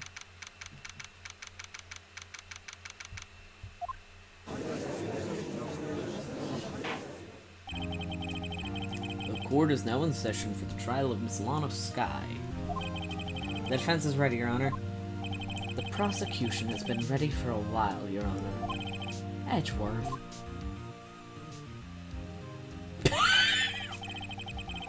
It's been 2 months, but I haven't been in a courtroom since his trial.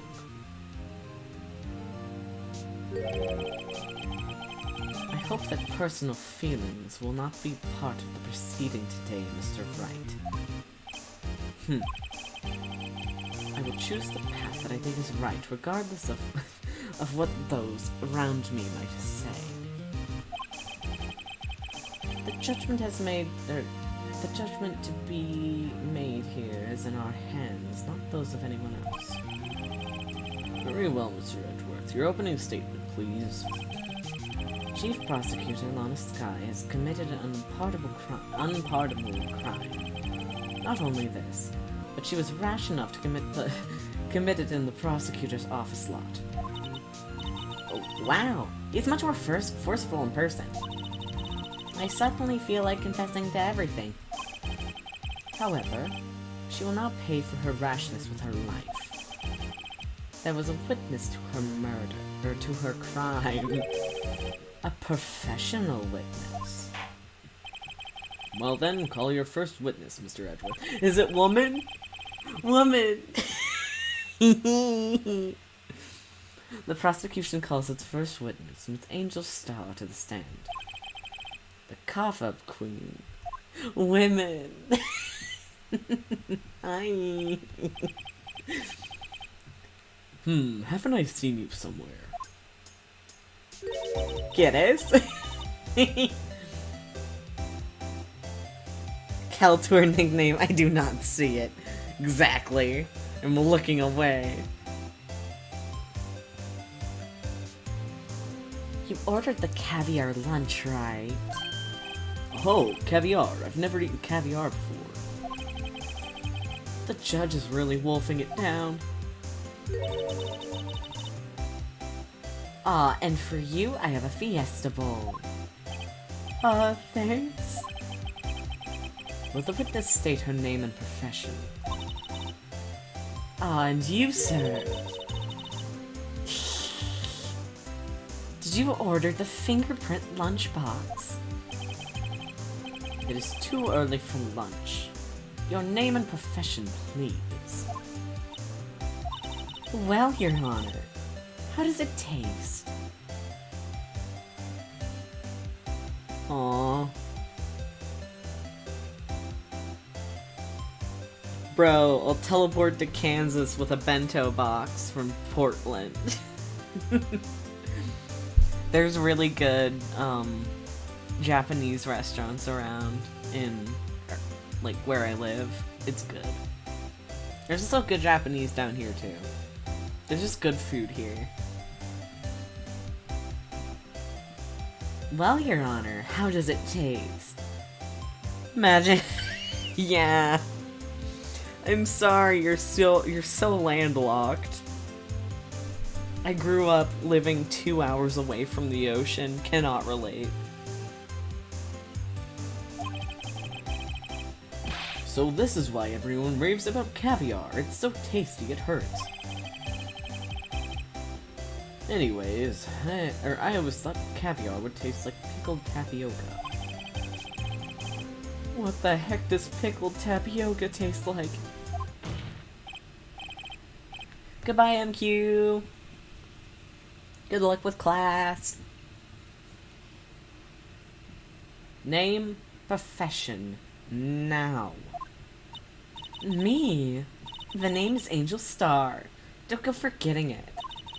I find myself running Lunchland these days. Is that what you wanted me to say, Mr. Edgeworth? Very well, witness. Please describe the incident to us. Does a gay little wave. Have fun with the trial. Thank you, we will. Very well, witness. Please describe the incident to us. The prosecution will wait. I'm not finished eating. Hurry it up. Very well, Mr. Edgeworth. As you know, we usually call on the police to provide provide a description of the crime. Your Honor, as Mr. Edgeworth has said to the court, I am a professional. Wait, what game is the clown lady in? Is she in the fourth one? I think she's in the fourth one. Someday we'll see the clown woman. Uh-huh. What exactly does that mean? She's in the sixth one. Ah, pain. Someday. My Twitch channel is just me streaming Ace Attorney now. Until 2 years ago, Miss Angel Star was a special investigator with the police. Whoops. She was a first-rate homicide detective. What? Star was a detective.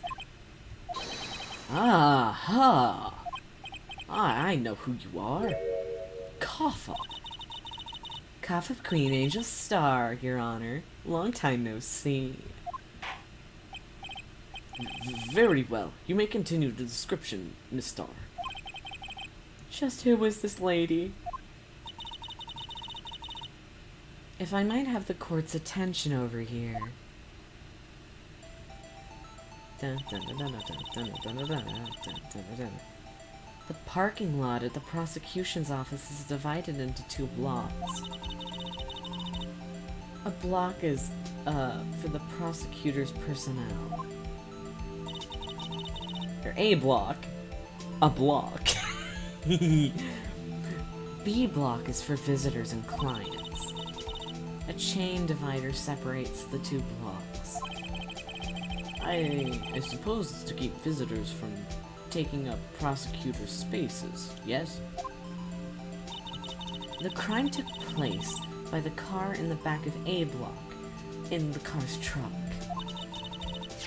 The killer stabbed the victim with this knife and went to drive the body out. Unfortunately for her, there was a witness, and an arrest was made on the spot. And who was this valiant witness? Why, it was me, Your Honor.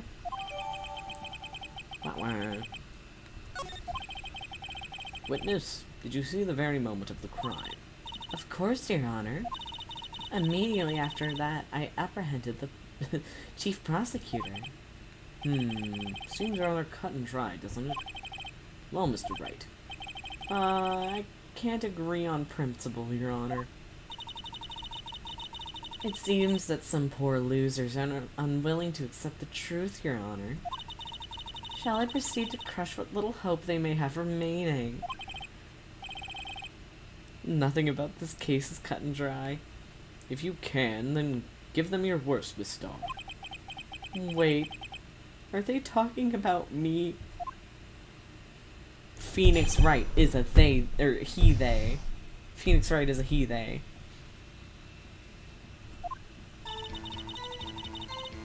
Somehow, I always knew a day like this would come.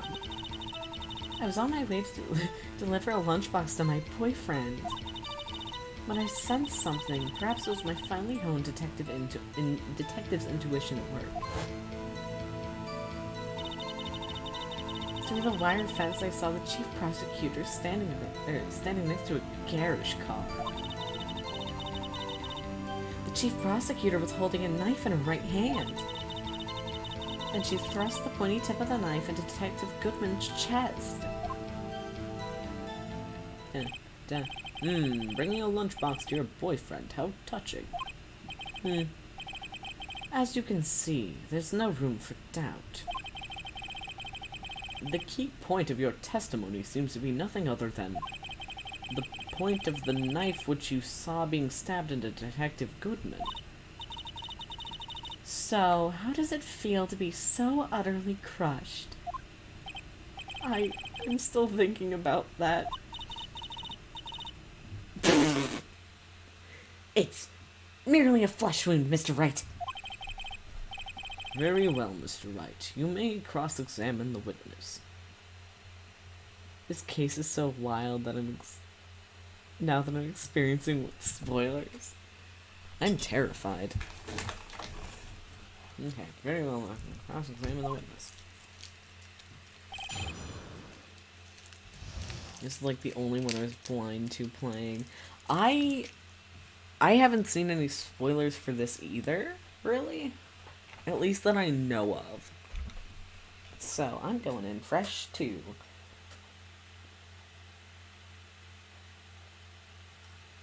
I just now realized what her necklace is.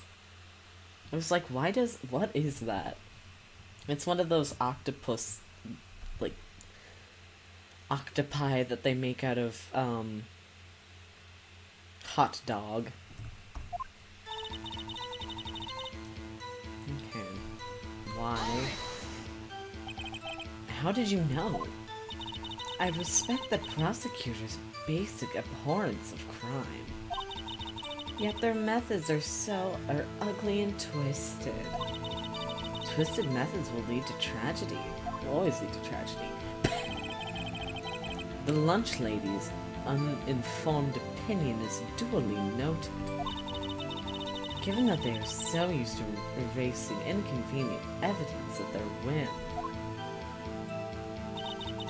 Killing off a detective that knew too much is merely an extension of that. Mr. Do you have anything, or do you have something personal against prosecutors? I felt that I had found my dream job when I became an investigator. And I hadn't been laid off by those and if I hadn't been laid off by those prosecutors over there, I'd still be one. Laid off? She was fired. To me, prosecutors are nothing more than worms. That said, I am a pro, as you know. My testimony is unbiased and flawless. Very well, you may continue, Miss Starr.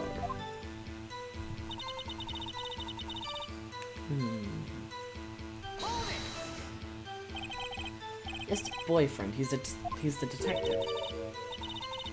Not that boyfriend. The security guard. It's that boyfriend. You have several? Yes, this boyfriend, that boyfriend, and the other boyfriend. Care to join? And yet another boyfriend position is still open for applicants. Legend! I'll stick with the lunches, thanks. Note to self. The judge had to think before replying. The security guard room is in the lot. In A block.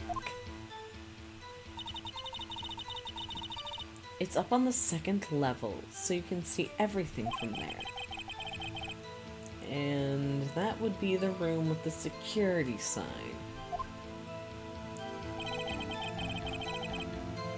Incidentally, did you bring your lunch boxes by car? Since I'm a visitor now, I'm parked in B block. So she was in B block when she witnessed the crime.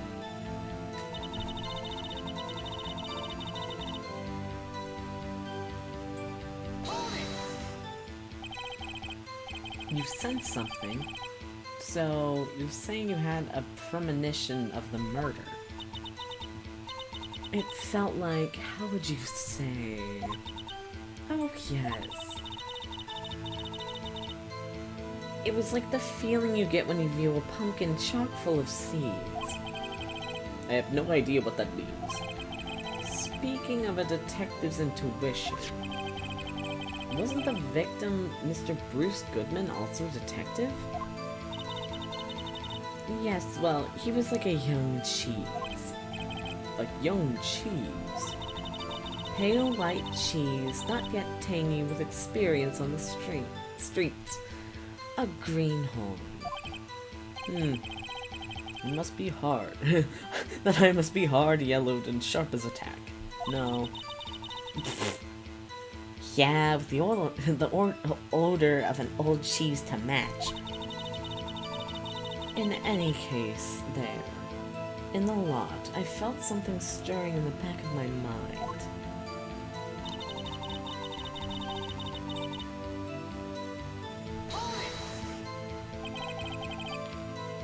By a garish car, you mean Mr. Edgeworth's car, yes. Mr. Edwards. Incidentally, the knife with which the victim was stabbed was also Mr. Edgeworth's. Wasn't it? Indeed it was. What an odd case this is. And the person you saw, are you still sure it was the defendant? I saw her from no further than 30 feet away. I'm certain it was her. If she's telling the truth, we're doomed. Has he started going gray? Let's just do what we can. Even if we don't have any proof, we can always nitpick. Witness, in your testimony, you clearly stated the following. Prosecutors are nothing more than worms, ergo, you are a biased witness. You might want to keep those silly opinions to yourself in the future, Rookie. Huh? Rookie? Unless you're willing to risk the consequences of doubting me. I'll fry you like a fritter. Crispy on the outside, chewy on the inside. That was inspiring. I believe I've heard that tagline elsewhere. You could cry plagiarism.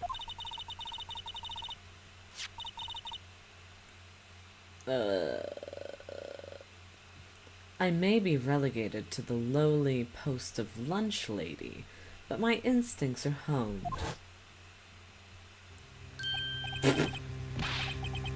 A photograph? You took this.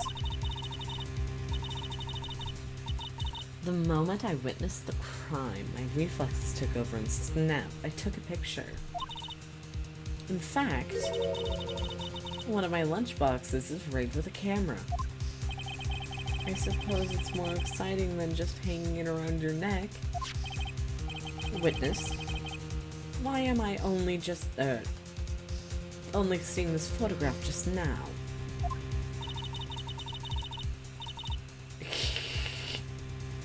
You think I'd show it to you, a prosecutor? Think again. My boyfriend works in the photography division of criminal affairs. Well, this is most certainly the defendant. Ma'am is polyamorous and using all of her boyfriends for, like, to be powerful. Uh-oh, that is unmistakably Lana Sky. So, what was the defendant doing at the time?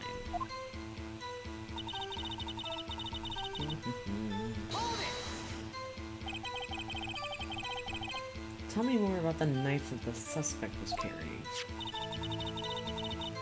Well, I'd say the blade is about 4 inches long. Is that right, Mr. Edgeworth? That is your knife, after all. That is about right. Prosecutors are by nature well versed in the location of a man's vital organs.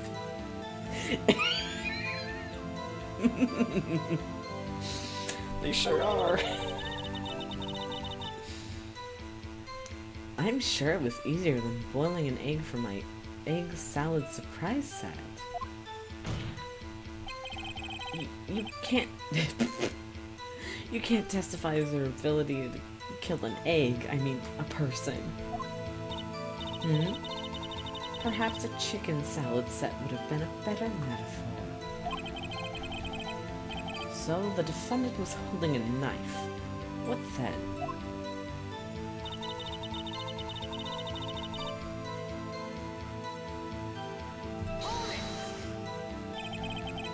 Tell the court why you didn't try to stop this crime.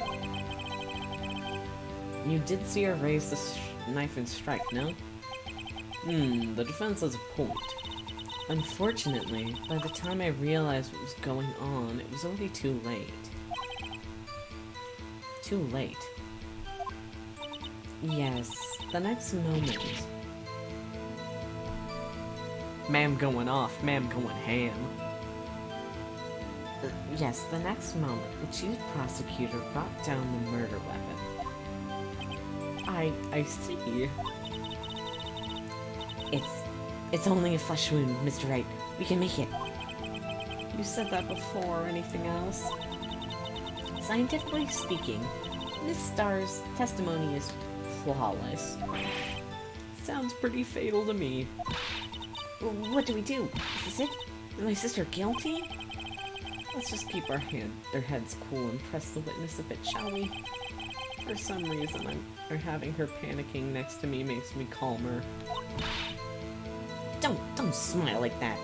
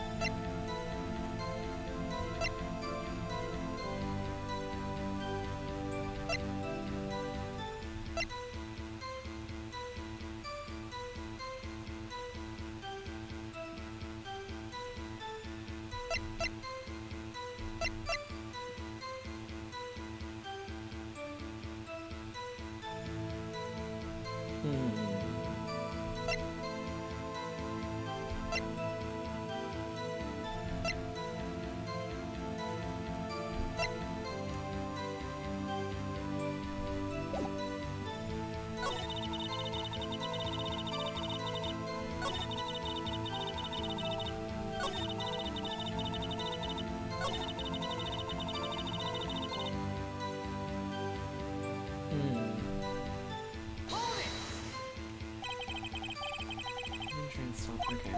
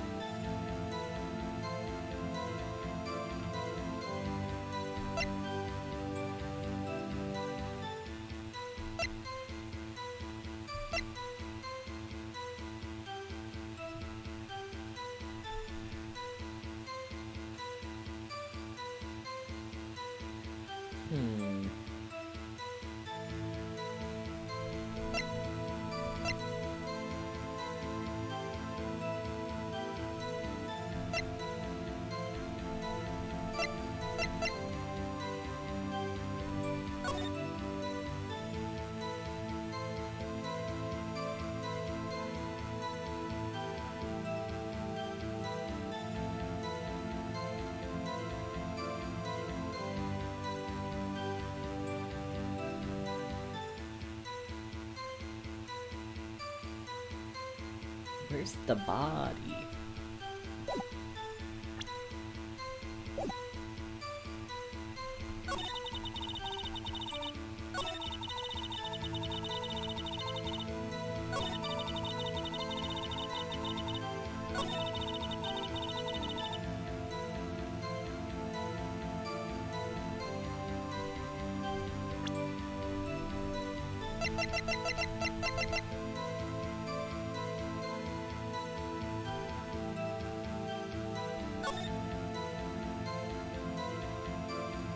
But where's the knife?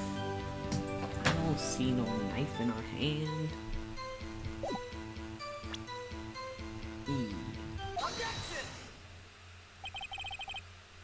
And you witnessed this. You saw Miss Sky stab the victim with the knife. As I've already said, yes. I swear it on my finest salmon swirl lunch. I'm sure that is a fine lunch. But isn't it odd? Look at this photograph. Look at this photograph. This is the photograph you took of the very moment of the crime, is it not? Then why is Miss Sky not holding a knife? Mr. Edgeworth, your thoughts? Objection. That had to be the weakest objection ever, Edgeworth. Yet, it was still stronger than your ever-feeble mind, Mr. Wright. What do you mean, Mr. Edgeworth? This photograph was not taken the moment before the stabbing. Mean. It was taken the moment after the stabbing. And how can you tell that? Blood splatter. Huh? See the dark crimson stains on the chief prosecutor's coat? But it's a black and white photograph. Ah, yes, it's hard to tell, but it could be blood. Well, Mr. Wright, I see no problem here. No problem except you. Mr. Wright, are you gonna sit there and take that kind of abuse? You got a better idea?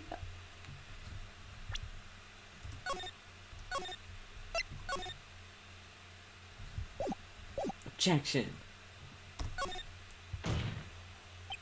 Wait, that contradicts what the witness said about in her testimony. Namely, that she took the picture the moment she witnessed the crime. Well, it seems I was slightly unclear. My apologies.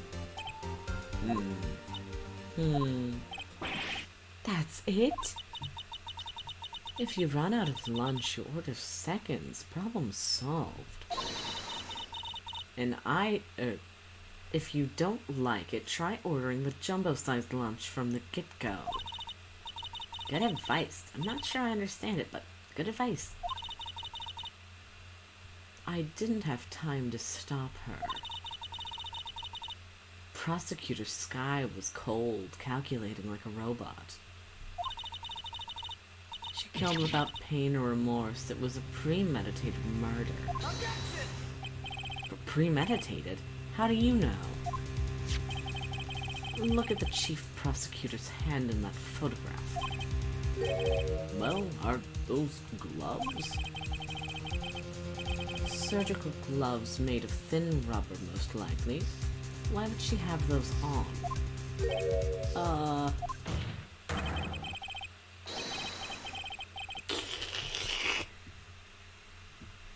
If it was not premeditated, then why would she be wearing those gloves? Blah. These gloves do seem to tell a tale of premeditation. Premeditated murder, a serious offense. Witness, add your testimony. Add to your testimony.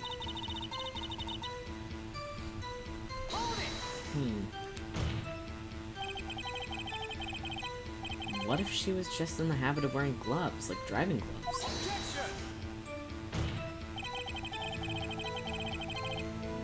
These gloves were admitted as evidence when the defendant was arrested.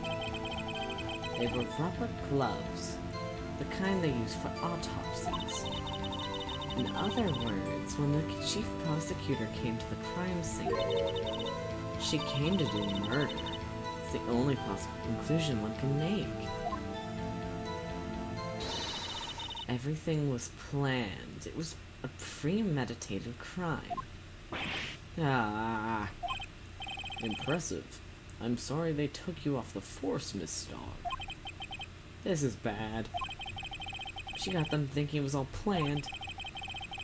If she can prove this claim, the trial's already over. Gotta think of a way that show it wasn't premeditated. It's only a flesh wound, Mr. Wright. We can make it. You've said that before. Anything else? No, okay. We already seen this. Oh, wait. Let's give our heads cool and press witness a bit. For some reason, having her bug.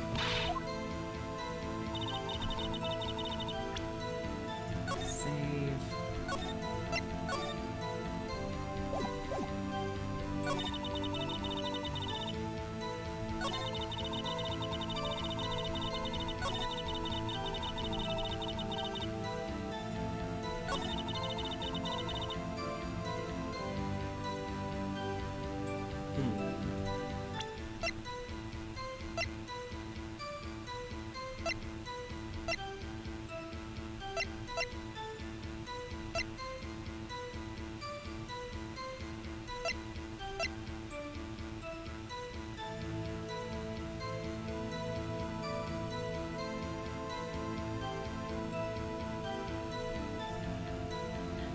Wait a minute.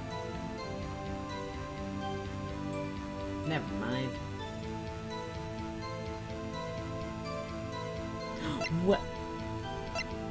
What?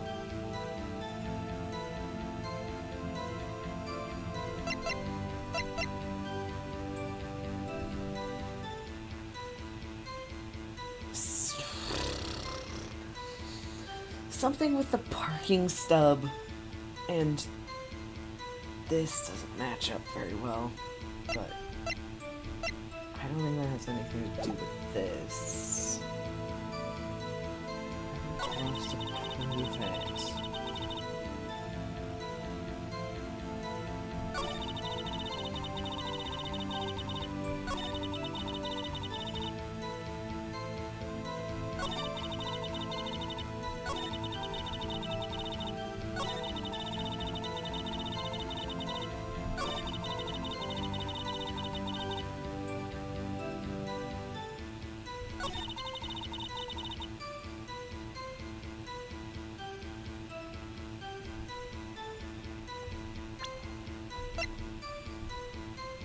Oops.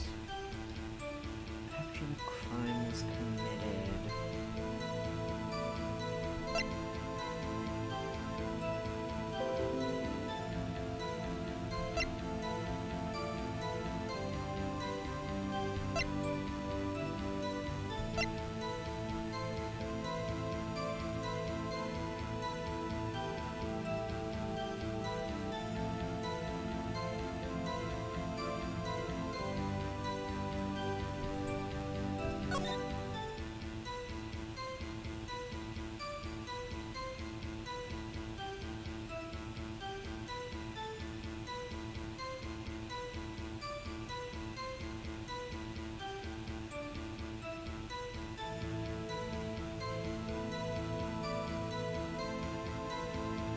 Yeah, there's a lot of evidence.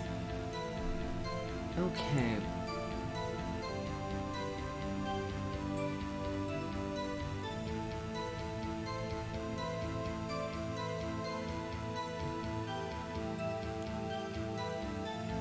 Oh God.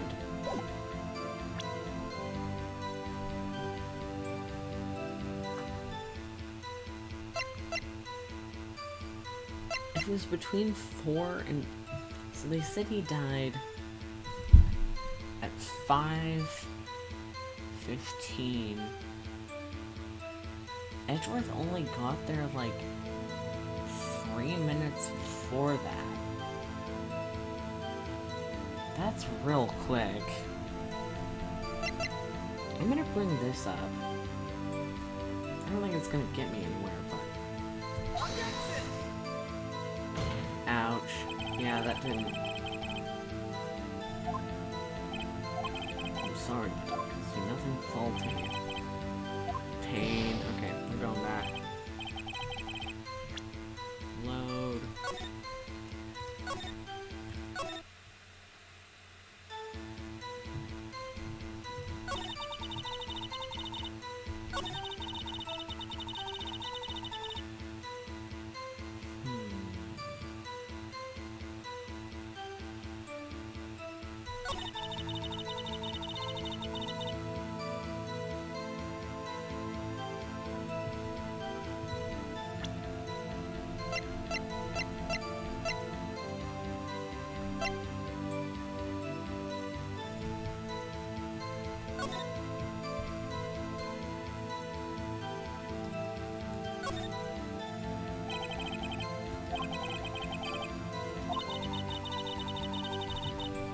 The murder took place 3 minutes after Edgeworth parked his car. If only he was held up at a couple extra red lights, he wouldn't have been caught up in this whole affair. Perhaps. Just goes to show you never know what will happen when you run a yellow light.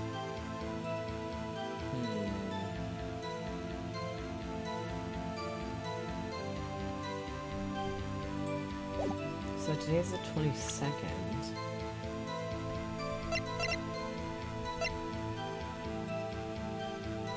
Enter, check this in. Whoops.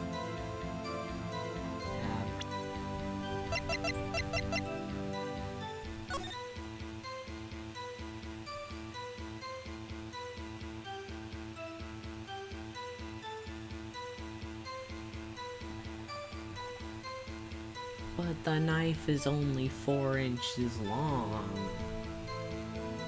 That's a discrepancy.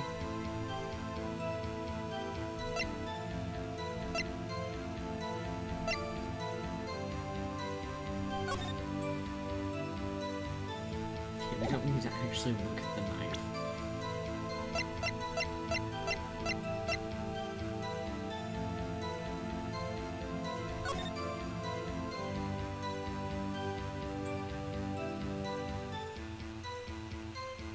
I seriously don't know what to do.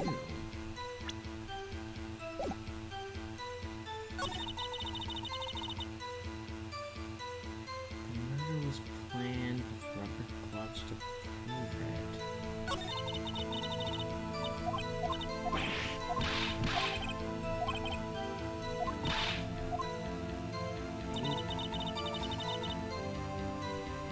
Press it again.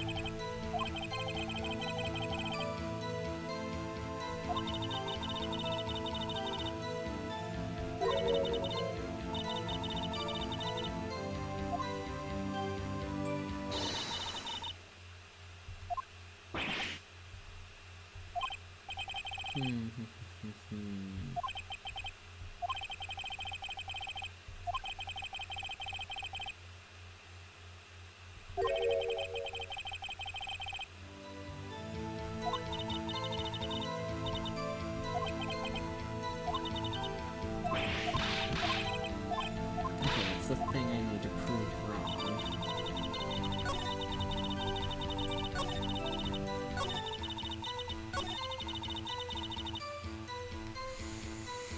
Okay.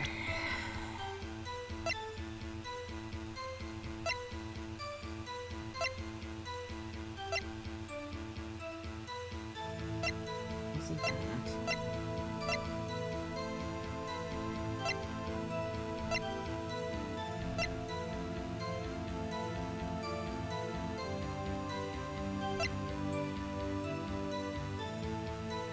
But she didn't take the gloves off after.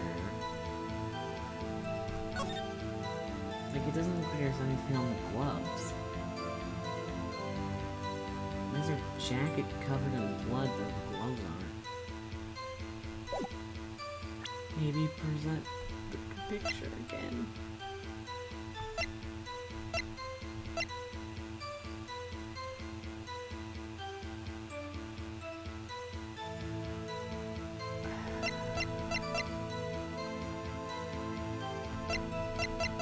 Autopsy. Probably not gonna. Nope. Shoot.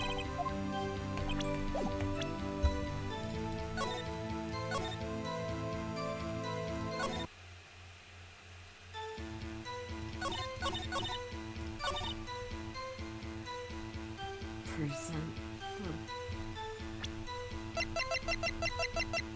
picture again. Let's see. Shoot.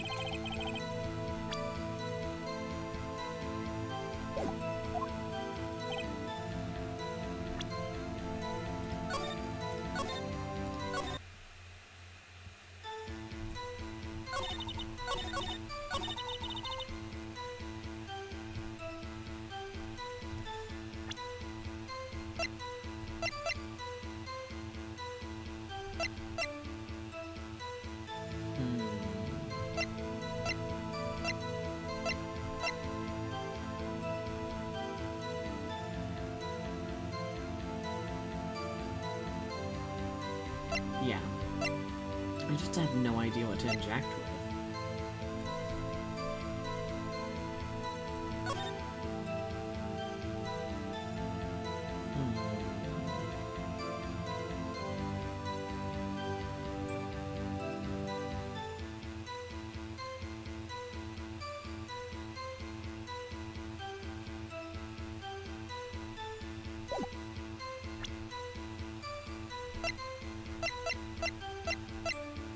Maybe the knife?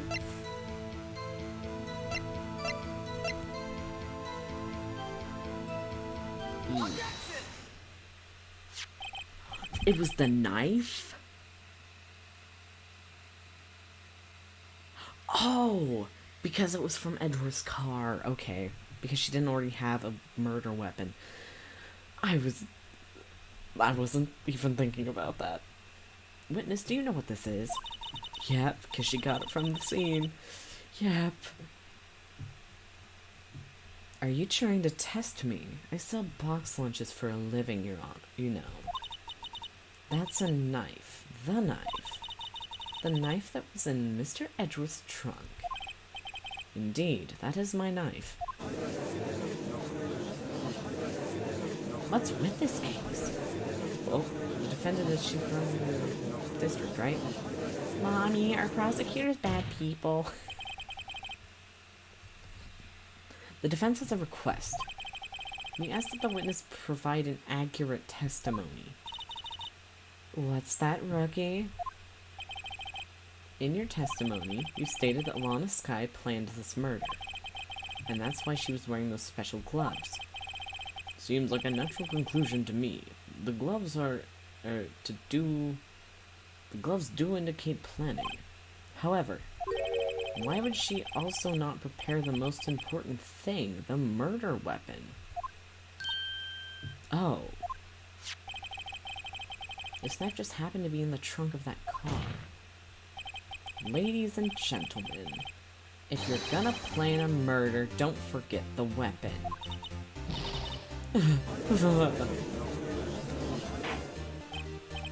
Order, order, order. Is Phoenix graying? I'm not just seeing that, right? I swear. I swear. Great, now the tide is turning in our favor. Great show, Mr. Wright. My sister's as good as free. Tisk, tisk. Right. I believe the next lunchbox you'll be eating is humble pie. What?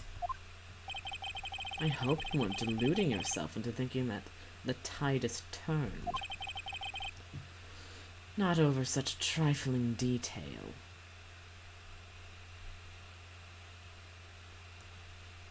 He's not 22, he's 24.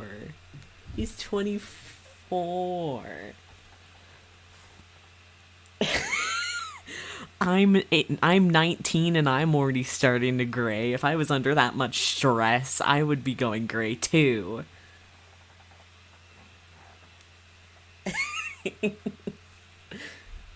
Objection.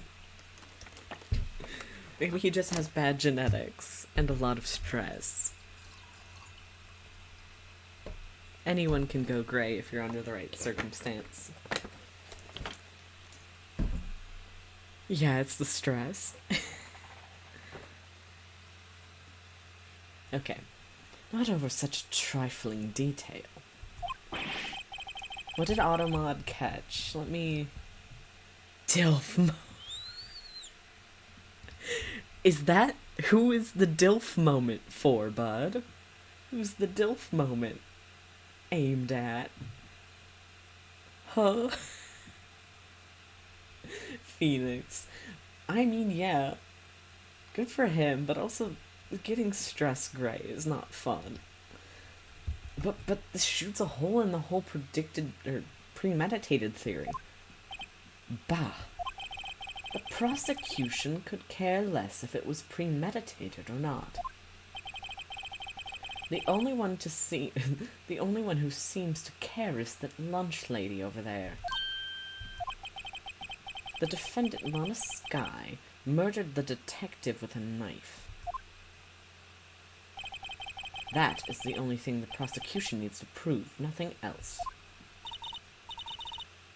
Very good, Mr. Prosecutor.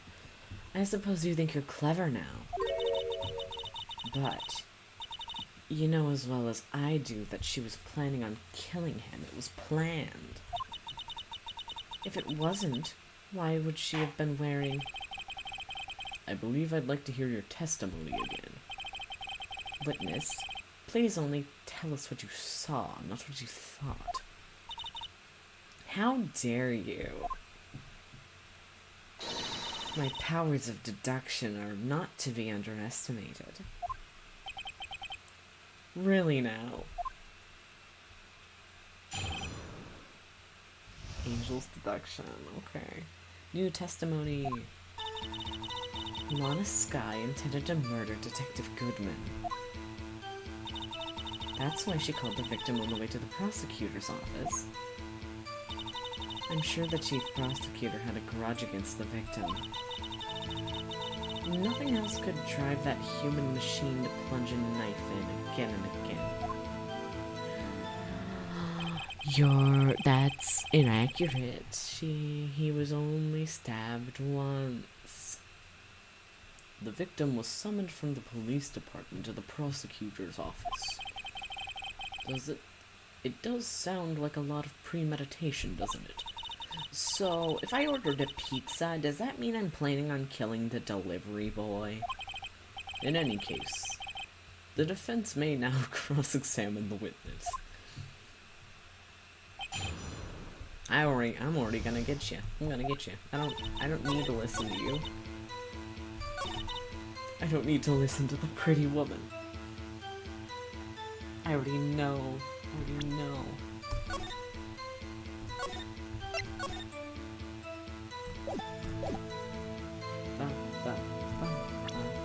Autopsy. Boom. You said she stabbed him again and again. But you couldn't have witnessed that. Are you testing me? Then I'll test you. With my moss surprise. I'm afraid the moss is growing under our feet as we wait, Miss Starr. Well, what do you mean? I shouldn't have to explain this, but take a look. The autopsy report states that the death was due to loss of blood from one stab wound. You're right. Good show, Mr. Edgeworth.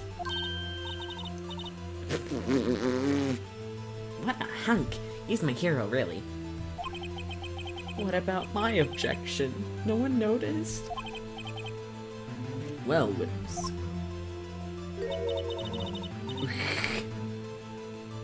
You got the crime scene set, right? Thanks. I always believed that no one could ever mistake ketchup for blood.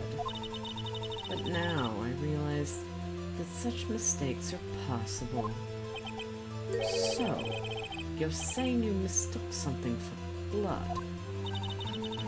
When she lifted her knife, I thought I saw blood at her breast. Splattered blood from the victim. That's why I thought she'd stabbed him at least twice.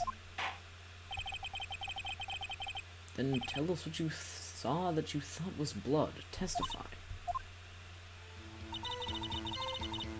Her red muffler looked like blood to me. That's how ghastly the whole scene was. But she wasn't... What? Huh?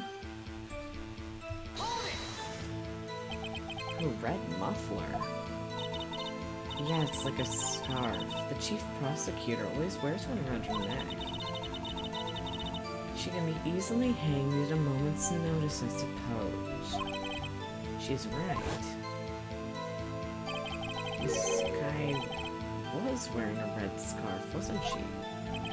But wait, isn't it odd that you mistook that for splattered blood?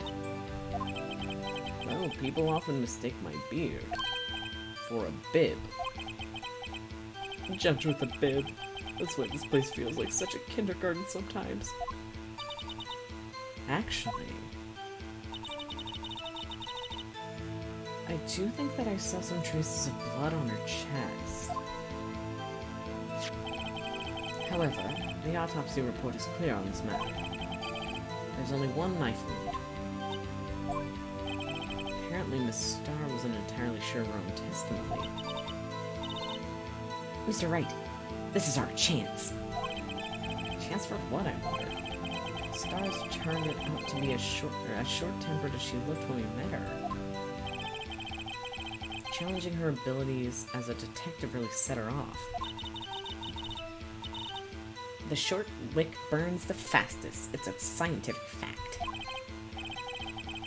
I wonder, wouldn't it depend on the size of the candle? I mean, add more wax and a really short wick will burn longer? Obviously, more scientific testing is required.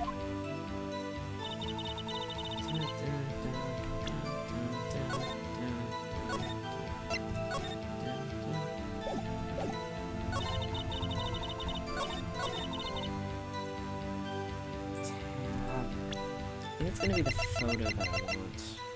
Let me look at the photo. Check. She's not wearing her scarf. That's what I thought. Objection! She's not wearing her scarf. Objection! The witness is clearly not suited for detective work. What? The suspect was not wearing a scarf or muffler of any kind when she stabbed the victim. And you've proved it yourself with this photograph. Huh? But that can't be. Only a professional lunch lady would be so utterly clueless. Congratulations. Perhaps you finally found your true calling in life. Harsh words, but good. In the end, Mr. Edgeworth prevails. What was my objection, chopped liver? But it was there, a scarf. No, not really, but something red, really. Well now, where were we? The witness has given us an entertaining interlude, but back to business. What? Very well, witness. Continue your testimony. You saw the crime and apprehended the suspect. Tell us about that. Very well. I do remember some things accurately, at least. Ultimately, we couldn't shake the most important part of her testimony. The most important part? The part where your sister stabs the victim. This next testimony might be the moment of truth. Okay.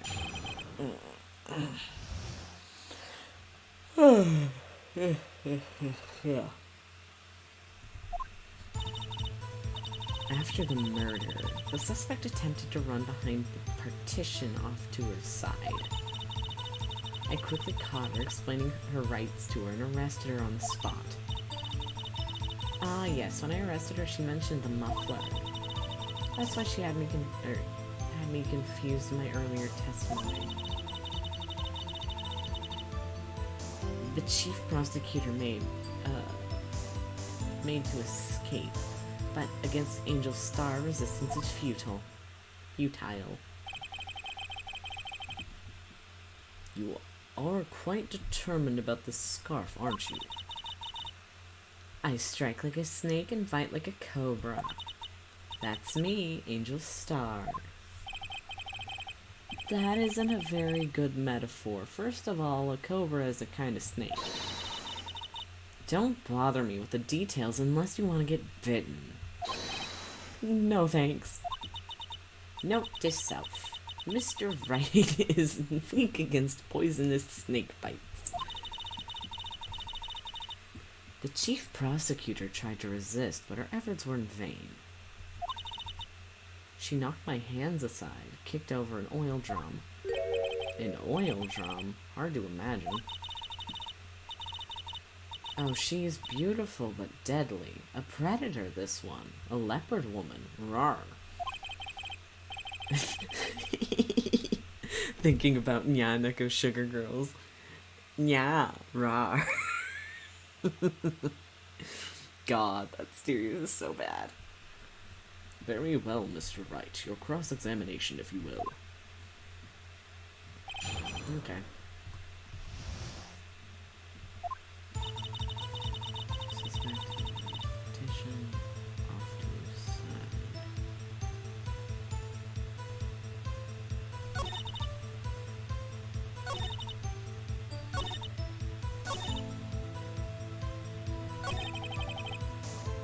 So Miss Sky tried to run. I'm sorry my sister is so suspicious, Mr. Wright. Not as sorry as I am. But she didn't do it. You have to believe me. Okay.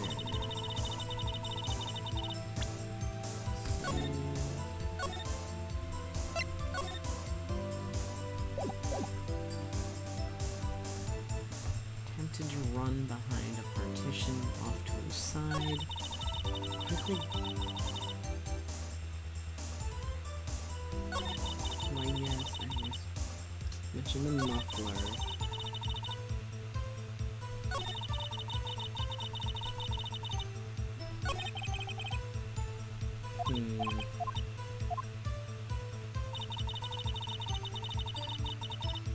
I guess I'll have to question her more.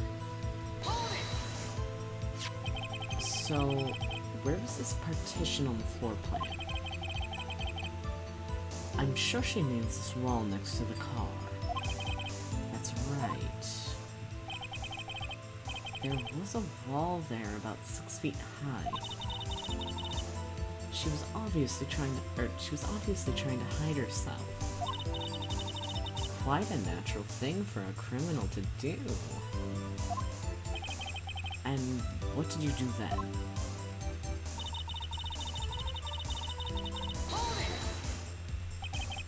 You said quickly. Were you close to the suspect? As I just said, I was only 30 feet away from her the whole time. Maybe? Press her. That's iffy. I would like to see this on the floor plans just to be safe. The Lunchland car was... She was a visitor, thus she was parked in the B block. So you witnessed the murder from here. That would make it about 30 feet from the car, yes. Is that correct, Miss Star? Yes, that's right. but there's a chain link fence in front of me. I went over it, of course. Amazing. The Cough-Up Queen Lunch Lady Athlete, indeed. It would have taken her a little time to climb over the fence. She couldn't have gotten to my sister that fast. Yeah, that fence was about 9 feet high, too. So how did Miss Sky not get away?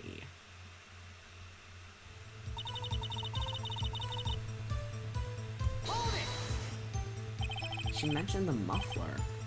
What exactly did she say? If I remembered exactly, I would have told you in my testimony. Cheeky. Anyway, I heard her say the word muffler. Just that one word. So what you heard wasn't the suspect talking to you, but to someone else?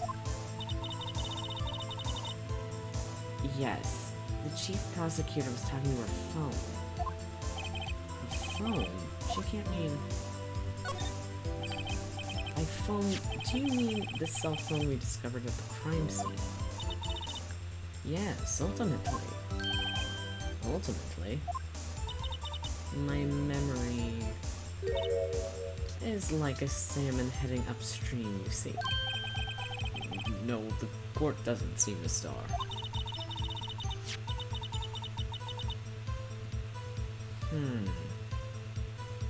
The chief prosecutor first attempted to use the phone hanging on the wall.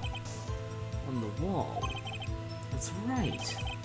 Near the car, there was an emergency phone on the wall. Apparently it was out of order, and so she used her cell phone. Indeed, the emergency phone was out of order that day. Good witnessing, witness.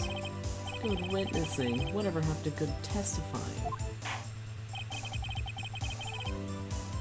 You should, of course, add this to your testimony. The things I do to please this rookie defense attorney. Made to Emma. But she said she hung up.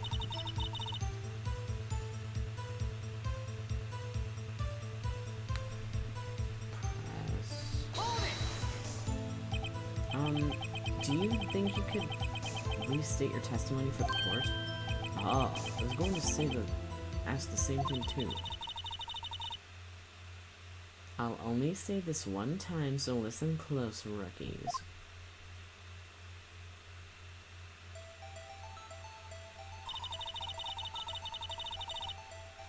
The chief prosecutor stopped the victim and ran behind the partition. He picked up the emergency phone on the wall, but it was out of order. So she pulled out her own cell phone out of her pocket. How would you have seen her pull out her phone? And during that time, you climbed over the chain link fence. Hello? Hello, ma'am? Then, when I boldly grabbed her arm, the chief prosecutor hung up her phone. And you saw her doing this. What is it, Mr. Wright?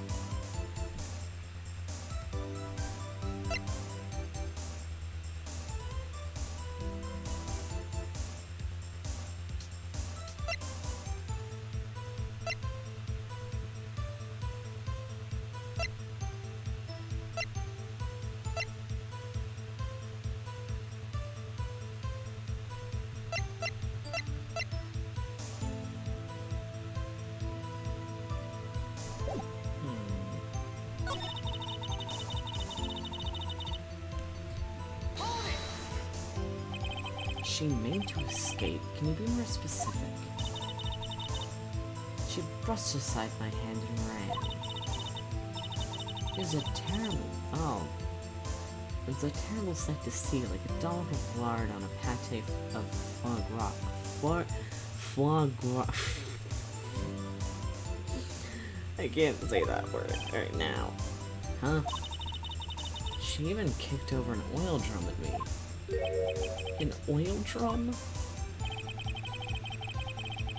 There was an oil drum lying on laying on its side at the scene of the crime. But it's strange. What's that? If she wanted to escape, why didn't she run the other way? The parking lot entrance. That's right. It doesn't make any sense that she would run from behind the partition to the oil drums. Excellent, more mysteries. I wish we could solve a few before finding more, though. So Miss Sky tried to run. Okay.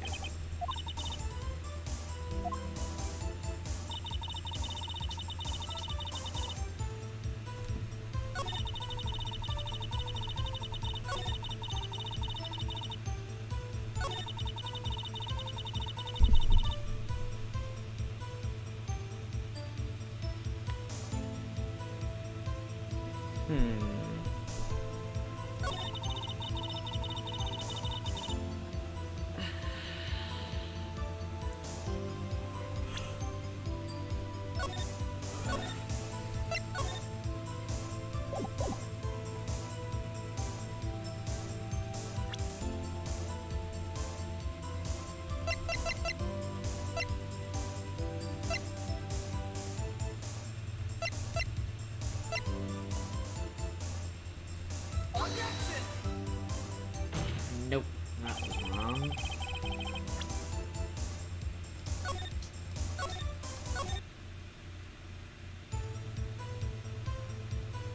Okay, I don't think that's it. She tried the phone at the wall, had to use her cell phone instead. Why was she running the other way? Yes, she mentioned the muffler.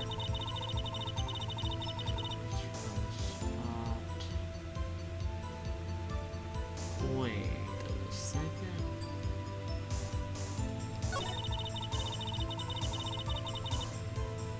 After the murder, the suspect arrived. Okay.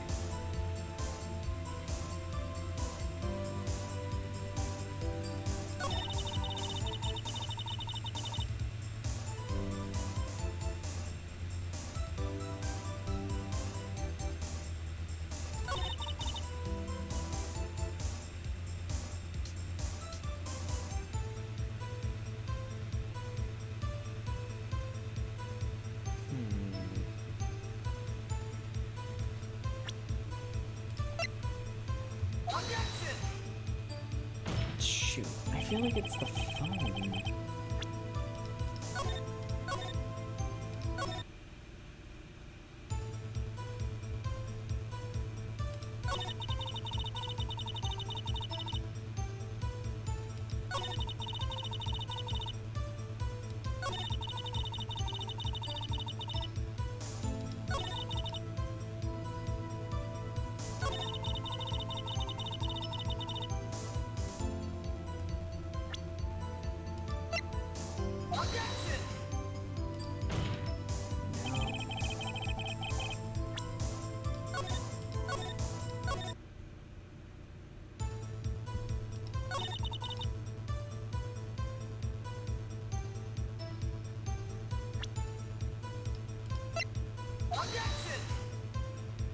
Apparently it's not the phone.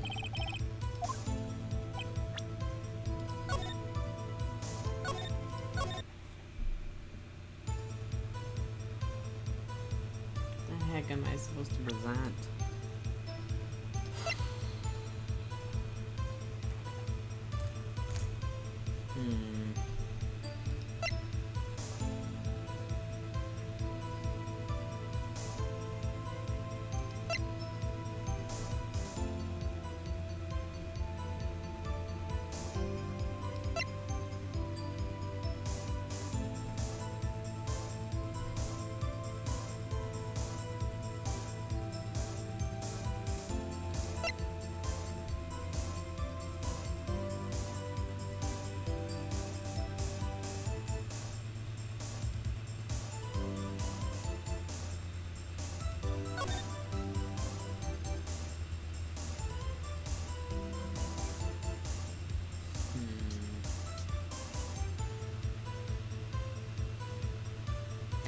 is no oil drum. There's another one, but the one...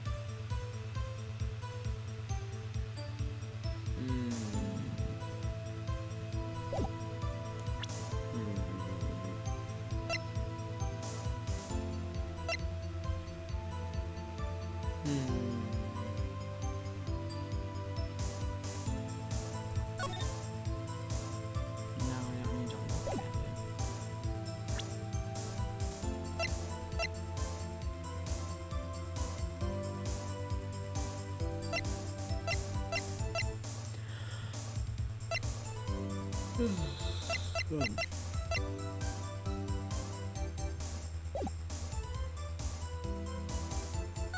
Like, this whole thing just doesn't sound right.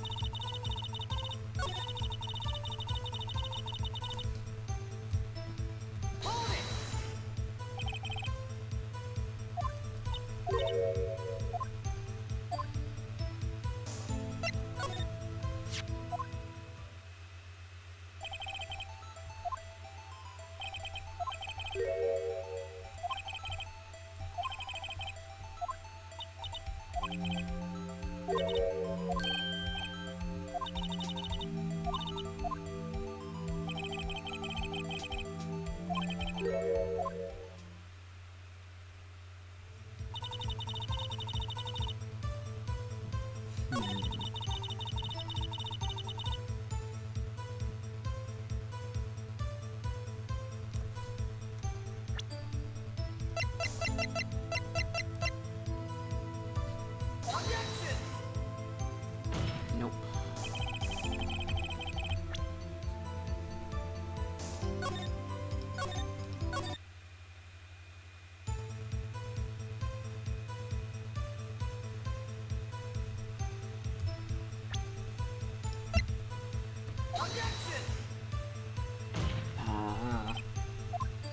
I have no idea what to do.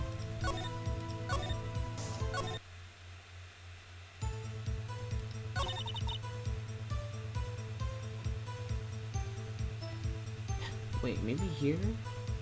Maybe here. Finally! Oh my gosh. Miss Star, I have to conclude that you have a personal grudge against Miss Lana Sky.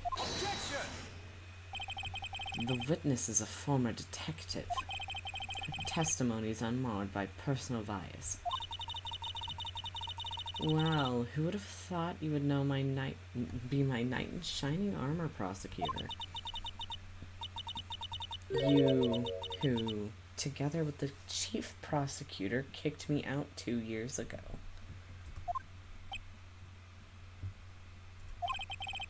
Well, Miss Star,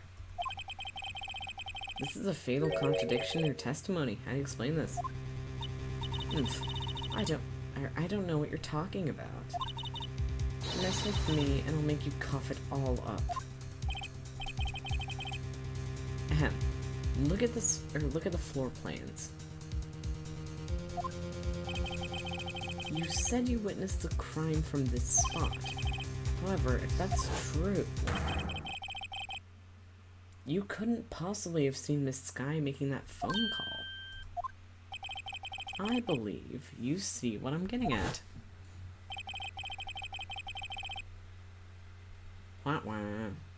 That emergency phone was on the backside of this partition. If indeed you were in B block, you couldn't have seen it.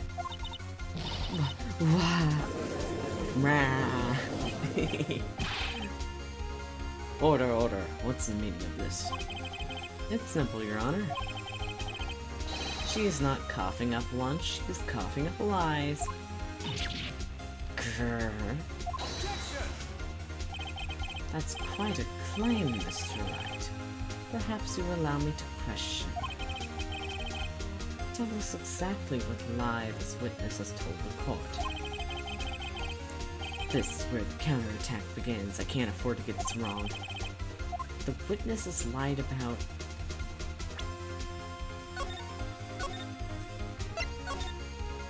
Okay. The order of events. She lied about the order of events. Miss Sky used that emergency phone before the murder. I see. I hadn't thought of that. That took the wind out of her sails. Mr. Wright, I hate to bother you while you're celebrating your victory, but why would anyone use the emergency phone before the murder? Huh? Just when you think you can't sink any lower, he amazes us. I applaud you, Mr. Wright. You ordered the orange peel lunchbox, right? Ah, shoot. That teaches me not to get excited before the evidence. Shoot. One more try. Okay, we're going back.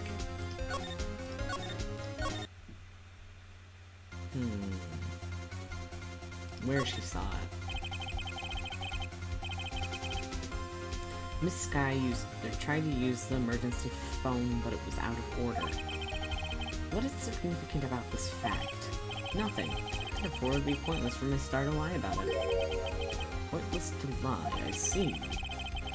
But say the witness did actually see Miss Sky using the emergency phone. It would mean Miss Star witnessed the crime from a different location. A different location? Now, that's a pointless lie if I ever heard one. Before you call my lie pointless, at least try to tell, or at least let me tell it. Let me ask a question to our clever wordsmith, Mr. Wright.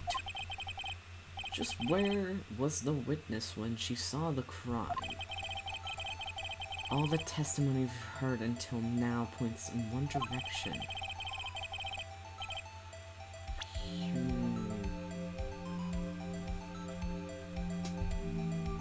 The security room? I can't save.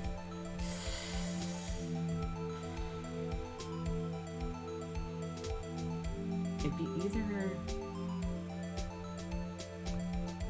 I feel like it's the security room. Take that! Please. Thank goodness. This is the only place where she could have been. The security guard room.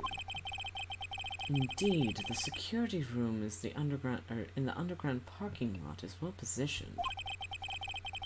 It's built on the second floor so you can see the entire lot.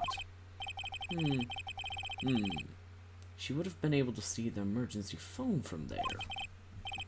But why there? There are so many other places she could have been, seen the phone. Not in this case, Your Honor. The witness, not being part of the prosecutor's office, couldn't park in A block. The only place where she could have seen the crime, and the back of the partition is here. I remember in your testimony you said you brought a lunch to your boyfriend in the security guard room, yes? Well, Miss Star, how many years have I been getting the better of men? To think that the tables couldn't be turned.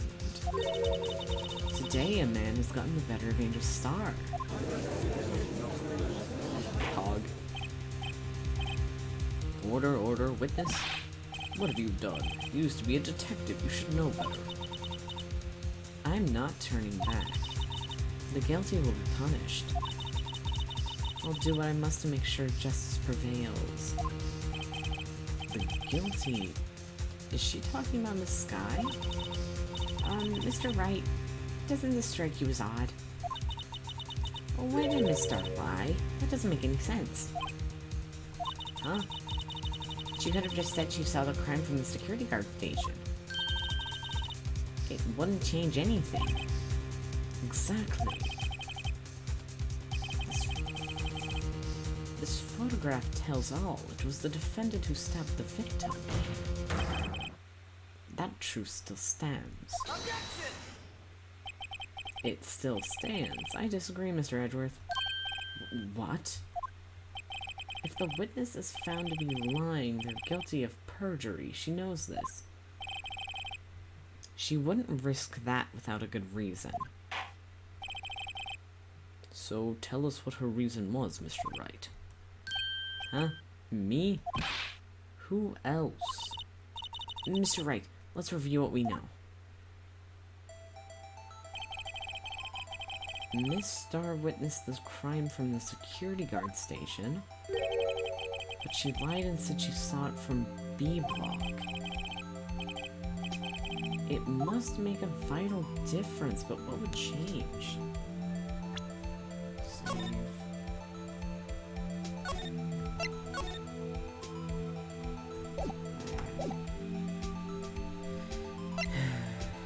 Wait, no. A difference on lighting? No! That is not what I meant. Not what I wanted.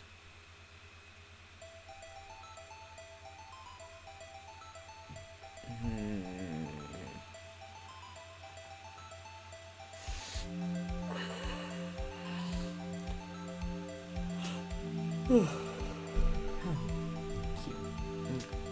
This. Why, the angle of which she saw the crime occur would change. The angle? What do you mean? Well... The security guard state and, shoot. That's not it. So it's the one I was thinking it was. Distance to the crime. It changes the distance between her and the scene of the crime. My condolences, Mr. Wright. But take one look at the floor plans, it's quite clear.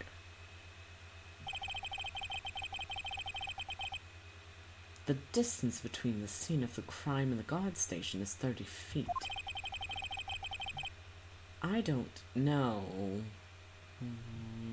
I don't see how that would change what she could see. Objection. What she saw is not in question here. What matters is the time it would take her to reach the scene of the crime. Miss Starr, you witnessed the crime from the security guard station. Now, how long did it take you to go from there? To the scene of the crime where you arrested Miss Sky. Well, witness. Yes? You ordered the squid wheels, right?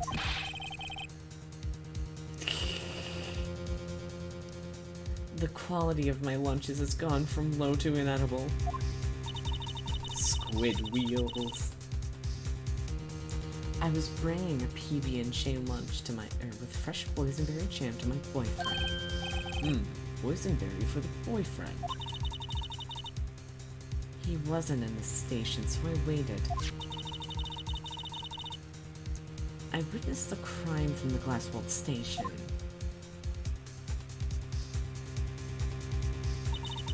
And before I knew what I was doing, I found myself running towards the scene. But the door was locked. I couldn't open it.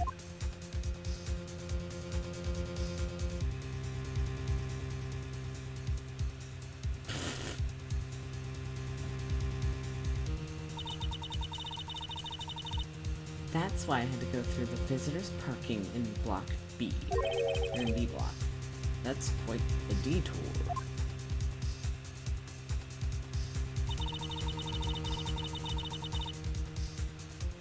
It probably took me at least 5 minutes to get to the scene of the crime. 5 minutes? Man, hoofing it. This changes things considerably. But it was that woman over there in the defendant's chair who stabbed him. I know it. I have photographic evidence. I swear it. I swear it on my finest plastic spork. You have a point. The spork is a wonderful invention.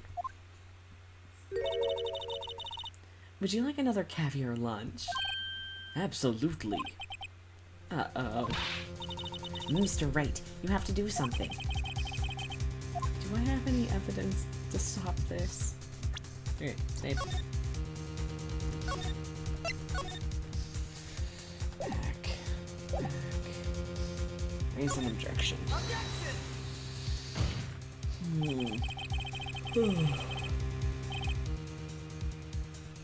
5 minutes between witnessing of the murder and the arrest. Think about it. You could make pasta in that amount of time. If you like al dente.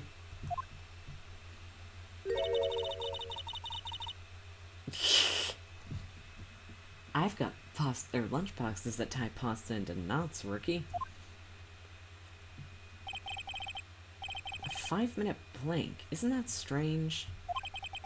Strange. If you were a criminal, what would you do with 5 minutes, Your Honor? Well, I guess I'd flee the scene. Hey! Don't get the wrong idea, I didn't kill anyone. But you have the instincts of a killer, you would run. But this time's different.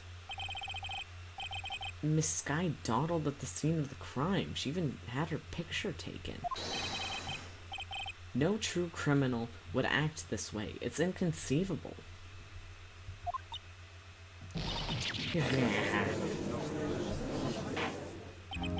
Wow. Well then, it seems we've come to the end of this testimony. The witness has a grudge against the defendant and a blank in her testimony. Mr. Edgeworth, is the witness ready to go?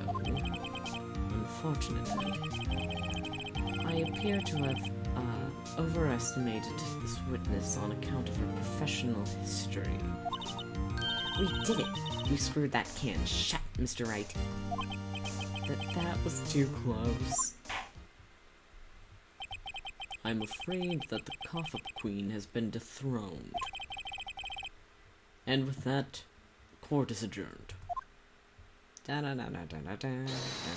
Hello? Hello? Mr. Edgeworth, you ordered the squid wheels, right? That's the one she tried to force off on me. I prefer not to take the defense team's leftovers. Anything else to say? I might be able to save you. I have decisive evidence. What was that? Is this another one of her trick lunch boxes? My apologies, but we have no further questions to ask of you, Miss Starr. Ah. Is this your jumbo lunchbox? Woohoo, a triple-decker. Out of deference to the witness's determination, I will allow one more testimony. Let's hear about this decisive evidence. Like the Lunchland motto says, you won't be disappointed. What she gonna pull out of her lunchbox this time?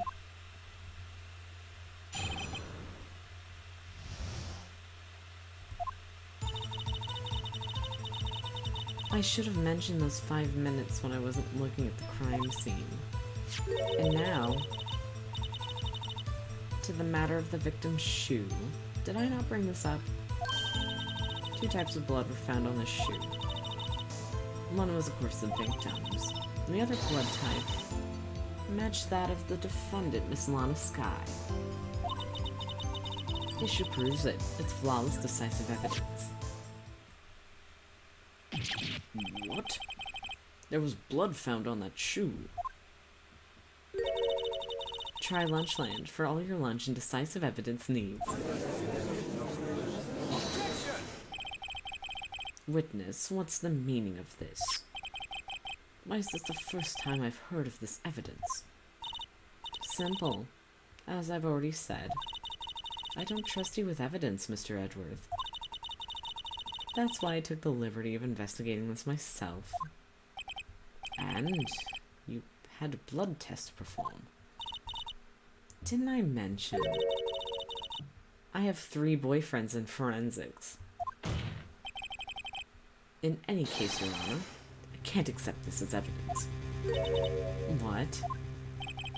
You must know, there are two rules to evidence law. Rule 1. No evidence shall be shown without the approval of the police department. In other words, the shoe is illegal evidence. At least for the time being. Is that right, Mr. Wright? Yeah. Because literally nothing that Wright brings in is approved by a police officer. He just brings it to court and throws it on the table. It seems so. Edgeworth sure is celebrating. Not so fast, Mr. Edgeworth. Don't forget, I used to be a detective. As I mentioned previously. This shoe has already been tested by a member of the forensics department. As you can see, it was approved by the police department as of today. Even the general public can produce official evidence, Mr. Edgeworth. Is that right, Mr. Edgeworth? Or Mr. Wright? It seems so. Edgeworth's looking pretty solid. You could at least study some evidence law, really. The prosecution's complaints notwithstanding, it appears that this evidence satisfies the first rule of evidence law. However, it seems you have not yet another court against you, witness. Anything to ensure that the guilty are properly judged. White enamel shoe, okay. The dynamic of Wright not knowing at all, so he just kind of looks at Edward's reaction is so funny. Yeah. Very well, Mr. Wright. You may cross-examine the witness. It's funny that he's so expressive, too. You think he wouldn't be, but he is. He's all about, ooh, Mr. Emotions boy over here. While Wright is like... This case is so juicy with the dynamics between Edgy and Phoenix. I love people calling him Edgy. That's such a funny nickname. Okay. And the victim's shoe. Did I bring this up? Tab. Let's look at the shoe.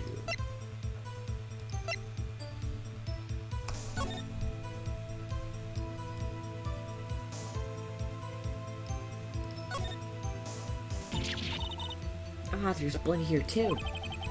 On the sole of the shoe, it's gotta be the victim's. He must have stepped in a puddle of his own blood. All this blood is horrible. This blood might be an important clue.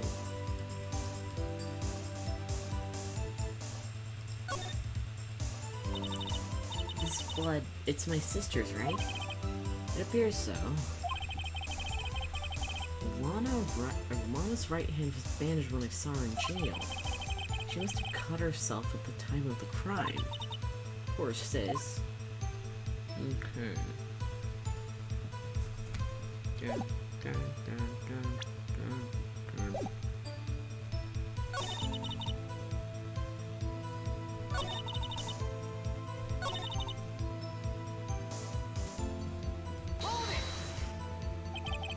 Can't let this evidence go through without a fight.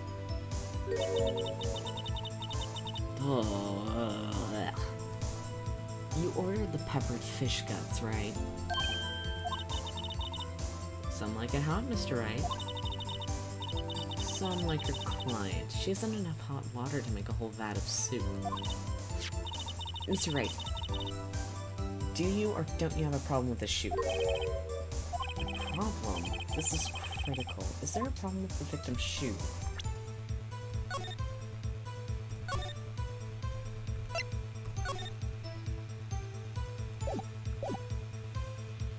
So he was stabbed and then...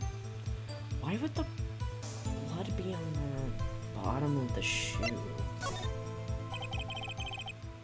If I'm not imagining things, I'd say there's one critical problem with this evidence, a clear contradiction. That gleam in your eyes. You're still young, rookie. I'd give you a peppered fish gut now. But you couldn't take the heat, could you? Let's hear what Mr. Wright has to say. What is contradictory about the victim's shoe? Show us a problem with this evidence.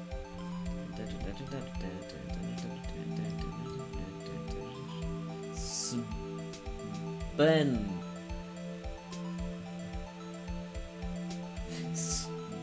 But it's. I think it's the blood on the bottom. Ben. I wonder if you noticed. There's blood on the bottom of the shoe. Don't mess with me, rookie. Or it'll be the blood on the bottom of my shoe. Indeed, there is quite a bit of blood on the bottom of the shoe. It makes sense. The victim was stabbed with a knife. What could possibly be contradictory about blood on the bottom of shoes?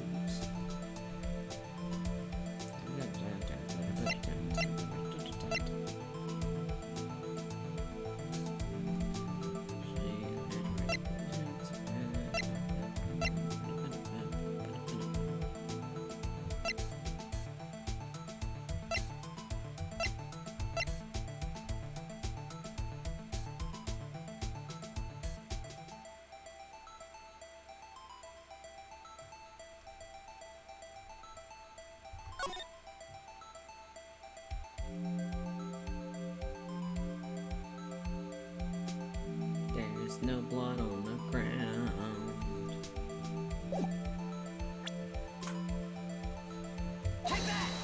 Shoot. Oh. The problem lies in the footprint. The footprint. Note that the bottom of the victim's shoe is covered in blood. Then, isn't it strange? Why weren't any bloody footprints found by the scene of the crime? Huh. As you can see, there were no traces of any such footprints at the scene of the crime. That contradicts your claim about this shoe. This picture only shows part of the floor. There could have been bloody footprints.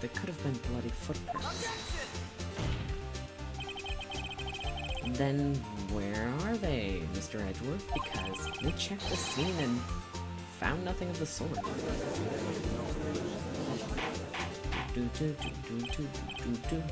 Order. Well, witness. Huh? What? Huh? Great going, Mr. Wright, but it's true that the lack of a footprint is a contradiction. But then we'd have to ask, why wasn't there a footprint? Oh, that's true. There has to be a reason why there wasn't a footprint. Think, Mr. Wright, think. Hey, I don't know why it's not there. I'm just good enough at finding contradictions. What? It's a dumb little finger waggle. Gay people. I see. I get it now. Get what? Our witness is more devious than I gave her credit for. We were hoodwinked to the very end. But she slipped. There was one vital hint to the truth in her testimony. Well, what are you talking about? Think back to when she told us about apprehending the suspect. The chief prosecutor tried to resist, but her efforts were in vain. She knocked my hand aside and kicked over an oil drum. Oh, she's beautiful but deadly. A predator, this one. A leopard woman. Rawr. I thought it was a strange thing for the normally cool-headed chief to do. No kidding. Now, witness, allow me to ask a very simple question. This oil drum, was it empty? Oh, that I'm not sure I like your attitude, Mr. Edward. Though apparently, you're not the slowest conveyor belt in the lunchbox factory. Witness, well, Was the oil drum empty? The oil drum... The oil drum, kicked over by the chief prosecutor, was brimming with water. Water? What does that mean? Still don't get it right, Mr. Wright. Do you want to know the reason she knocked it over? The real reason? Aha, you don't mean... Yes, the suspect knocked over the oil drum for one reason and one reason alone. To erase the bloodstains that would become evidence against her. Wow. That ties things up quite nicely. Bloodstains left on the victim's shoes tie her quite clearly to this murder. Then, after she was done, she knocked over an oil drum to erase the telltale signs. Why, that's the prosecutor's specialty, erasing evidence. That reminds me, this guy's hand was hurt. Didn't she say she stabbed herself when she... or cut herself when she stabbed him? So that's when... my sister's blood got on the shoe. Well, I see no reason to prolong this trial. Mr. Wright, do something, please. What? What can I do? Your sister's confessed to the crime and she's trying to conceal it. But... enough. There is no need for further debate. The verdict, Your Honor. Very well. But Angel Star is on the prosecution side. She could have been lying about the water. This court finds the defendant, Miss Lana Sky.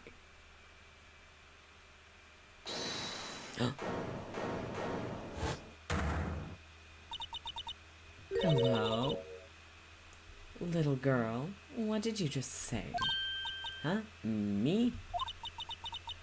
Did you say that I, Angel Star, was on the side or on the prosecution side? Well, yeah, you are.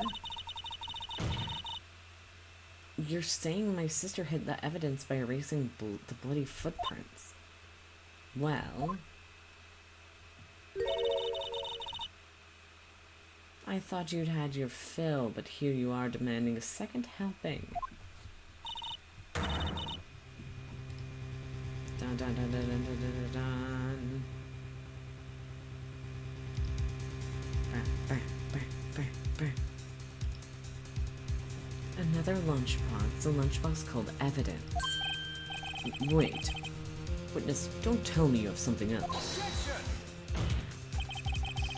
The time for deliberations is past.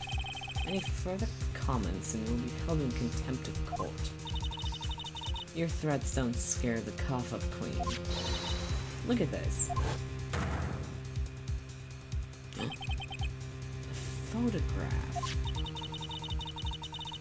I added just in case anyone had the gall to suggest that the white shoes didn't belong to the victim. I see no room for error in this evidence. Mr. Wright, wait. Look at the asphalt in this photo. Hey, it's clearly wet. Erasing that last trace of doubt from the court's mind. Immediately after the murder, the crime scene was washed with water. I'm sorry, Mr. Wright. I guess I couldn't help after all. It's not your fault. I knew I couldn't win this case from the beginning. And it seems this is what your sister wanted anyway.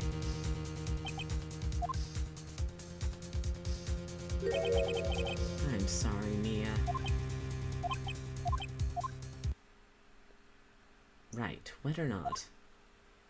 Don't be so quick to throw in the towel. Get yourself up off the asphalt. Take another good look. Don't give up. Not until the bitter end.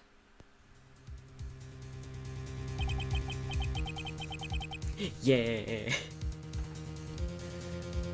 This is the last piece of evidence. I miss her every day.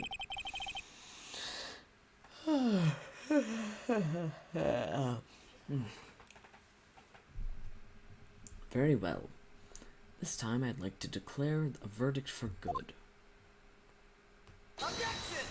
I love how much he gets cut off. Your Honor, wait. What is it with you people? Can't I hand down my verdicts in peace anymore?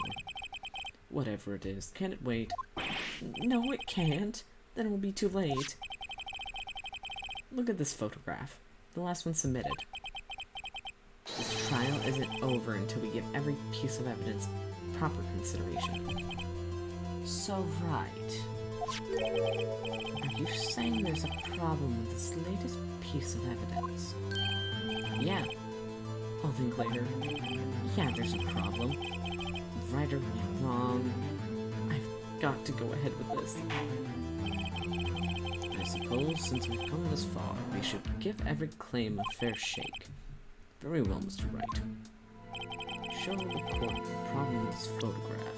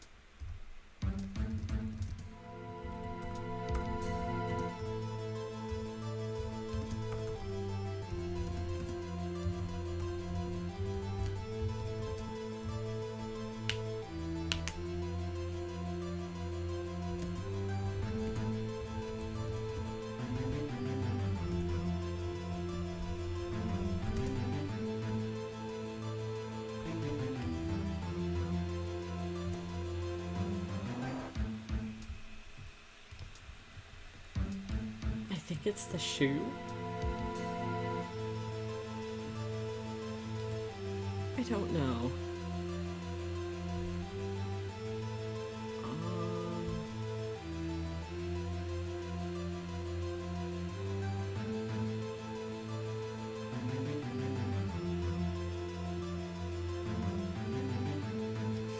I literally have no idea.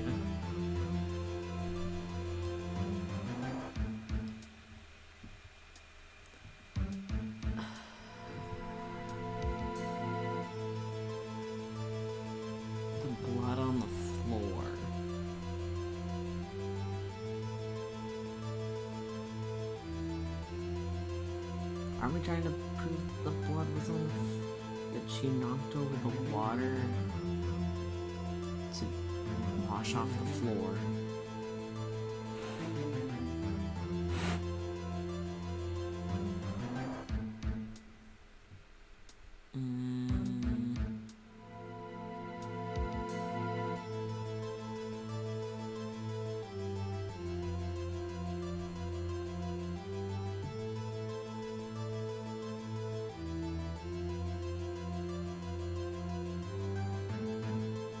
Maybe the fact that he's dry?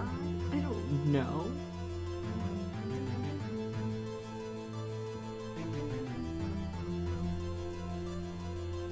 Like, the floor kinda looks wet. But, like,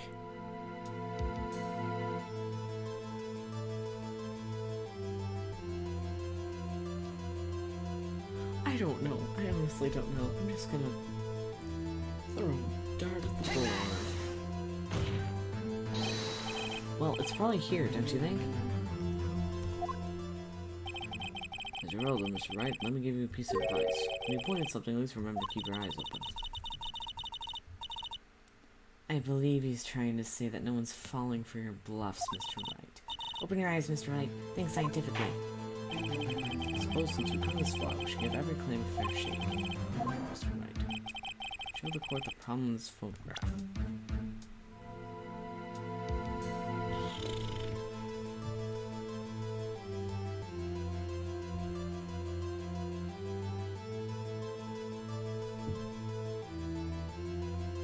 Shoe. Take that!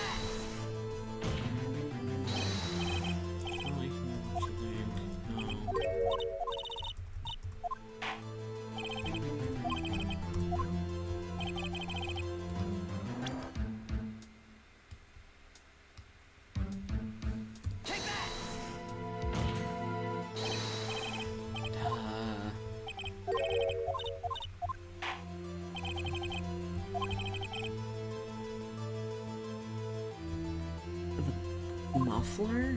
The thing in the... this? Take that!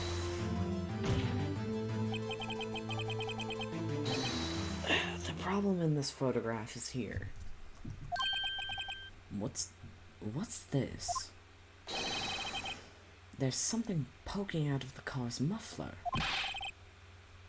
Wait just a moment, Mr. Edgeworth. Your Honor. You just said muffler. However, I cannot see a trace of a muffler or scarf in any of any kind in this photograph. A muffler is also a part of a car or motorcycle, Your Honor. Just think of it as part of the exhaust system, a pipe. I see, and I see. What's this suspicious looking cloth sticking out of the car's muffler? So what if there's something sticking out of the muffler? What does that have to do with this case? Nothing. Absolutely nothing. Objection!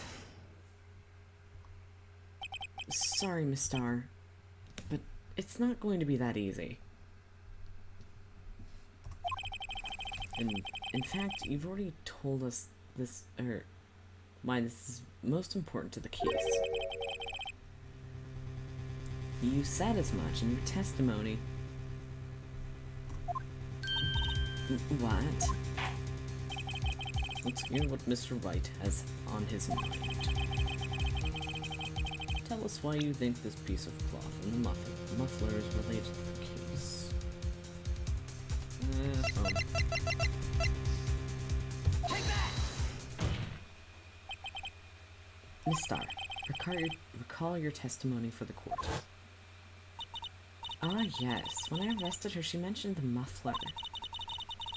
That's what had me confused in my earlier testimony. Muffler. Ugh. Ugh. Could it be that the muffler you heard mentioned was actually this exhaust pipe?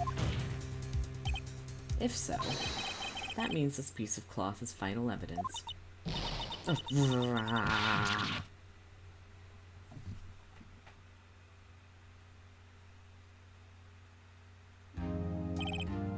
Well, it seems we will have to suspend the proceedings.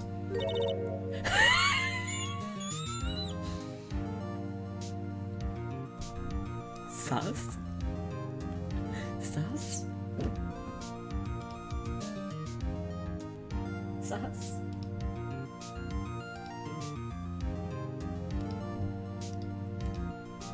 Sus?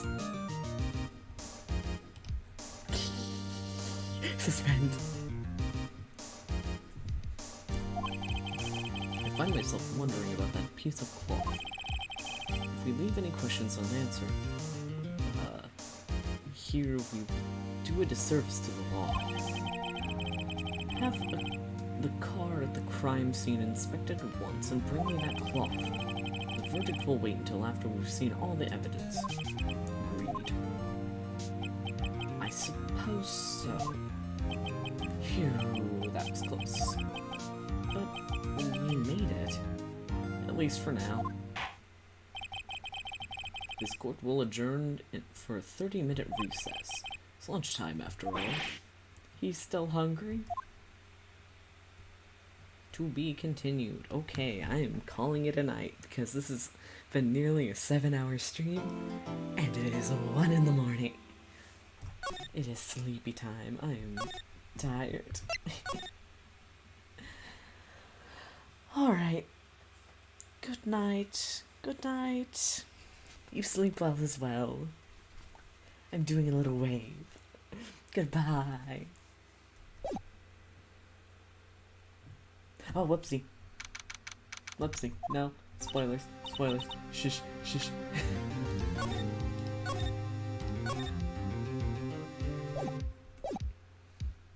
Escape. Let me be free. Freedom. Okay, okay, there we go. Bye.